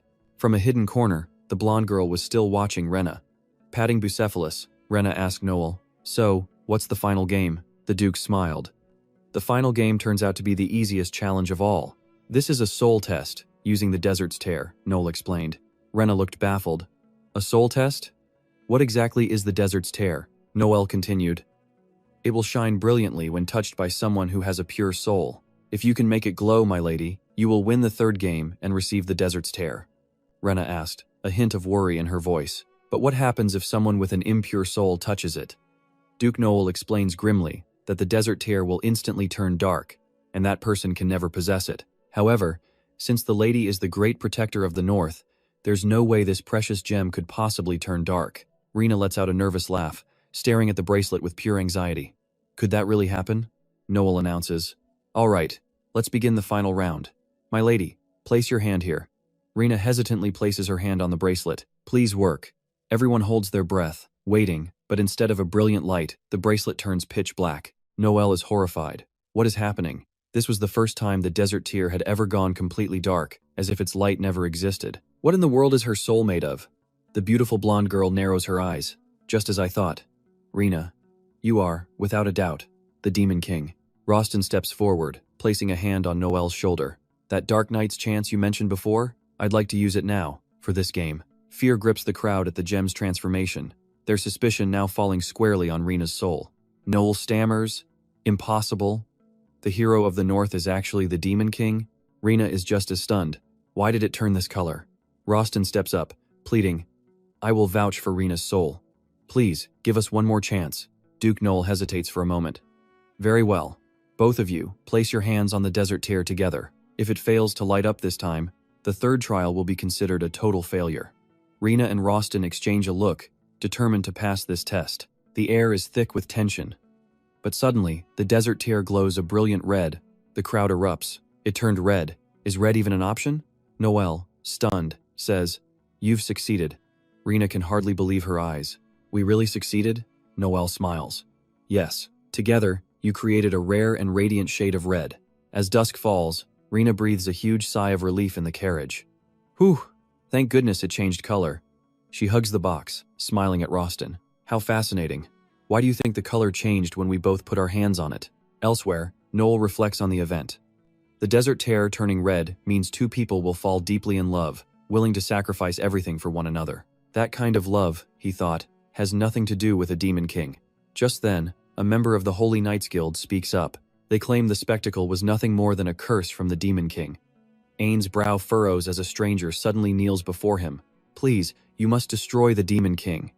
Ain doesn't answer, his expression calm but his brow tightening. Over in the lands of the Ruby Estate, despite the region's supposed prosperity, when the Holy Knights visit the eastern farms, they witness a devastating famine. Countless people are starving. A subordinate runs up. "The Saintess Captain has returned to the estate." Ain simply replies, "Understood." He wonders to himself, "The Demon King, is all of this really their doing?" Back at the estate, Rostin asks, "The South wants to trade with us?" Chi nods to confirm. "That's right. They even sent an advance payment as a deposit." Rostin looks completely baffled. An advance payment? Chi leads him to see it, which only deepens Rostin's suspicion. Chi then explains calmly, "What they sent as a deposit was slaves. Later, Rostin explains the situation. The South wants to establish trade relations with them. Our reputation as a wheat-producing region must have spread across the empire, so the South is looking to trade for our grain. Rena looks confused. But why on earth would they send slaves as a deposit? Rostin answers gravely. They're offering a payment of 50 slaves. Rena is stunned into silence. This was just unbelievable. The South is the wealthiest region in the empire, Rena continues. They used to import and consume grain from the East. But I heard the East just suffered a massive famine, so now they're searching for other grain suppliers. She thinks for a moment, then says, "This is a fantastic opportunity. Trading with the South will bring immense profits to the North." Meanwhile, in the South, an important meeting is being held in a hall of nobles, presided over by an elderly man. He sternly declares, "Silence. We will now discuss the matter of the North." The first topic is grain imports. The council begins to discuss. So, what's the status of our agreement with the North? We've sent 50 slaves as a deposit. 50 slaves? Isn't that an incredibly steep price to pay? Does the North really have that much surplus grain? I heard their farms had a bumper crop, unlike the East, where the harvest was a complete disaster. That's right. Our over-reliance on grain from the East has always been a major problem. Haven't we talked about producing our own grain before? The atmosphere in the room immediately grows tense. Who are you trying to blame? Doesn't your own estate focus solely on wine production? Let's talk about that later. So how did the North manage it? Wasn't that the region that suffered from the most severe famine? An awkward silence fills the room. I'm not entirely sure. All I've heard from the North are rumors about the appearance of a demon king. The demon king has appeared for real? The air in the meeting grew impossibly heavy. No one was quite sure. Information from the North was just too scarce. An aide then walked over, whispering to the chairman before he spoke. "Attention! Your attention, please. We have just received a response from the North." The Council of High Nobles murmured, "What could it be? They have returned every single slave we sent to them." Up north, Rostin was talking with Kellen, the heir to the duchy. Rostin explained that historically, the North and South were the two regions with the least interaction. Geographically, the two areas are too far apart, and their climates are completely different. From what he knew, the Southern nobles often gathered to decide on political matters. "Is that so?" Kellen replied, I don't really want to talk about the South." "That's right. The South is ruled by our ducal family and the Grand Nobles Alliance. My father mostly handles religion, national defense, and foreign affairs. Smaller civil matters are usually handled by the Council of High Nobles." Rena then asked Kellen, "But why does the South import grain? Don't they have plenty of fertile land down there?" Kellen explained it's because most of that land belongs to the great nobles. They only want to plant the most profitable cash crops. Grain is too cheap, so it's not a priority. As a result, not much of it is grown in the South. Rena frowned, thinking. No grain, only focusing on high-profit crops? She suddenly grabbed Kellen's shoulder and said, "Kellen, I want to nominate you to go to the South as the North's envoy." He asked in confusion, "Huh? An envoy from the North?" The scene shifts to Rena introducing Kellen to the other envoys. Kellen couldn't understand why the number of envoys suddenly skyrocketed. Well, it turns out Mia was very curious about Southern food. Veronica suddenly became fascinated with the local plant life. Meanwhile, the coachman and Anna both wanted a chance to visit the South. "Since you're already going to the South, Kellen, why not just lead them on a tour?" He thought to himself this looked more like a tour group than an official envoy. In the end, he reluctantly agreed. "Fine, I guess it's okay." Suddenly, Chev quietly approached and hugged Gina from behind. She let out a small, surprised question. Kellen watched their interaction, a seed of doubt sprouting.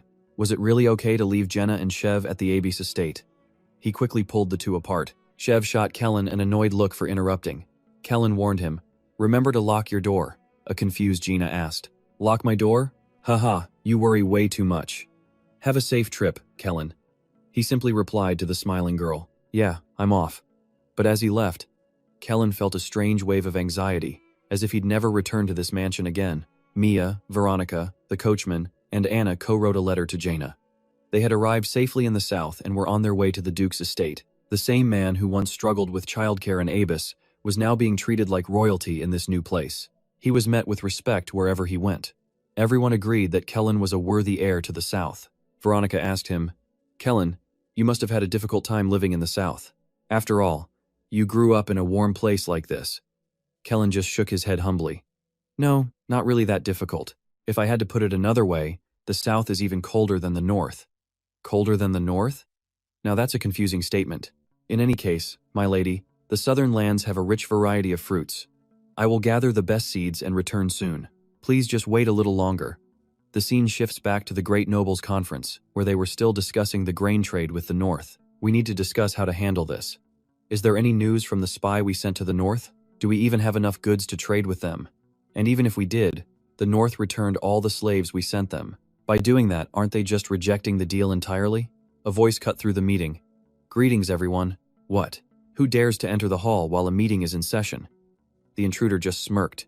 Kellen sends his regards after such a long absence. The nobles could not believe their eyes. Ah, Kellen Griff. He's back in the south? Kellen just smiled. Has everyone been well?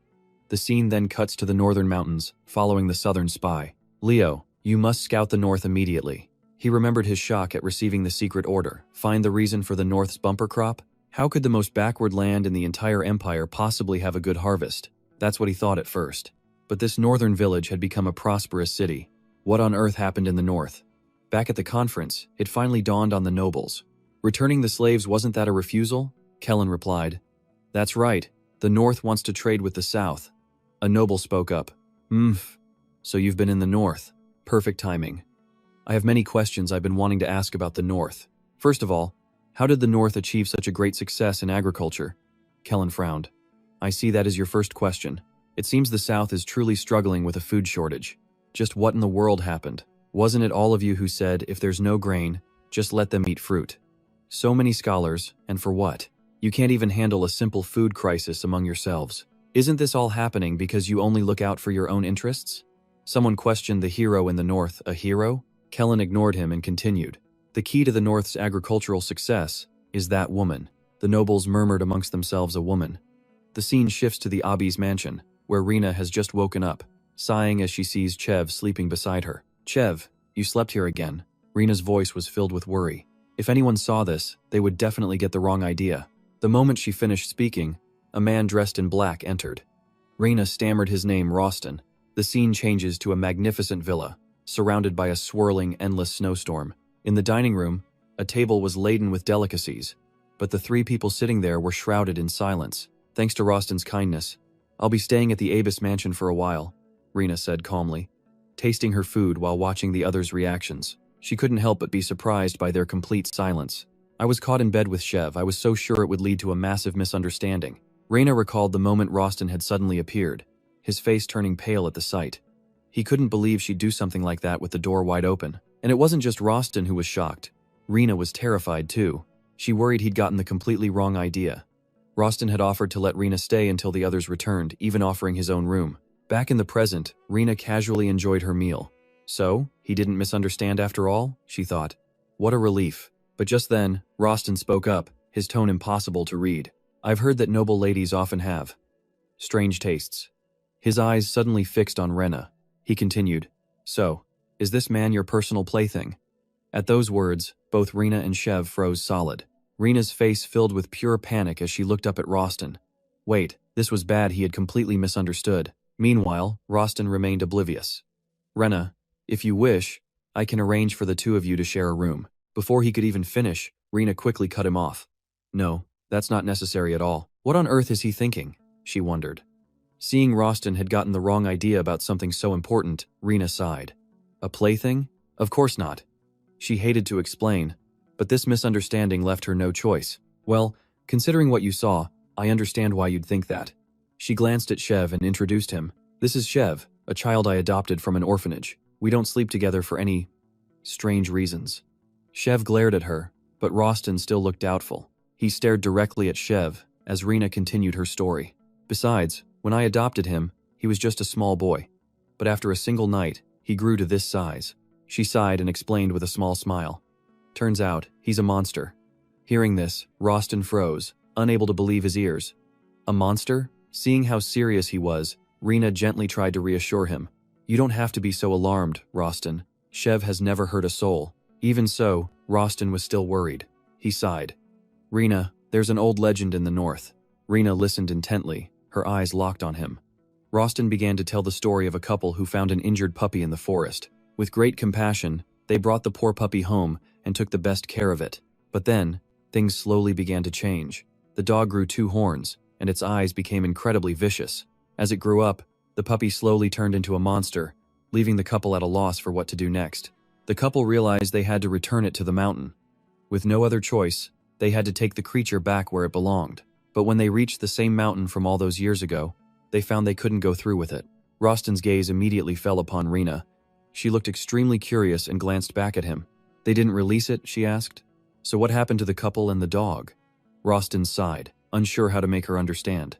"Living together was no longer possible," he said, his voice haunting.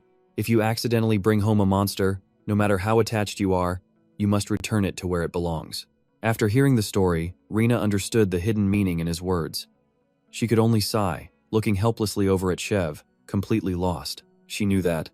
But this time, she looked him straight in the eye and spoke her mind. Since she had decided to raise him, she would take full responsibility. She would raise Shev properly. Seeing her so stubborn, Rostin could only stay silent. He knew the story he just told didn't have a happy ending. The dog they had raised destroyed everything. He explained that after turning into a monster, it slaughtered the entire village. A tragic story of total destruction. Just then, Trev shot a menacing glare at Rostin. He was still debating what to do in this tense situation. In the end, he decided to just sit still and continue enjoying his meal. No need to tell Gina that part, he thought, deciding he'd have to watch that kid very closely. While everyone else was focused on eating, Laka quietly opened the door, and the scene shifts to the next morning at the Count's grand estate. Out in the garden, George smiled and got straight to the point. "I hear you made a sudden appearance at the High Nobles Conference," he continued, "and after shocking everyone, you immediately criticized them. Is that right?" Even though his son had stirred up quite a bit of trouble, George stayed completely calm, waiting for Callan's answer. Callan finally spoke, his face set with determination. Even the highest nobles must take responsibility when it's needed. He added that, luckily, they admitted their mistakes in the food crisis and agreed to pay the North what they were owed. Seeing his son had pulled off something huge, George let a satisfied smile spread across his face. "I see, you weren't wrong. At least for now, the food problem is finally going to be solved." But he was still conflicted. The fact we have to import grain from the North. He let out a weary sigh. What an ironic situation. Callan quickly proposed. "We've solved the immediate problem, but the South is in desperate need of radical reform." "Father." George looked surprised. "Reform?" Callan simply nodded and continued to explain. "On my way here, I visited some of the farms in the South. What I saw was pure cruelty, with landowners relentlessly oppressing their miserable slaves. In how they treat slaves, absolutely nothing has changed." George sighed helplessly. "There's no other way. If we don't control them, they'll just revolt. If we free them, everything falls into chaos." Callan just smiled and pressed on. "But the North's methods are completely different. Even without slaves, their productivity is way higher than the South's." George shot back, annoyed. "Are you about to say something I don't want to hear again?" Callan knew his father didn't want to hear these words, but he had no other choice but to speak the plain truth. "Do you think I'm only saying this because I pity the slaves? That isn't the point I'm trying to make." Callan's expression turned surprisingly, unbelievably stern. Suddenly, George's face became just as serious, as if he knew exactly what Callan would say next, and had never forgotten what the slaves had done. After making his case, Callan stood before George and made his formal announcement. "That's why I'm looking at this purely from a productivity angle. If the high nobles sacrifice a bit of profit, the South could grow even stronger." But neither of them realized that someone was eavesdropping from outside, though he hadn't yet grasped the full picture. Callan didn't stop, continuing to plead with his father. "Please, help me reform the slave system, father." And perhaps those sincere words finally started to reach George's heart.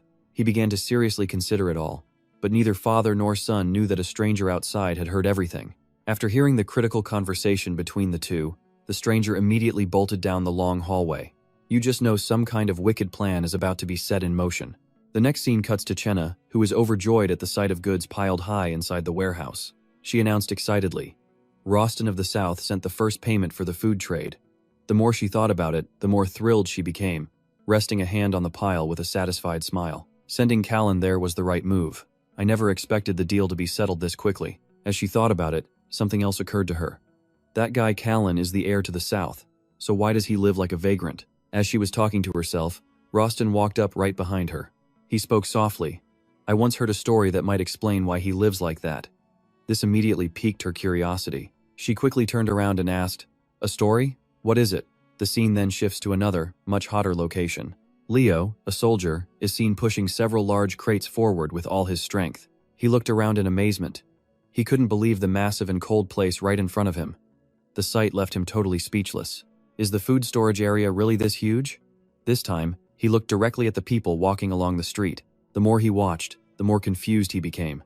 But even more shocking than the size of the place was the sight of young men walking down the long road, just talking amongst themselves. Everyone, he thought, as he glanced in yet another direction. The women were constantly exchanging ideas with those around them. Seeing everyone working together like this was a first for Leo. He couldn't hide his utter astonishment at seeing everyone collaborating and working as one. His mind flashed back to a scene from the South farm owners relentlessly using their leather whips on the pitiful slaves. Down in the South, the farms were run by slaves, who served as the primary labor force. Feeling like his eyes had truly been opened, Leo continued onward. But this place was completely different. He watched the people around him, working together nonstop and talking animatedly. It was the first time he'd ever seen such a thing. Each person worked independently, yet they all cooperated with one another. Leo then walked up to a simple, honest-looking farmer. With a voice full of pride, the man began his story. All of the North's development, he said, was thanks to Lady Jenna. Holding a large hoe, he stood before Leo and recounted every detail. This granary had once been cursed by the Demon King, rendering the land barren. But according to the farmer, Gina appeared holding a flower. She wiped away all of their hardships, bringing a better life to everyone there. With just a single wave of Lady Jenna's hand, the land was miraculously revived. In the people's eyes, she was a goddess, always ready to help everyone. Lady Jenna even leased this fertile land to the farmers at a low cost. The endless piles of food being produced were making the region more prosperous every day. After the harvest, she even helped them export their goods to other lands. The farmer became incredibly proud, boasting about everything to Leo. The North, once crippled by famine, was now thriving thanks to the infinite benevolence of Lady Jenna. After hearing this, Leo was speechless. She developed and managed this massive farming area herself? He suddenly realized something important. She was truly no ordinary person. Leo then continued his journey, finding another old man. After a few simple greetings, he got his information. The old man looked at a bottle on the table and slowly began his story. He came from the East. This year, the East had suffered a terrible crop failure, likely due to the greed of Duke Ruby. The image of a cruel duke formed in his mind from the man's words. He had built an unnecessary reservoir and forced the farmers to pay a ridiculous lake tax. This drove many to despair, but they were common folk with no power. They had no choice but to endure his every command. He crushed them with a constant barrage of new taxes. That was the reason the harvest failed. Unable to take it anymore, the farmers abandoned everything they had and left to find life somewhere else. They gave it all up. The farmers of the East lost their will, gave up, or migrated to this farming area. The man quickly glanced behind him as he explained it to Leo. Compared to the East, this place was nothing short of paradise. Hearing these words, Leo was stunned and lost in his own thoughts. If this news reached the South, an image of slaves fleeing to this region flashed in his mind. They would hope for a better life, just like the farmers from the East who migrated here. A terrifying thought emerged: the South might face a mass exodus. Thinking this, Leo's expression suddenly turned serious. While he was thinking, the old farmer kept cursing that scoundrel Duke Ruby, who spent all his time spreading rumors that Lady Jenna was the Demon King. This immediately grabbed Leo's attention. The old man angrily continued, saying it was all just a pack of lies. Thinking of his goddess being criticized by the world only made him angrier. Even if Lady Jenna used black magic, that doesn't mean she became the Demon King. After hearing these words, Leo's face grew grim. He was confused, realizing something was deeply wrong. Wait a second, the Demon King? Just then, the scene shifts to the massive Grab estate, where George's voice echoes, "You want me to help you reform the slave system?" George stood before his son, Can, and nodded quickly, showing his approval of the idea. "Very well, as you proposed, we can raise the status of slaves to free citizens and adopt a new system that lets them lease land to farm." His face remained completely calm as he continued to express his thoughts. But in his view, many slaves would not want that. Ken listened in silence, seeming to reflect on his father's words. Seeing his son's silence, George spoke slowly. "While some slaves suffer unspeakable cruelty, there are also those who live comfortably thanks to kind masters." The image of complacent slaves who refuse to do any work came to his mind. They just want to sit around and have everything handed to them. As he said this, George's expression became much more serious. "They don't crave freedom," he explained, "because it comes with responsibility." His eyes fixed on Can as if teaching a critical lesson. With rights come duties, and as free citizens, they would have to learn to farm and toil even harder. But would they really want it? Could they even adapt? Callan remained completely silent, offering no opinion. George moved closer to his son, his voice hardening with resolve. You're right, he said. Harsh treatment of slaves should be limited, but only in extreme cases. He placed a hand on Callan's shoulder, his tone gentle but firm. There's no need for total reform. Drop the naive idea that all slaves actually want freedom. George's face grew grim, reminding Callan that one day, he would be the one to lead the South. Callan still didn't respond, lost in thought over his father's words. The scene then shifts to a sprawling garden. Veronica strolled through, a basket overflowing with fruit, her heart filled with pure joy. It felt like she'd gathered the most delicious fruits in the entire world. This was paradise. But suddenly, her expression turned serious. She glanced over at the gardeners and walked right over. "Excuse me, gentlemen," Veronica began, her voice calm but firm. "Forgive me for overstepping, but if you clear these weeds and trim back the branches, your fruit will taste even better." Instead of thanks, she got angry glares. One of the gardeners stepped forward. "Why should we do that?" "Why?" Veronica quickly explained. "Because you'll get a much better harvest." But another gardener just scoffed. "Listen, if the master doesn't order it, why in the world would we bother? Don't make up work for us." She stood there, stunned into silence by his words. The gardeners turned and walked away, leaving her confused. Veronica watched as the servants simply turned their backs and left her there. Back in the north, she thought, we would have all discussed this to find a more efficient way.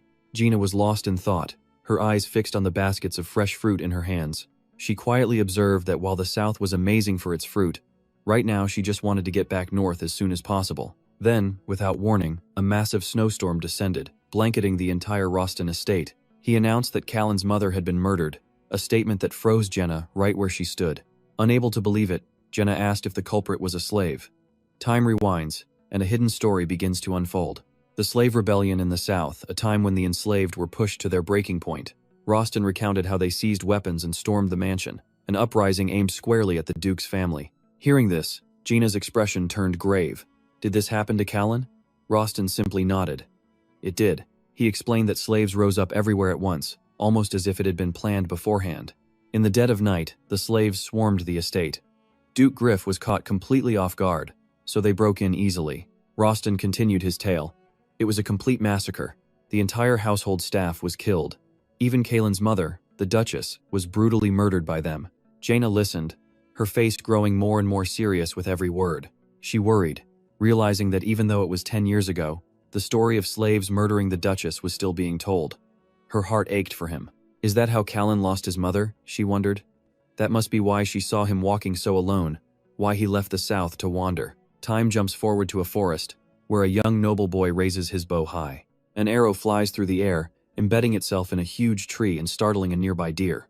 Sensing danger, the deer immediately turned and fled deeper into the safety of the woods. The noble kids signaled to each other. Too bad, it ran off that way. Watching the young nobles hunt, another lord remarked to George how enthusiastic everyone was for the competition this year. George glanced at him. I hear everyone has been working non-stop lately, without any rest. His tone was pointed. Good thing that food shortage issue was finally resolved. The other noble nodded in agreement. Yes, Your Grace. A large enough shipment is expected from the north. George shot him a cold look and spoke bluntly. About that, while it's solved for now, I'm considering designating some of our own farmland specifically for growing rice. What do you think? The noble was clearly taken aback, mulling over the unexpected idea. Before he could answer, George stared ahead seriously. There is no guarantee this won't happen again. The rest of the nobility should have stepped up to help. And then there's the whole issue of how slaves are treated. This clearly irritated the other lord, but he couldn't respond disrespectfully. Soon after, they all gathered at a grand banquet. The noble told the others everything, which only infuriated them and led to a new welfare law for slaves. The very thought of it made the long-haired noble's face twist with annoyance. He sighed, his voice full of frustration. Forced wheat production? And now this slave welfare law? Aren't they meddling with our property rights? Another noble shot a look at the others. This is all his fault. It's because he came back. Everyone seemed to silently agree that Sa Lan was the cause. At this, the noble with his hair tied back simply sighed, unsure what to say. It seemed his personality hadn't changed one bit. The nobles immediately tensed, sharing uneasy glances. They really thought his past experiences would have changed him for good. While they debated, the grand noble seated at the center finally spoke. It's time we seriously consider Callan becoming the Duke of the South. The moment he said it, the entire room fell into a dead, heavy silence. The dukes were completely speechless, and it wasn't just them. Everyone held their breath, imagining the disastrous chain of events that could follow. Seeing the silence that had taken hold, the Grand Noble slowly continued. But he speared a piece of meat on his plate. The food today is just incredible, isn't it? And the scene cuts to the kitchen. There, over a roaring fire, a pair of skilled hands expertly tossed rice in a hot pan. In just a few fluid motions, a fragrant dish of fried rice was finished and plated. Other servants were busy putting the final touches on equally stunning dishes, and the whole room was buzzing with excited chatter. "This dish looks perfect," someone whispered in awe. "Absolutely flawless." Only Veronica remained in the back, calmly observing it all. Time passed to a late afternoon.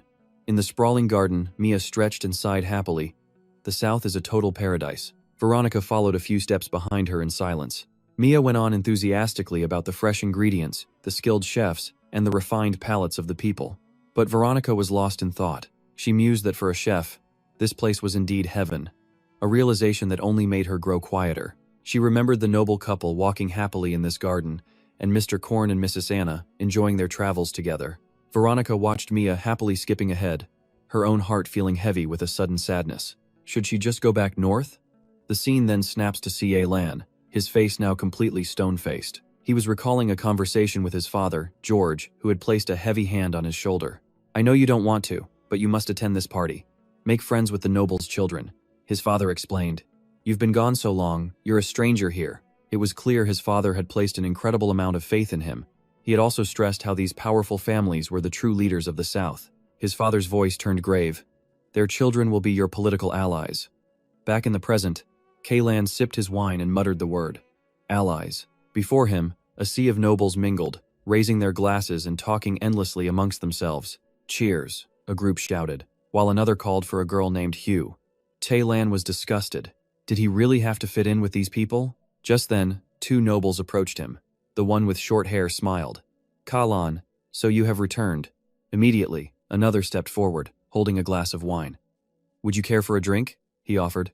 Talan gave no reply. He just stared silently into his own glass, his expression thoughtful, his gaze a million miles away. He let out a sudden sigh, whispering to himself, "Rena, I want to see her." As Kalan was lost in his thoughts, a figure in chains was dragged into the room, instantly silencing the nobles around them. The man's legs were tightly bound in shackles to prevent any attempt at escape. As he entered, the atmosphere became dangerously tense. "What's this?" one noble sneered. "A new one we just caught. He's got a mean, rebellious streak." He let out a sick laugh, his face twisting into a cruel grin. "Let's teach this one a lesson together." The words barely left his mouth before the slave's fist shot out, cracking the noble across the face and sending him sprawling to the ground in a humiliating heap. He lay there, stunned and trembling with pure rage. The surrounding nobles panicked, pointing and yelling at the slave, "That man! That man!" But the slave was completely unfazed. He turned his head, his cold eyes looking like they could swallow them all whole. That one single glare made every last one of them take a step back in pure fear. Realizing there was only one person who could handle this, they yelled at him. "Kaylan, are you just going to sit there?" Callan looked up, a bit surprised, as the nobles pointed at the slave and screamed, Kill it now." Something about their demand felt deeply wrong to him. He didn't understand why they were so bloodthirsty. The beaten noble glared back at Callan, as if daring him to make a move, ready to fight to the bitter end. But just as the chaos hit its peak, a squad of soldiers came rushing in. They shouted, "There he is, that's him." They drew their swords to execute the slave, but Callan swiftly moved to stop them. "Wait a second, let me handle this." His eyes locked onto the slave with an icy glare. In a blur, he was already behind the man, knocking him out cold before he could even react. When the nobles saw Callan take down his opponent so easily, they immediately erupted in cheers. They quickly surrounded Callan, showering him with praise for his clean work. Just as the slave's owner started to regain consciousness, the man trembled, trying to get to his feet. Callan instantly appeared right in front of him, making him flinch and look up in shock. The look in Callan's eyes was intense enough to swallow him whole. The man stammered his name, "Callan!" Instead of answering, Callan glanced over at the unconscious slave on the ground and made an offer. "That slave? I'll buy him." This caught the nobleman completely by surprise. He started to protest, but then he looked over at the slave, who was still trembling uncontrollably. The slave's eyes had become terrifying, filled with a look that could tear a man to shreds. Feeling a chill, the noble quickly caved. Fine, just take him." Time passes quickly, and the scene shifts to a small wooden house in the Duke's garden that evening. The slave was now devouring food like a wild animal, looking utterly miserable. Seeing this, Mia gently placed a plate on the table with a kind smile. "Please, have more if you'd like." Kaylin and Veronica watched from outside. Veronica spoke with concern. "He must be starving, and he's covered in wounds," she continued. "His old master must have been a monster." Then she complimented Callan. "And you even gave him food. You're a good master." Hearing this, Callan just shook his head. "Don't say that. A good master?" His eyes glanced back at the slave still eating in the kitchen. "There's no such thing as a good master."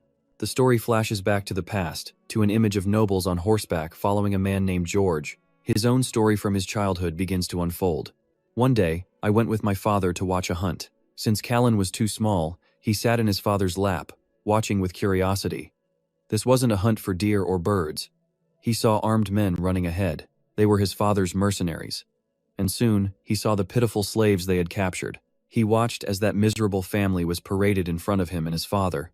The strong always rule the weak. For a southern noble, this was just the natural order. But back in the present, a strange smile crept across Callan's face. He smirked, saying, "It's weird, isn't it, that I'm the heir in a place like this? It feels as uncomfortable as wearing the wrong clothes." He looked around helplessly before telling Veronica, "I just want to get back to the north as soon as I can." This revelation completely surprised her. "Callan, you think so too?"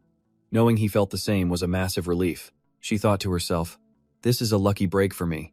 If Kaylin also wants to leave, we'll definitely get back soon. Lady Jenna, I miss you. She's probably lonely in the Abyss estate thinking about us, and that makes me a little worried." In a flash, Gina's eyes lit up with absolute delight, a mischievous grin spreading across her face. She quickly asked Noel, "Are these the people?" He just smiled and gave a nod of confirmation. "Yes, they are." He then explained that these were the exact people the young lady had been searching for. Before Jenna stood three men, plain-looking but incredibly talented. Noel continued his introduction. "They are the finest master brewers in the entire western region." As soon as they heard the words master brewers, all three of them puffed out their chests, brimming with pride in their skills. Noel glanced at Gina, asking with some confusion, "But my lady, why were you looking for them?" Gina just smiled, not answering directly. "I'll explain in a moment." She stepped before the three men, hands on her hips, and demanded, "Each of you, tell me, how much liquor can you brew?" The question caught all three of them by surprise. The first one scratched his head and answered, "It varies, but about 5 barrels. The second man quickly replied, "I make about 3 barrels. The last one smiled with confidence. "I can make 1 barrel of the highest quality." After hearing them out, Gina looked a bit let down. She crossed her arms and muttered, "Is that all you can make at home?" She then asked a few more questions while Noel stood by, looking suspicious. He thought to himself, "I never would have guessed the lady was so interested in alcohol." He remembered when Jaina had first asked him about it. "You want to mass-produce liquor?" She had nodded eagerly. "That's right. I think a partnership with the West would be great." Her face lit up with pure joy as she talked about her plan. "And I believe liquor will be the perfect first item." Seeing the doubt on Noel's face, Jaina calmly explained her vision. "Noel, this is a fantastic opportunity to introduce the West's liquor to the entire empire." She pitched a brilliant future. The West wasn't just known for wine, but also for its incredible artisans. Talented masters there could create unique products, from simple clay pots to the most exquisite ceramics, as Jaina laid out her vision. She argues that if they systematize production, they can build massive companies and help the nation flourish. These products would be distributed far and wide, bringing joy to everyone, she says before turning to Noel. "Noel, a world overflowing with goods will open up, just like a paradise. Aren't you excited?" Noel mutters the word paradise, but his expression is anything but joyful. He glances over at Rena, his tone flat. "No, that will just be a society where people are turned into machines. They'd sell their souls for cheap wages, culture would become monotonous, and relationships would be measured only by money. And the workers? They just find comfort in cheap, mass-produced goods." Hearing his words, Rena just freezes completely. After hearing Noel's bleak prediction, Rena is left completely speechless, just standing there in shock. She's totally frozen, not knowing what to say.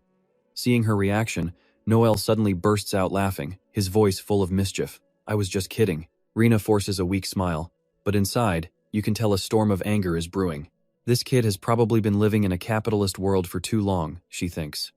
A moment later, Noel begins to share his actual thoughts. "Just as you said, my lady, the West offers plenty of job opportunities, and tax collection would be easy. Plus," he adds, "we can use your magic to generate energy, which would bring enormous benefits to our plan." He looks up at her, promising, "I'll discuss this with the artisans and get back to you." Rena nods in agreement, her face absolutely beaming. "Yes." Seeing her so excited, Noel's own heart fills with an indescribable sense of happiness. Suddenly, remembering something important, Noel speaks up. "My lady, are you planning to attend the coming-of-age ceremony being held in Gudo?" The question gives Rina pause. She's clearly unsure whether or not to go. She sighs before making up her mind. "I'd forgotten, but since the High Priest himself invited me, I'll go." Noel chuckles. "Is your partner still Rostin?" Rina brings a hand to her chin, thinking for a moment before nodding. "I suppose so. I haven't asked Rostin yet, but it's likely." Noel just chuckles. "Oh, even without asking, the answer is a definite yes." Rina looks at him, confused. "And why would you say that?" But Noel simply smiles, refusing to explain. "It's because Rostin likes you." Hearing this, Rina freezes for a solid 5 seconds. She points to herself in disbelief, questioning him again. "Rostin likes me? Him and me?" Thinking Noel has to be joking, she bursts out laughing. "What on earth are you talking about? Come on, we're just business partners." "Just partners?" Noel stares at her, his expression a mix of shock and utter disbelief. But Rina doesn't seem to care. Her mind is already racing with calculations, remembering the ceremony will be packed with nobles. If she opens a winery, she can have them do a tasting right then and there. The thought of getting rich fills her with pure joy, and she makes a snap decision. It'd be easier to attract the noble ladies if Rostin is the face of the brand. He's pretty good looking, after all. Noel can only stare at her, completely speechless. Meanwhile, Rina is still giddy with her brilliant plan. "I can't wait for the ceremony," she exclaims. Noel just sighs, thinking to himself, "Rostin, you have a difficult road ahead." Time flies, and the scene shifts to a magnificent palace. Inside, a voice rings out with a respectful greeting. "Your Excellency, the High Priest." A group of men quickly kneel before the priest. The Saintess and her holy knights have successfully conquered the Eastern Labyrinth. The High Priest lets out a laugh, his voice filled with fake surprise. Of course, that's the expected result for those blessed by the gods. But his eyes tell a different story, a look of cold calculation. It's all coming together. An image of the Saintess flashes in his mind. By now, her level must have reached a staggering 800.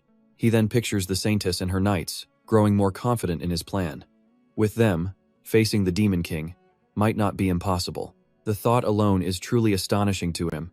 His mind flashes to a deep cavern in a snowy mountain. It's a real shame, he thinks. The Northern Labyrinth is gone. If that place still existed, I could have gathered so much more experience. He sighs. But the worst kind of person imaginable stole it all. And just like that, an image of Rina flashes through his mind. And what's even worse than losing that experience, he thinks, fury building inside, is that the one who should have become the Demon King is wasting her time. With this thought driving him, the priest strides toward the light, letting it illuminate his handsome, scheming face. The coming-of-age ceremony is just a few days away, he realizes, the corners of his mouth twisting into a wicked smile. At that ceremony, I will force you to reveal your true dark nature, Rina Ruby, he vows to himself. Once again, time flies, and the scene shifts to a grand noble estate. A purple-haired nobleman shoots up from his seat, demanding, "What did you say? Is that really true?" he presses. The blonde nobleman nods firmly. "Yes. My own servant witnessed it firsthand." He continues his story. "That slave is the one who did this to me," he says, staring at his own swollen face in the mirror. Hearing this, the purple-haired noble gritted his teeth, his anger boiling over. He immediately told his father everything, and the situation escalated.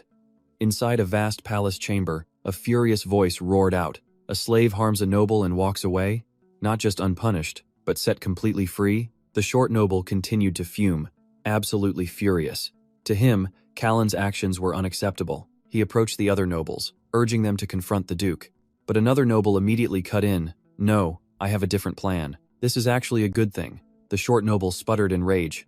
"Good?" The other man just smirked, a cunning, calculating look in his eyes. With this incident, we finally have the perfect excuse to get rid of the welfare policies for slaves. He even crossed his arms with a smug grin. Frankly, I was hoping a few more would get beaten.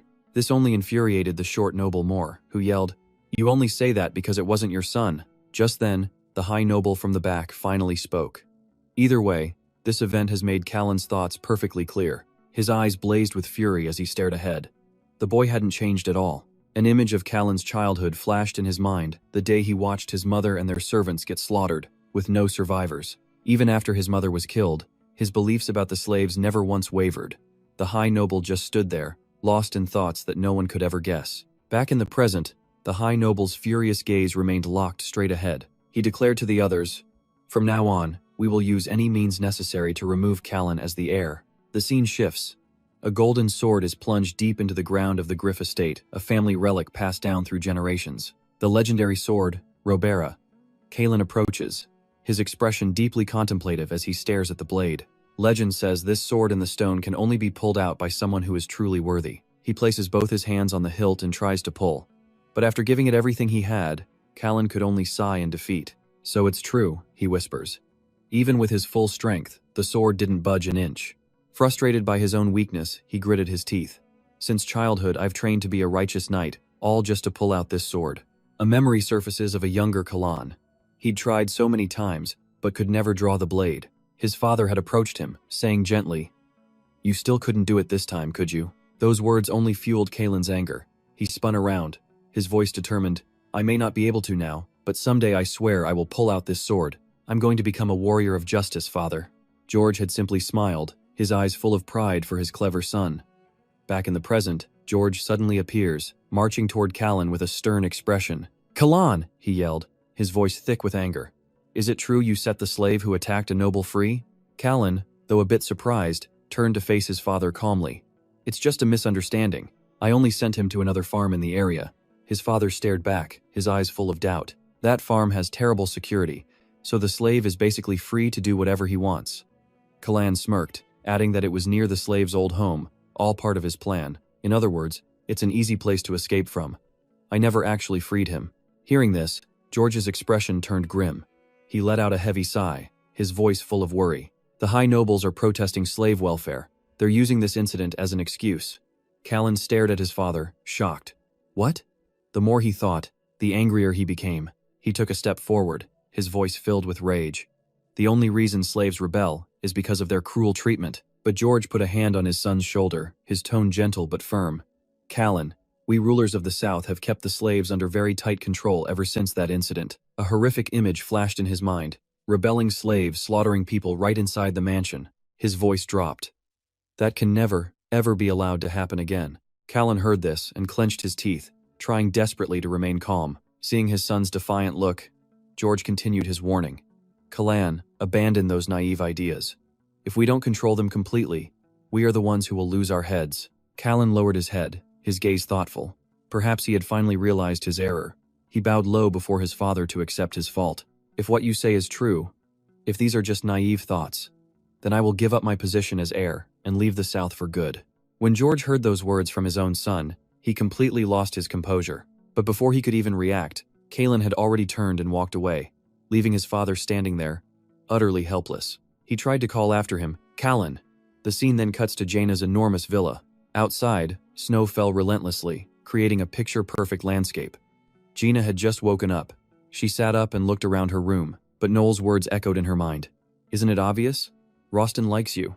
The thought left her completely stunned. She glanced away, wondering to herself, "Rostin likes me?" Suddenly, memories from her past life came flooding back. In her first life, she was weak and sickly. Love wasn't even an option for her. She sighed. This life wasn't much different, as she was too busy just trying to survive to even think about romance. Lost in thought, a knock sounded at her door. A maid entered, announcing that breakfast was ready.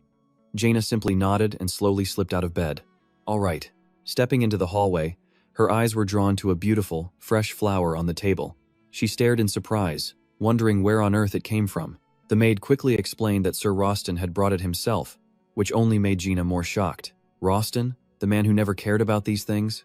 She couldn't understand why he was acting so different all of a sudden. Gina sat at the dining table, a bowl of soup waiting for her. "It's tomato soup," the maid said with a smile.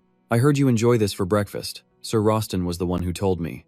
Gina laughed softly, confirming, "Yes, that's right," but no one noticed the blush creeping across her face. Rostin's warm gestures were starting to get to her. The very flower she'd admired, her favorite breakfast. She tasted the soup, but her mind was stuck on what Noel had said. She felt a wave of embarrassment, barely even noticing the delicious meal. It seemed Noel was right after all. Rostin really did like her. With that thought, she shot up from her seat to find Rostin, rushing to his room and calling his name as she opened the door. And whether by fate or by chance, she walked in right as he was training, revealing his perfectly toned muscles. He glanced over, surprised. "Jenna?" The sight made her freeze on the spot, her eyes widening to take it all in. She awkwardly stepped closer. "Why are your clothes off?" Rostin, sword in hand, calmly replied, I'm training. He gave her a serious look. What is it? But staring into his eyes, Gina's heart fluttered, and she nearly forgot why she came. She offered a gentle smile and announced, Rostin, I've decided to give you a chance. He looked baffled. A chance? With a radiant smile, Gina decided she would just lay it all on the table for him. Rostin, for the royal family's coming-of-age ceremony, I am giving you the opportunity to be my partner. But his reaction was the complete opposite of what she expected. He was stone-faced, looking at her as if she were a total stranger. Without a single moment of hesitation, he flat-out rejected her. I'm sorry, but you should probably find someone else. She had been so certain he would jump at the chance. She just stood there, frozen like a statue, unable to believe her ears. Before she could even process what was happening, he'd already turned away, tossing a cold excuse over his shoulder. I'll probably be busy that day. The blunt refusal left her completely helpless, unable to say a word. What? She watched his back disappear, her mind reeling with confusion. The more she thought about it, the more absurd it seemed. Wait, why would he refuse so harshly? Rostin. Meanwhile, Noel had arrived in the north. Gina sighed, venting her frustration. Rostin just rejected me flat out. Everything he said was the complete opposite of what I expected. Noel was stunned. He actually rejected you? How is that possible? After thinking for a moment, he suggested, All right, then let's try this. Intrigued, Gina's expression changed. Noel took a golden spoon, scooped some soft pudding, and brought it to Gina's lips with an overly caring expression. Say ah. Gina, she played along, opening her mouth. Ah. It's so much more delicious when you feed me, Noel. They were really laying on the affection. Suddenly, a shadow fell over them. Rostin was there, glancing at the pair with a cold, completely emotionless face. He listened to their fake, over-the-top laughter. Ho ho ho. Gina kept the act up, saying sweetly, Feed me some more, Noel. But Rostin walked right past them without a word. They stopped their act to watch him go. Gina was in disbelief. No reaction at all? Time for the next phase, Noel whispered. The two stood face to face, their noses almost touching. Romantic music filled the air, but Rostin's expression remained like ice as he glanced at their ongoing performance. Gina praised him loudly. Noel, you're so kind and thoughtful. You even practice dancing with me, unlike some people. That sharp remark finally got a reaction. Rostin's hands clenched into fists before he turned on his heel and stormed away. From a corner, Luca popped out, chirping loudly. In response to their little act, Luca's sounds only grew louder. The two just held hands and shared a pained smile. Still no reaction, just chirping. Not giving up, they switched tactics again. Noel ran ahead, laughing playfully. Haha, try to catch me. Gina chased after him with a grin. Hey, stand still. But Rostin's expression remained cold as stone. No reaction. The game of chase was also completely ineffective. They moved on to their next little game. Noel, ever the gentleman, offered his coat, saying, It's cold, you should wear this. Oh, how thoughtful of him. Noel draped the coat over Jenna, but Rostin showed absolutely no reaction. Not even this intimate gesture could get a rise out of him. Noel pressed on, feigning soreness. All that training's made my legs numb. Here, I'll massage yours, my lady. But just like before, even this more intimate gesture got absolutely no reaction. After so many failures, Jenna slumped into a chair with a helpless sigh. Nothing worked. But she bounced back quick, scooping up Luca for a hug. Forget Rostin, Noel joked, fanning himself. I'm way too sweaty. Time to take a bath. In that case, should we bathe together? Jenna replied, skeptical. Luca nearly jumped out of his skin, babbling in shock. In a bathroom filled with warm steam, Jenna sank into the tub, completely relaxed. Ah, she sighed, this feels amazing. Suddenly, Noel's voice came from outside. Jaina, I'm coming in. Hearing this, she didn't seem the least bit worried, replying casually. Yeah, come on in. Noel smiled gently, letting out a soft laugh. Without hesitating, his hand reached for the doorknob, but Rostin moved in a flash, blocking the partially open door. Gina, totally unaware of the drama, urged Noel to hurry. Noel, get in here before the water gets cold. But Noel was a little overwhelmed by Rostin's intense presence, calling out nervously, about that. He was staring right into Rostin's furious face, a look that could kill. Rostin then slowly drew his sword, making Noel flinch back in fear. I'll take a bath later, my lady. Noel called out sheepishly. Hearing this, Gina was a bit confused. She called out. What was that? You're the one who said we should bathe together. Rostin had now planted himself cross-legged before the bathroom door, his face a cold, emotionless mask. Noel cowered in a corner, utterly bewildered. He's literally guarding the door, no one thought, a confused, defeated smile on his face. This was just ridiculous. He watched Roston sit there, head bowed in concentration, before finally giving up on trying to understand any of it. No one grabbed a towel and turned to leave. What a total waste. 2 streams of tears flowed down his face, a perfect picture of helplessness. Here's the truth. This is the Duchess of the West, Noan Temis. And the big secret is that Noan is actually a woman. Thinking about it, she was just bummed out. It's been so long since I got to take a bath with another girl. Luca, however, having seen Noan's true face, was still squawking angrily. He was still completely misunderstanding the situation. Bright sunlight shone on a white mansion, where a slender hand was trying to force more clothes into an already overstuffed bag. Callan sighed, looking at the packed luggage. All right, I'm done packing. Now I just need to tell everyone I'm leaving the South. Suddenly, the ice-cold steel of a longsword touched his neck from behind, causing his eyes to fly open in utter shock. The wielder's face was hidden in shadow, but Callan didn't even need to turn around to know who it was. "Whoa!" he yelped, slowly turning his head. Then he stopped. "It's that sword." He stared, stunned at the sharp blade and the brilliant red gem glowing in the hilt. Robera, Callan thought, unable to believe his eyes. How? Father, how can you possibly draw this sword? He wondered if his father had secretly been a righteous warrior this whole time, but his father was about to pour a bucket of cold water on that idea. "You are naive and foolish," he said. "The rumor that only a righteous warrior can draw that sword is a lie." Callan was horrified. A lie? His father explained that the stone Robera was stuck in had a hidden mechanism. Once you figured it out, anyone could pull Robera free. It was a lie created to give a positive fantasy to a child like you. He ignored Callan's stunned expression and continued. "For a leader, naivety is a sin. When you were young, you cherished and valued the slaves. But what was the result? They took the life of the person you loved most, didn't they? You want to become a righteous warrior?" Every word stabbed deep into his heart. Or maybe you're just a coward, running from a position you can't handle. The scene shifts to a carriage of returning slaves, and the crowd begins to whisper. "The slaves are back. I heard the North rejected them and sent them home. They went all the way to the cursed lands. They must be starving, exhausted, and freezing. Shouldn't we at least give them some food?" The carriage door slowly opened, revealing the former slaves. But now, they all looked healthy and happy. "Long time no see," one of them called out. Everyone was floored.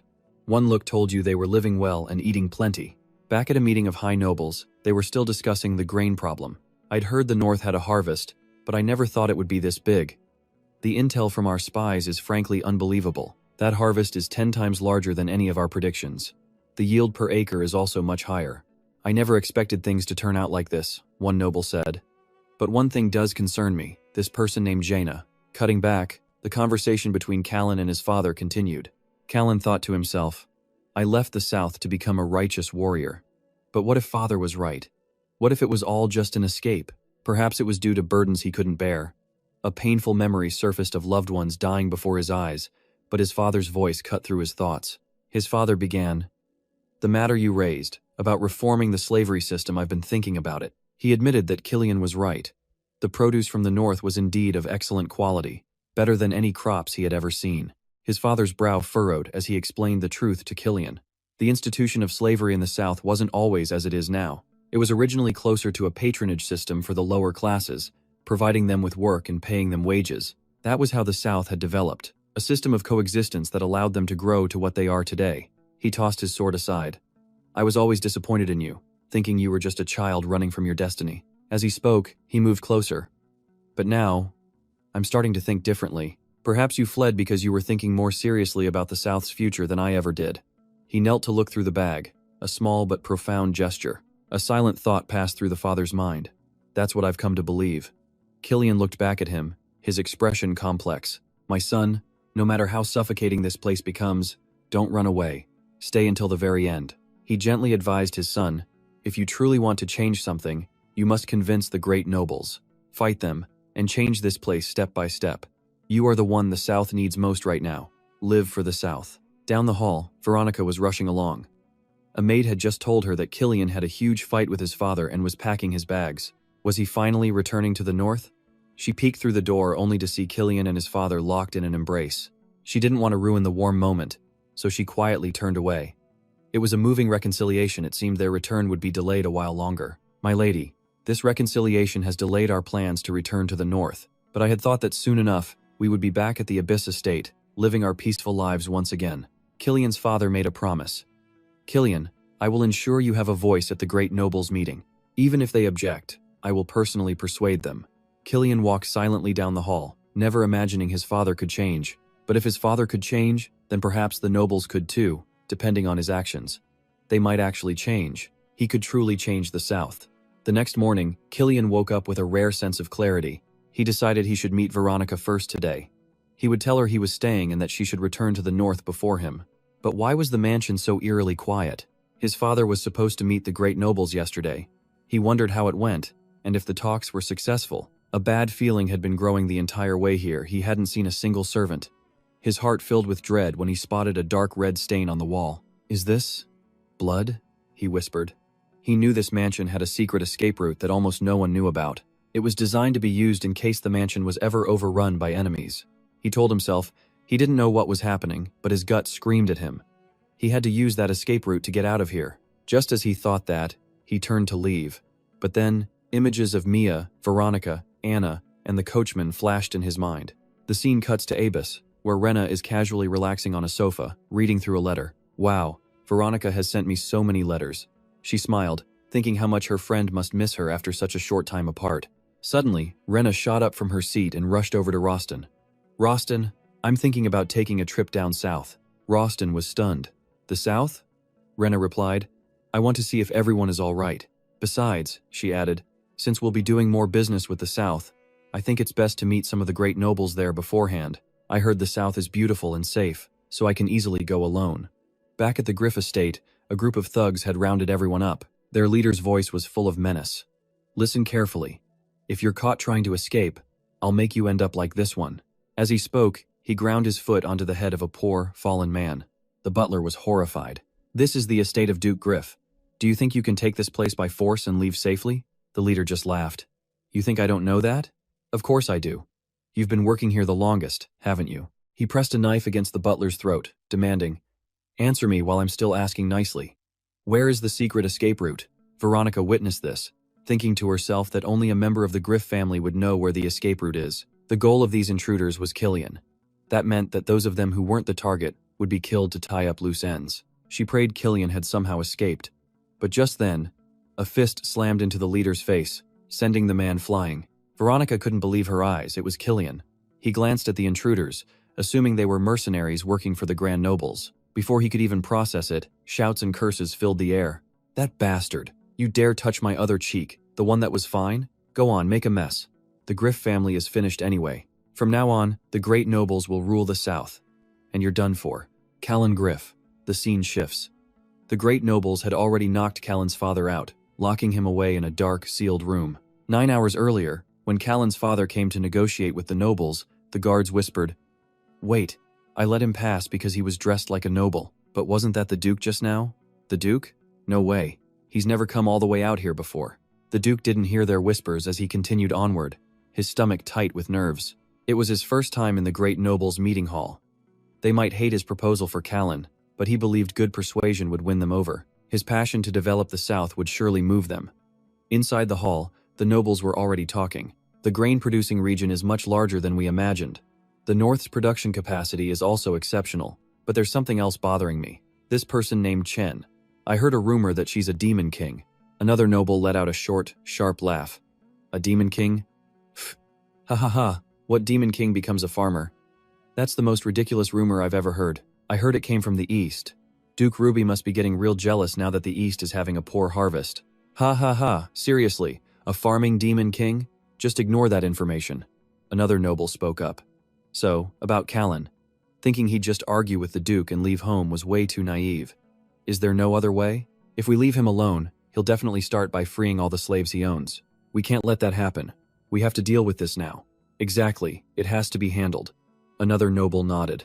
Ugh, is killing him our only option? I wish he'd just changed his mind after the slave revolt. Even killing the Duke's wife didn't do a thing. We can't spark another rebellion now since we used all the reactionaries last time and cleaned them all up. We should have left a few of them alive. Ha ha. They spoke these vile words with such conviction, and the Duke heard every last one. He was in absolute shock at what he was hearing. They started the slave revolt that killed the Duchess. All of it was the great nobles doing? He remembered the words he once told his son, Callan.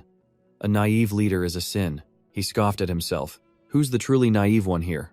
As the Duke trembled with these thoughts, he was completely oblivious to the person creeping up behind him, ready to attack. Back in the present, while everyone else was frozen in fear, the leader of the mercenaries slowly rose to his feet. Phew, don't resist me anymore, Callan. Duke Griff is in our hands. If you don't want to lose your father, then you'll come with me quietly. Callan thought for a long moment, but ultimately, he chose to go with him. Inside, Veronica was screaming in terror. Someone asked the leader, "What about the servants?" He replied, "Kill them all." In a damp dungeon, the Duke finally regained consciousness. He had lost his usual elegant demeanor, his body now covered in mud. Seeing his father, Callan rushed to his side. "Father!" He couldn't believe his eyes. Callan whispered, "Dad, what is all this?" The Duke answered him in a heartbroken voice, "I'm so sorry, Callan. It was my naivety, believing I could change the South without sacrificing anyone. My naivety in underestimating the greed of the great nobles is what put you in danger." Back in the meeting room, panic set in. Now what do we do? We were only supposed to kill Callan, but now everything is a total mess. We never expected the Duke himself to show up. If we kill them both, the royal family and the Holy Temple will get suspicious. They would never overlook the deaths of the Southern Duke and his heir. Wait, maybe we can use that rumor. That one rumor. The rumor that Callan and the Duke were constantly fighting. That the son, who always defied his father's will, finally snapped and killed him in a blind rage. In this situation, that's the most believable scenario we've got, isn't it? Elsewhere, Rostin was training with his soldiers. He took down 2 men at once, then yelled, "Come on, all of you can attack me at once." A few soldiers muttered amongst themselves, "What's gotten into the Duke lately? There are no demon beasts around, so why is he pushing this hard? I don't know. It seems like he's trying to clear his head." Rostin's mind drifted, remembering what Jenna had told him. "Rostin, I will give you the opportunity to become my partner." Clank. The sound of iron chains echoed. His leg was shackled by a chain connected to a coffin. He stared at it with pure hatred, remembering the priest's words. Unfortunately, the curse isn't over yet. The one who marries the Duke could also be affected by it. It's best to be careful. Duke Winter Snow. He thought to himself, a demon king must be destroyed, no matter what it takes. He roared at the soldiers. "Don't stop. Keep going. You think you can face a demon king with that little strength?" The soldiers frowned. The demon king, the one who cursed the North and the Winter Snow family, just where was he? Meanwhile, Rena was having the time of her life, drinking with Noel. This place felt like pure paradise. Noel beamed, explaining that master brewers had agreed to mass-produce all these wines. "So," he asked, "which one was the best?" Rena admitted it was hard to pick just one. She'd have to drink more before deciding. The Duke agreed, saying every Western wine was top quality. Rena quietly wondered to herself since when had she and Noel gotten so close. All of a sudden, she just asked him, "Noel, do you want to be my partner for my coming-of-age ceremony?" Rena smiled brightly. "I just think it would be a lot of fun if we went together." "You're a really great friend, Noel." Rena was confused by his reaction. "What's wrong? You don't want to?" But Noel had to explain. A partner for this ceremony is a much bigger deal than she thinks. She looked skeptical. "How important can it be?" Noel gently explained that the ceremony in the imperial capital lasts for about 10 days. During that time, young ladies who have come of age gather from every corner of the empire. He continued, explaining that each and every one of them arrives with a chosen partner by her side. And while feelings can spark with others at the parties, most of them end up marrying the partner they came with. Rena's jaw dropped. "Marriage? You mean they actually get married?" Noel just nodded. "That's right. Choosing your partner for the ceremony is the same as choosing your spouse. So please, Rena, think about it carefully." She fell into a deep thought. A partner for life. So why was only one person's face popping into her mind? Then, the scene changes. The crown prince himself has arrived. He immediately demands, "Where is the high priest?" An attendant quickly replied, "The high priest is in the middle of a sacred ritual." The prince scoffed. "A sacred ritual?" Turns out, the priest was just soaking in a bathtub. The prince walked right in and sat on the edge. "So this is what a sacred ritual looks like. A bath?" The priest turned away, annoyed. "You came again today." The prince snapped back. "I'm about to go insane from this boredom. Just try and imagine it," he complained. "Being trapped in this unchanging palace for thousands of years. What would that feel like?" The priest rubbed his neck. "I understand your frustration, Your Highness, but that feeling will soon be relieved."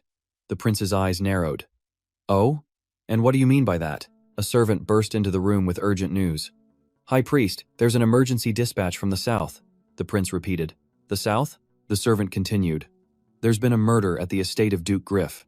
The heir, Kalen Griff, is suspected of killing his own father. Meanwhile, the decision was made to build a full-scale factory in the west to officially start producing wine. They would handle the factory's installation, while all the heavy machinery would be powered by Jaina's magic. Rena climbed onto her horse, turning to Noel.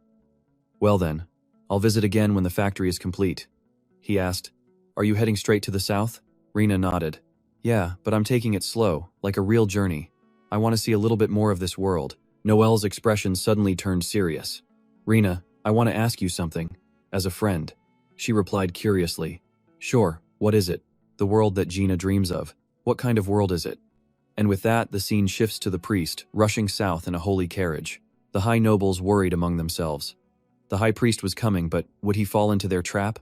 What if he finds out the truth? They schemed, thinking the priest was just a fool waiting for some saintess to save him. He'd believe anything. It was time to use that rumor. The rumor that the hero of the north was actually the Demon King. The priest stood over Duke Griff's corpse, his mind racing. Duke Griff was known for being a conservative, deeply devout man with extremely close ties to the Holy See. A man like that getting murdered was something that simply couldn't be ignored.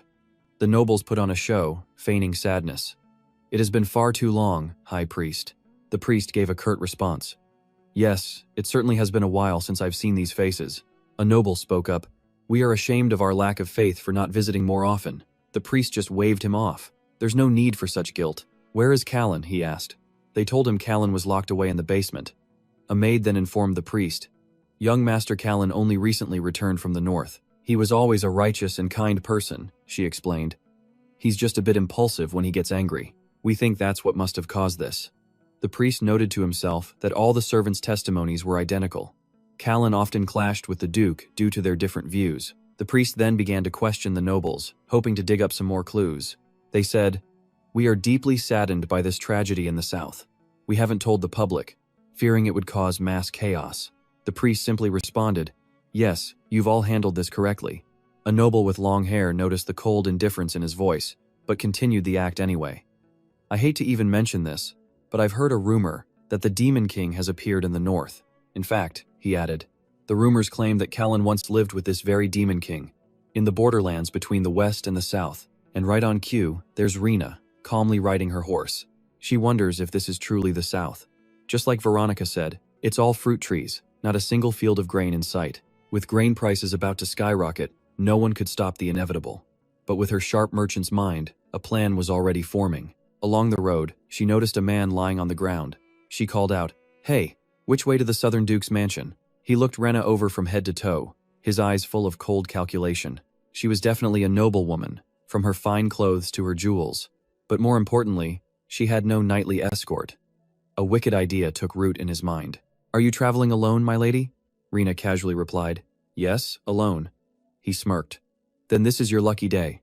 I'll show you the way, but you have to hand over everything you own. And with that, he pulled a hidden dagger from inside his shirt. In a flash, his clothes burst into flames, leaving only a single tattered cloth. Her voice turned threatening. So, are you really going to lead the way now? The man quickly scrambled to his feet. Yes, of course, right this way. Cutting to a dark dungeon, Kalan saw the priest and cried out, High Priest, I've been wronged. They framed me. The priest just smiled gently. Don't worry, Salan. I believe you. On the street, a newsboy shouted, Extra, extra! And Rena stopped her horse to listen. Hot news! The boy continued to yell. Get your hot news right here. Today we officially announce that the young master Ceylon has inherited the title of Duke. The scene then shifts to a royal estate, where slow footsteps echo from behind a door. The high priest's voice was low and heavy. Kalan. I believe you, but I still need to verify some of the testimony. And just like that, the high priest's interrogation of Ceylon began. The servants say you often argued with your father, Duke Grab. Is that true? The sudden question made Ceylon hesitate for a moment. Well, it's just. Kalan pressed his lips together, clearly conflicted. After a tense pause, his voice finally cut through the silence. My father and I had very different views, so yes, we argued. But it never reached a point where we'd hurt each other. At this, Kalan looked up, meeting his gaze head-on. Besides, my father had changed. He said he would support me. A memory flashed through his mind of Grab coughing uncontrollably. Kalan! His father's voice was trembling and weak in his ear. I have to tell you something. Your mother's death was actually... Back in reality, the color drained from Ceylon's face. He clenched his hands into fists so tight that they began to tremble. The young noble Ceylon didn't hesitate, his voice booming with conviction. "They're trying to pin a ridiculous crime on me, but they are the real murderers," he gritted his teeth. "For their own gain, they didn't just kill my father." Vicious images of the nobles flashed through his mind. He stressed every single word. They were also behind the slave rebellion. Facing the high priest's burning gaze, Ceylon roared in absolute fury, and they were behind the assassination of the Duchess, too. After a long moment, the priest spoke, his voice low but powerful. "If what you say is true, then those high-ranking nobles must be punished." Ceylon was nearly losing his mind. "Yes, High Priest, please, punish them." In that instant, the priest stomped his foot hard on the ground. "But, Kalan," the High Priest closed in, step by step. "I was told you weren't even in the south during all of this." His tone began to shift, becoming dangerously threatening. "As the heir, you didn't accept your father's guidance. You lived far from him." The High Priest slowly moved to stand behind him. He continued his questioning. "You left the south and this estate for him to manage alone, without even a wife by his side. That very absence created the perfect opportunity for the high nobles to manipulate the situation." Finally, the High Priest whispered right in Ceylon's ear, as if forcing a confession. "Are you truly so sure you hold no responsibility in your father's death?" Hearing this, Kalan's face froze. Before Ceylon could even try to defend himself, the High Priest struck again. "Furthermore, that person you lived with in the north." He paused, then delivered the final, devastating blow. "Wasn't it the Demon King, Rena?" The words caught in Kalan's throat. "The Demon King?" he choked out, scrambling for a response. "People misunderstand her, but it's not true." At that moment, Kalan summoned all of his strength and roared, "Rena is a person who..." Suddenly, the High Priest cast a spell. An invisible force wrapped tightly around Ceylon as he clawed at his throat, gasping for breath. Across from him, the High Priest simply watched with a cold, emotionless gaze. "Think carefully, Ceylon." Saying this, he mercilessly lifted Ceylon into the air. "Is Rena truly not the Demon King?" In an instant, Kalan's face went pale. His pupils dilated, and the light in his eyes slowly began to fade. The scene changes to Duke Grab's mansion, now bathed in light. Nobles from all over were invited to the ceremony naming the new Duke of the South. Inside, an impeccably decorated cake sat on display. Rena curiously glanced around the dining hall, feeling a surge of awe. She recalled her last visit to the South, marveling at how luxuriously the upper class lived, using her acquaintance with Kalan as an excuse to get inside. As she thought about all this, she glances over at the southern nobles. Even with their duke's sudden death, not one of them seems the least bit disturbed. Rena presses her lips together back in the north. This would have been an absolute crisis. She starts to form a theory. Maybe the high-ranking nobles are the reason for this stability. The South's culture is certainly lavish. In their high society world, there are no food shortages. Even the death of their leader is met with a strange sense of calm. Rena coolly takes a seat, her eyes slowly scanning her surroundings. She notices something strange. Unlike northern soldiers who face outward, the guards here in the south are watching the city itself. Her gaze darkens with a troubling thought. It's as if the real enemy is already inside the walls. Just then, a familiar voice calls out from behind. Claylan suddenly approaches her. It really is Rena. He offers a smirk that's impossible to read. "Long time no see." Claylan moves in closer to Rena with a compliment. "You've grown even more beautiful." Seeing him there, she can't help but feel a little stunned. Unlike Rena's shock, Claylan's expression is unusually intense. He stares at her intently. "I really, truly missed you." Elsewhere, Lawston gives a sudden order. "Jay, I need you to take a trip to the south." Jay instinctively places a hand on his chest, blinking a few times. "Me, my lord?" The request clearly puzzles him. If it's for Lord Claylan's succession, shouldn't you be the one to go? But the Duke is firm. "I cannot leave my position." As Lawston continues, his voice drops to a more serious tone. "There are rumors of demonic beasts appearing in the north again. Go south and make sure everyone is safe." Jay keeps his gaze fixed on him, but Jay can easily read his master's true intentions. Even though the lady insisted on going alone, the Duke is clearly still worried about her. Understanding the real mission, Jay's response is immediate and confident. "Understood. I'll keep a close watch for any worthless southern nobles trying to get close to the lady and report back." Meanwhile, at a grand mansion, Jay peeks from just outside a doorway, his eyes darting around. His gaze locks onto Claylan and Rena, and his heart sinks. Not taking his eyes off them for a second, he wonders, "Lord Claylan again? What am I supposed to do now?" At the same time, the mansion is full of life as couples glide across the dance floor. Among them, The footsteps of Rena and Claylan tap softly on the floor. Hand in hand, they look just like a perfect couple, lost in the music. But suddenly, she turns to look him dead in the eye. Claylan. A suspicion grows in her mind. He feels like he's changed. Back at the Abyss estate, he was always so hot-headed. More than that, Claylan's passion was often completely reckless. He was also loyal to a fault. As she remembers this, her eyes widen slightly. But now, she's both suspicious and wary. He seems so much calmer, more elegant, and his eyes hold a new depth. Rena looks at him with concern. He just lost his father and inherited the dukedom. It must be difficult. And yet, how does he look even more handsome than before? She quickly turns away, her lips pressed tight as if to hide her thoughts from him. Forgive me for these thoughts, Claylan, she thinks. He suddenly leans in even closer. Claylan doesn't beat around the bush. You seem cautious today. You don't need to worry about my father's death. He and I weren't very close.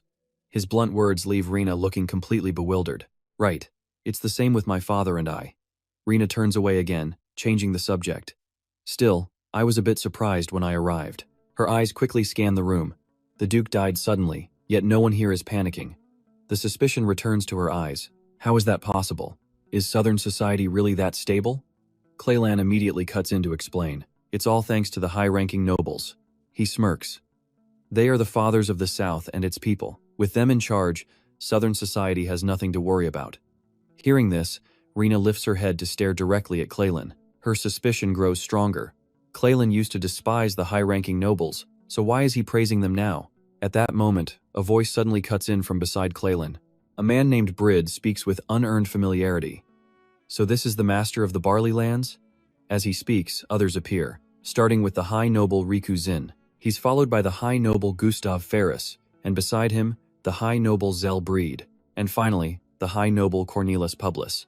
With the introductions made, the group eagerly moves in closer to her. It's a pleasure to meet you, Lady Rena. Elsewhere, Wang Ho's brow furrows in frustration. What? Build 10 factories? She roared in absolute fury, her eyes blazing with disbelief. How could they have built so many factories from the very beginning? The North had countless problems to fix, yet he just kept piling on more work. But before she could finish, her heart suddenly hammered in her chest. Wang Ho quickly changed his tune, his hand rubbing his chest. Miss J was truly a generous soul after all. Was his respect and affection for her just because of his cursed heart? Meanwhile, she punched wildly at the air, yelling, "Let's do this, time to fight." But the man beside her was no longer smiling. He just stared down at the ground. His mind suddenly flashed back to a memory. Rena, I want to ask you something, as a friend. What is the world you dream of? Rena didn't even have to think about it. The answer came instantly. A world that has no need for heroes. At those words, Jay's eyes had lit up. If there were no heroes, it meant the world was peaceful. And when there's peace, business thrives. She turned her head, looking out at the distant lands, the corner of her mouth curling up. I just want to live as a simple merchant. Back in the present, the man quietly repeated Rena's words. A simple merchant. But Jay, would the incredible power she possessed ever let her live a life like that? Meanwhile, Jay hesitated before speaking. If not for your help during the food shortage, we would have been in serious trouble. Veros quickly chimed in to express his thanks. All we can do is be grateful. Rena stared at the group of high nobles, genuinely surprised. She watched them with a blank expression, assessing them. She thought high-ranking nobles would be arrogant and difficult to approach. Just then, a man named D snatched a bottle of golden wine. He excitedly hopped onto the table, his mouth running a mile a minute. I've never been to the north, but I know some northern songs. This one is dedicated to Miss J. Veros let out a strained laugh. Someone please stop him. Bride offered some helpful advice. Miss J, you might want to cover your ears. Faced with their friendly style, she was completely taken aback. She found herself drawn to these people. So simple and fun. Rena reflexively glanced over at Kay-Lan. Now she got it. Now she knew why Kay-Lan had changed his mind about them. You really can't judge people by your own prejudice. In that instant, she suddenly asked, But Kay-Lan, where are the people from the Abyss Mansion now? As soon as the words left her mouth, his eyes changed. An evil aura flooded his face. Chapter 70. A peaceful village nestled among the mountains. Thanks to the Saintess, who was deeply involved in relief efforts, the Holy Knights had become much closer to the people than ever before. But at that same moment, Aiden looked up towards a window. A strange wooden figure was sitting there. He couldn't seem to look away from it. A wooden statue in a shape like that? The thought left Aiden completely baffled. Of all the gods he knew, none of them looked anything like this one. An unknown god spreading among the people meant only one thing: the temple's power was weakening. Elsewhere, Sarah made an excited announcement. The prophecy was right. The Demon King has finally been revealed. Hearing this, her subordinates just stared at her with blank faces. A moment later, they all quietly glanced at each other. After a long pause, one of them finally spoke up. We also thought the prophecy was just late, not wrong. Because we have faith in the High Priest. Another subordinate hesitated, his voice caught in his throat. But Miss Reyna, people say she's the hero who saved the North, not the Demon King. Sarah couldn't stop herself from screaming. That's because the whole world is a trap. Every word was aimed directly at Jay. She offers kindness to bewitch everyone. Sarah declared it with absolute, unwavering certainty. And then, the moment we let our guard down, she will reveal her true form and devour the world. She clenched her fists until her knuckles went white. Her voice was as sharp as steel. Isn't that my plan? Because Jay is the Demon King. Faced with Sarah's horrifying conviction, the group pressed their lips together, no one daring to object. Just then, footsteps echoed on the ground. Aiden appeared out of nowhere, his voice cutting through the tension. I don't think so. The Saintess flinched at the familiar sound. Without so much as a greeting, Aiden continued, his tone deadly serious. If the one who told the Saintess that Jay is the Demon King was Duke Rubel, then I don't think you should believe him so blindly. His words echoed in Sarah's ears. Aiden lowered his voice, recalling a bitter memory. The Holy Knights, we suspected Duke Rubel ourselves once. She was floored. What? You suspected a Holy Knight? Back when they were at the Eastern Mansion to solve the maze, the Duke had roared like thunder. My jewel! He suddenly threw the door open, bellowing. You scoundrels, my jewel is gone. Without even asking questions, he accused them directly. Did you all sneak in and take it? His subordinates just glared back at him with contempt. The Duke accused one of them of being the thief, and proceeded to harass his men for days over the missing jewel. Back in the present, Aiden's face was a mask of sheer disgust. With that kind of paranoia, it was no surprise he even suspected his own daughter of being the Demon King. Staring at his dead serious face, Sarah found it all impossible to believe. Did the Duke really go that far? She just looked down, wringing her hands together, definitely not the actions of a Demon King. In another scene, Taekwang stares intently at Sarah before making a startling suggestion. If the Saintess is still suspicious, why not just test her and see?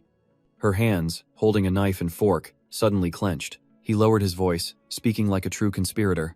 I will show the Saintess a way to know if Lady J is the Demon King or not. Hearing this, Sarah looked utterly baffled away to find out if she's the Demon King. A short time later, their carriage was speeding across the grassy fields. Inside, the prince stared out the window with a heavy, complex expression. She, on the other hand, kept her head down, her face pale. To carry out this plan, Sarah was huddled in a small corner of the carriage, trembling. She had to ride with the crown prince to the southern region, just the two of them. Sarah instinctively looked away. The awkwardness was absolutely suffocating. Meanwhile, the carriage continued moving at a slow, deliberate pace. Finally, she broke the oppressive silence. For the Duke of the South to pass away so suddenly like that, it's just so hard to believe. She was clearly the type to talk just to break the tension. He answered with complete indifference. He's human. When it's time to die, they die. Sarah just nodded instinctively, a nervous sweat on her face. Yes, that's right. 30 minutes later, she tried to start another conversation. I heard about the Duke's investiture ceremony. Sarah pressed on, trying to keep the thread alive. The Emperor himself usually performs the ceremony, but he sent you instead. She stared directly at the prince. Her face was a picture of forced pleasantry. The Emperor must place a lot of trust in you. She was desperately trying to put a positive spin on things to ease the tension, but at the question, he simply glanced away. After a long moment, the prince calmly tore down the entire royal facade. It's not trust. The Emperor is simply a weak coward who's too afraid to go outside. He continued exposing him, his voice ringing with power. Ever since the prophecy that the Demon King would appear, he's been hiding deep in the palace. The prince paused for a moment before continuing. He won't even show his face to me, his own son. As he finished, he turned to look at her, his eyes seeming to analyze her very soul. Until the Saintess has eliminated the Demon King, he absolutely will not show his face. What a coward. Sarah swallowed hard, forcing a crooked smile. So that's how it is. This is unbelievably suffocating. She mumbled the words from deep in her throat. I'd only ever seen him show up at the temple to give the high priest a hard time. I had no idea he was this difficult to speak with. Sarah hesitated for a moment, then spoke up as if to confirm something impossible. I heard that you and the high priest have been friends for a long time. He rested his chin on his hand, a faint, unreadable smile on his lips. Theodore and I have been together for 1,000 years. Sarah's eyes widened in pure shock, as if she couldn't believe her ears. Theodore? To use the high priest's name so informally. Before she could even process that revelation, another question was thrown straight at her. By the way, Saintess, what's your name? She completely froze. Me? Sarah managed a small smile. My name is Kim Sarah. A tiny glimmer of hope began to spark within her. Would he maybe call her name just as casually? But as she looked on, the prince's expression didn't even flicker. His only response was a cold, emotionless comment that doused her hopes completely. What a strange name. In that moment, Sarah felt her entire body turn to ice while her mind was screaming. Oh my god, this man is unbearable. Can we please just get to the Southern Duke's estate? Hurry up, coachman. In a different scene, Vina comes running from a distance. Her eyes scanned a group of familiar faces. Uncle Corin, Miss Anna, Mia, Veronica. Rena called out, her smile as bright as a spring morning. How long has it been? Is everyone doing well?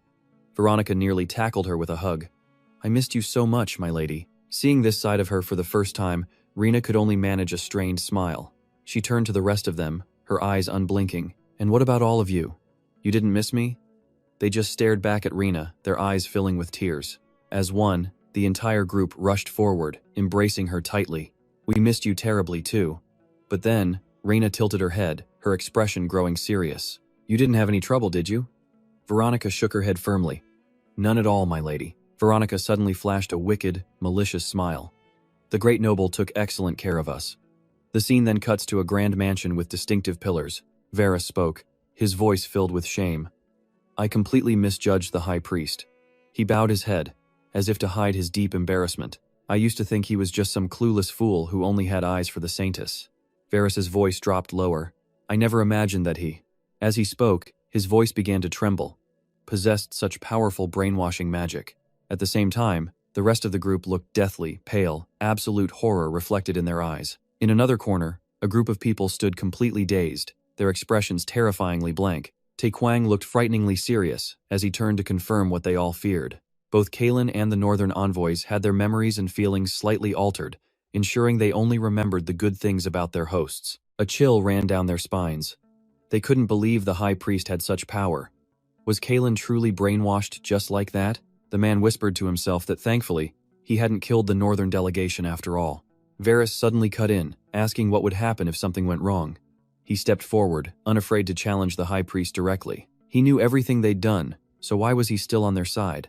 The man simply smiled, his answer short but heavy as stone. Because, the priest paused for a beat. This is for peace between the South and the Empire, is it not? Back in the present, the group stood frozen in place. After a long moment, Varus finally broke the suffocating silence. No matter what his true motives were, he said with a grim tone, they had no choice but to trust him for now. Varus mumbled under his breath that this incident made one thing crystal clear: they could never, ever make that man their enemy. The scene shifts to a vast, open sky with clear weather and beautiful scenery. Rena let out a little chuckle. So the southern nobles treated them well? She supposed she ought to thank him. But right then, Veronica stopped short. Oh, that's right, she said loudly, as if just remembering. Have you chosen a partner for your coming-of-age ceremony yet? Rena answered immediately that she hadn't. She had planned on going with Lawston, but he'd already turned her down. Hearing this, Veronica's eyes suddenly lit up with curiosity. She tilted her head, asking what about Kalen. Rena seemed to hesitate. Kalen? Rena stammered, thinking it wouldn't be so bad. But a voice like thunder shattered the air, declaring it was a very bad idea. Jay appeared out of nowhere, his eyes wide and his lips pressed into a thin line, while Rena stared back at him in utter shock. She spun around to face him. Jay, when did you even get to the South? He reminded her seriously that she couldn't just choose anyone for the ceremony. But Rena just waved him off with a pout. Well, Kalen isn't just anyone, she retorted.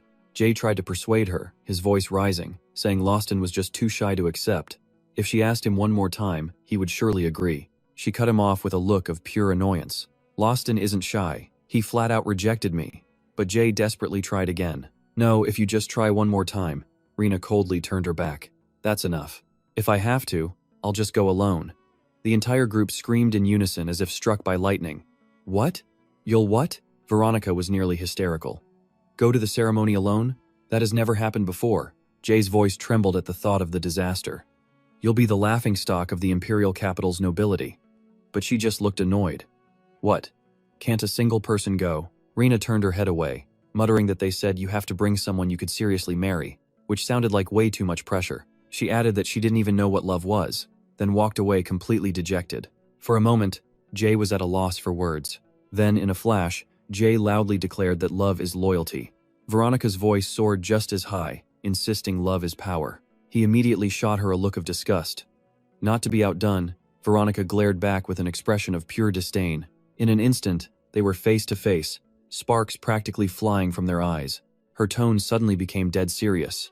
"My lady, I came to the south and saw clearly how prosperous it is the north can't compare." Veronica continued her speech, saying the cities are developed, the population is huge, and wealthy nobles are everywhere. Finally, she made her point, locking eyes with Jay. "If you partner with Lord Kalen, the future Duke, all your export problems will be solved instantly." Every single word from Veronica was like an arrow aimed straight at Rena's resolve. Was the southern market really that big? And their spending power was that strong too? Rena hesitated, her resolve clearly wavering. Is that really true? Still, she couldn't help but feel a little suspicious. For Veronica, who was always fiercely loyal to the north, to say something like this was strange. Jay quickly jumped in. "My lady, what about loyalty to the north?" Suddenly, a clear voice echoed from somewhere, addressing the esteemed guests from home and abroad. The announcement resounded through the castle, making a few hearts pound erratically. "Please gather in the main hall. The ceremony to appoint the new duke will begin now." The voice was formal, but it couldn't hide its enthusiastic tone. "Welcome." As the carriage door opened, Sarah slowly stepped out, finding His Highness waiting for her. The group shouted in unison, "Your Highness, the Crown Prince, Saintess." Kalen waved, welcoming them both to the south. At the same time, Sarah let out a sigh of relief, finally free from that stuffy carriage. His Highness offered a faint smile.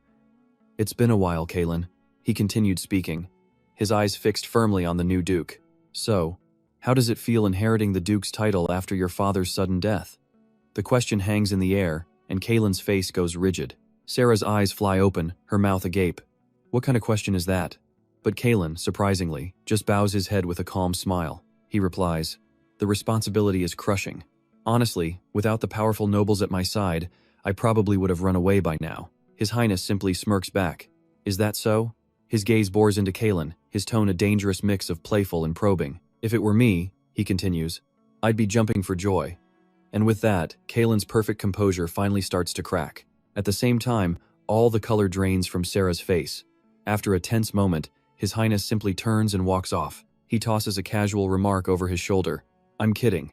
Now, let's get on with the ceremony." Sarah is frozen to the spot, watching his retreating back. Even though she's off the carriage, a deep sense of unease settles over her. The scene shifts to the palace, where His Highness lightly places a sword on Kalen's shoulder. The ceremony is kept short and simple. And with that, Kalen is officially the new Duke of the South. But in the crowd, a familiar figure is watching intently. It's Rena, clapping enthusiastically, her eyes beaming with pride for Kalen. Sarah, on the other hand, looks like she's about to snap from the tension. For a split second, Rena's eyes flick over to Sarah. Her gaze lowers, and a tiny, knowing smirk plays on her lips. Instantly, Sarah's cheeks turn bright red. She wanders through the grand banquet afterward in a complete and utter daze. At that moment, Sarah's entire expression shifts. She stares hard at Rena, a storm of complex thoughts raging behind her eyes. If Rena really is the Demon King, then this party is a battlefield where the Saintess and her greatest enemy are in the same room. Sarah lowers her head, psyching herself up. Just act natural. But before she can even move, Rena is already approaching her. She wears a friendly smile, but it's hiding a terrifying aura. "Saintess, it's been a while, hasn't it?" As she gets closer, Sarah breaks into a nervous sweat. Sarah instinctively recoils. Too close. She stammers out a reply. "Yes, it has been a long time." Rena offers a strained smile. "What a coincidence, running into you here." Sarah's response is short and clipped. "Indeed." As she says it, another voice echoes in her memory. "If you want to know if she's the Demon King, use this method." The thought makes her so tense, she bites her lip to stay focused. With no time to hesitate, Sarah lunges forward and grabs Rena's hand. She leans in closer, her eyes filled with desperation. "Rena, can I offer you a blessing?" At those words, Rena freezes. A blessing. The Saintess's blessing. Rena stammers, trying to refuse. "No, I don't really need one." But Sarah isn't taking no for an answer. "You must accept. It's my way of repaying you for your help in the Northern Labyrinth." Just then, the surrounding crowd starts to notice them. Rena is completely torn. She doesn't know if she should take this, but refusing in front of everyone would be a disaster. After a long pause, she finally gives in. Fine. All right. Just do it. Hearing the confirmation only makes Sarah's own nerves spike. This is it. She begins to cast the spell, her voice ringing with authority. Then receive my blessing. The moment the light touches Rena, a crushing pressure slams down on Sarah. Her eyes fly open. What? What is this? Sarah's eyes are wide, glowing patterns visible within them. In an instant, a grotesque power materializes right in front of her. She stares up at the entity before her, pure horror etched on her face. She tries to stay calm, but her body is already reacting violently. The suffocating pressure just keeps building, and in that moment, Sarah recalls the Chancellor's warning. If Rena is truly the Demon King, the blessing will have no effect. Back in reality, that same invisible force begins to coil around Sarah. The terrifying possibility hits her, could she actually be the real Demon King? Meanwhile, Rena stands perfectly still, only her hair moving in the breeze. Just then, Rena finally speaks, her voice dripping with ice. You would grant this? To me?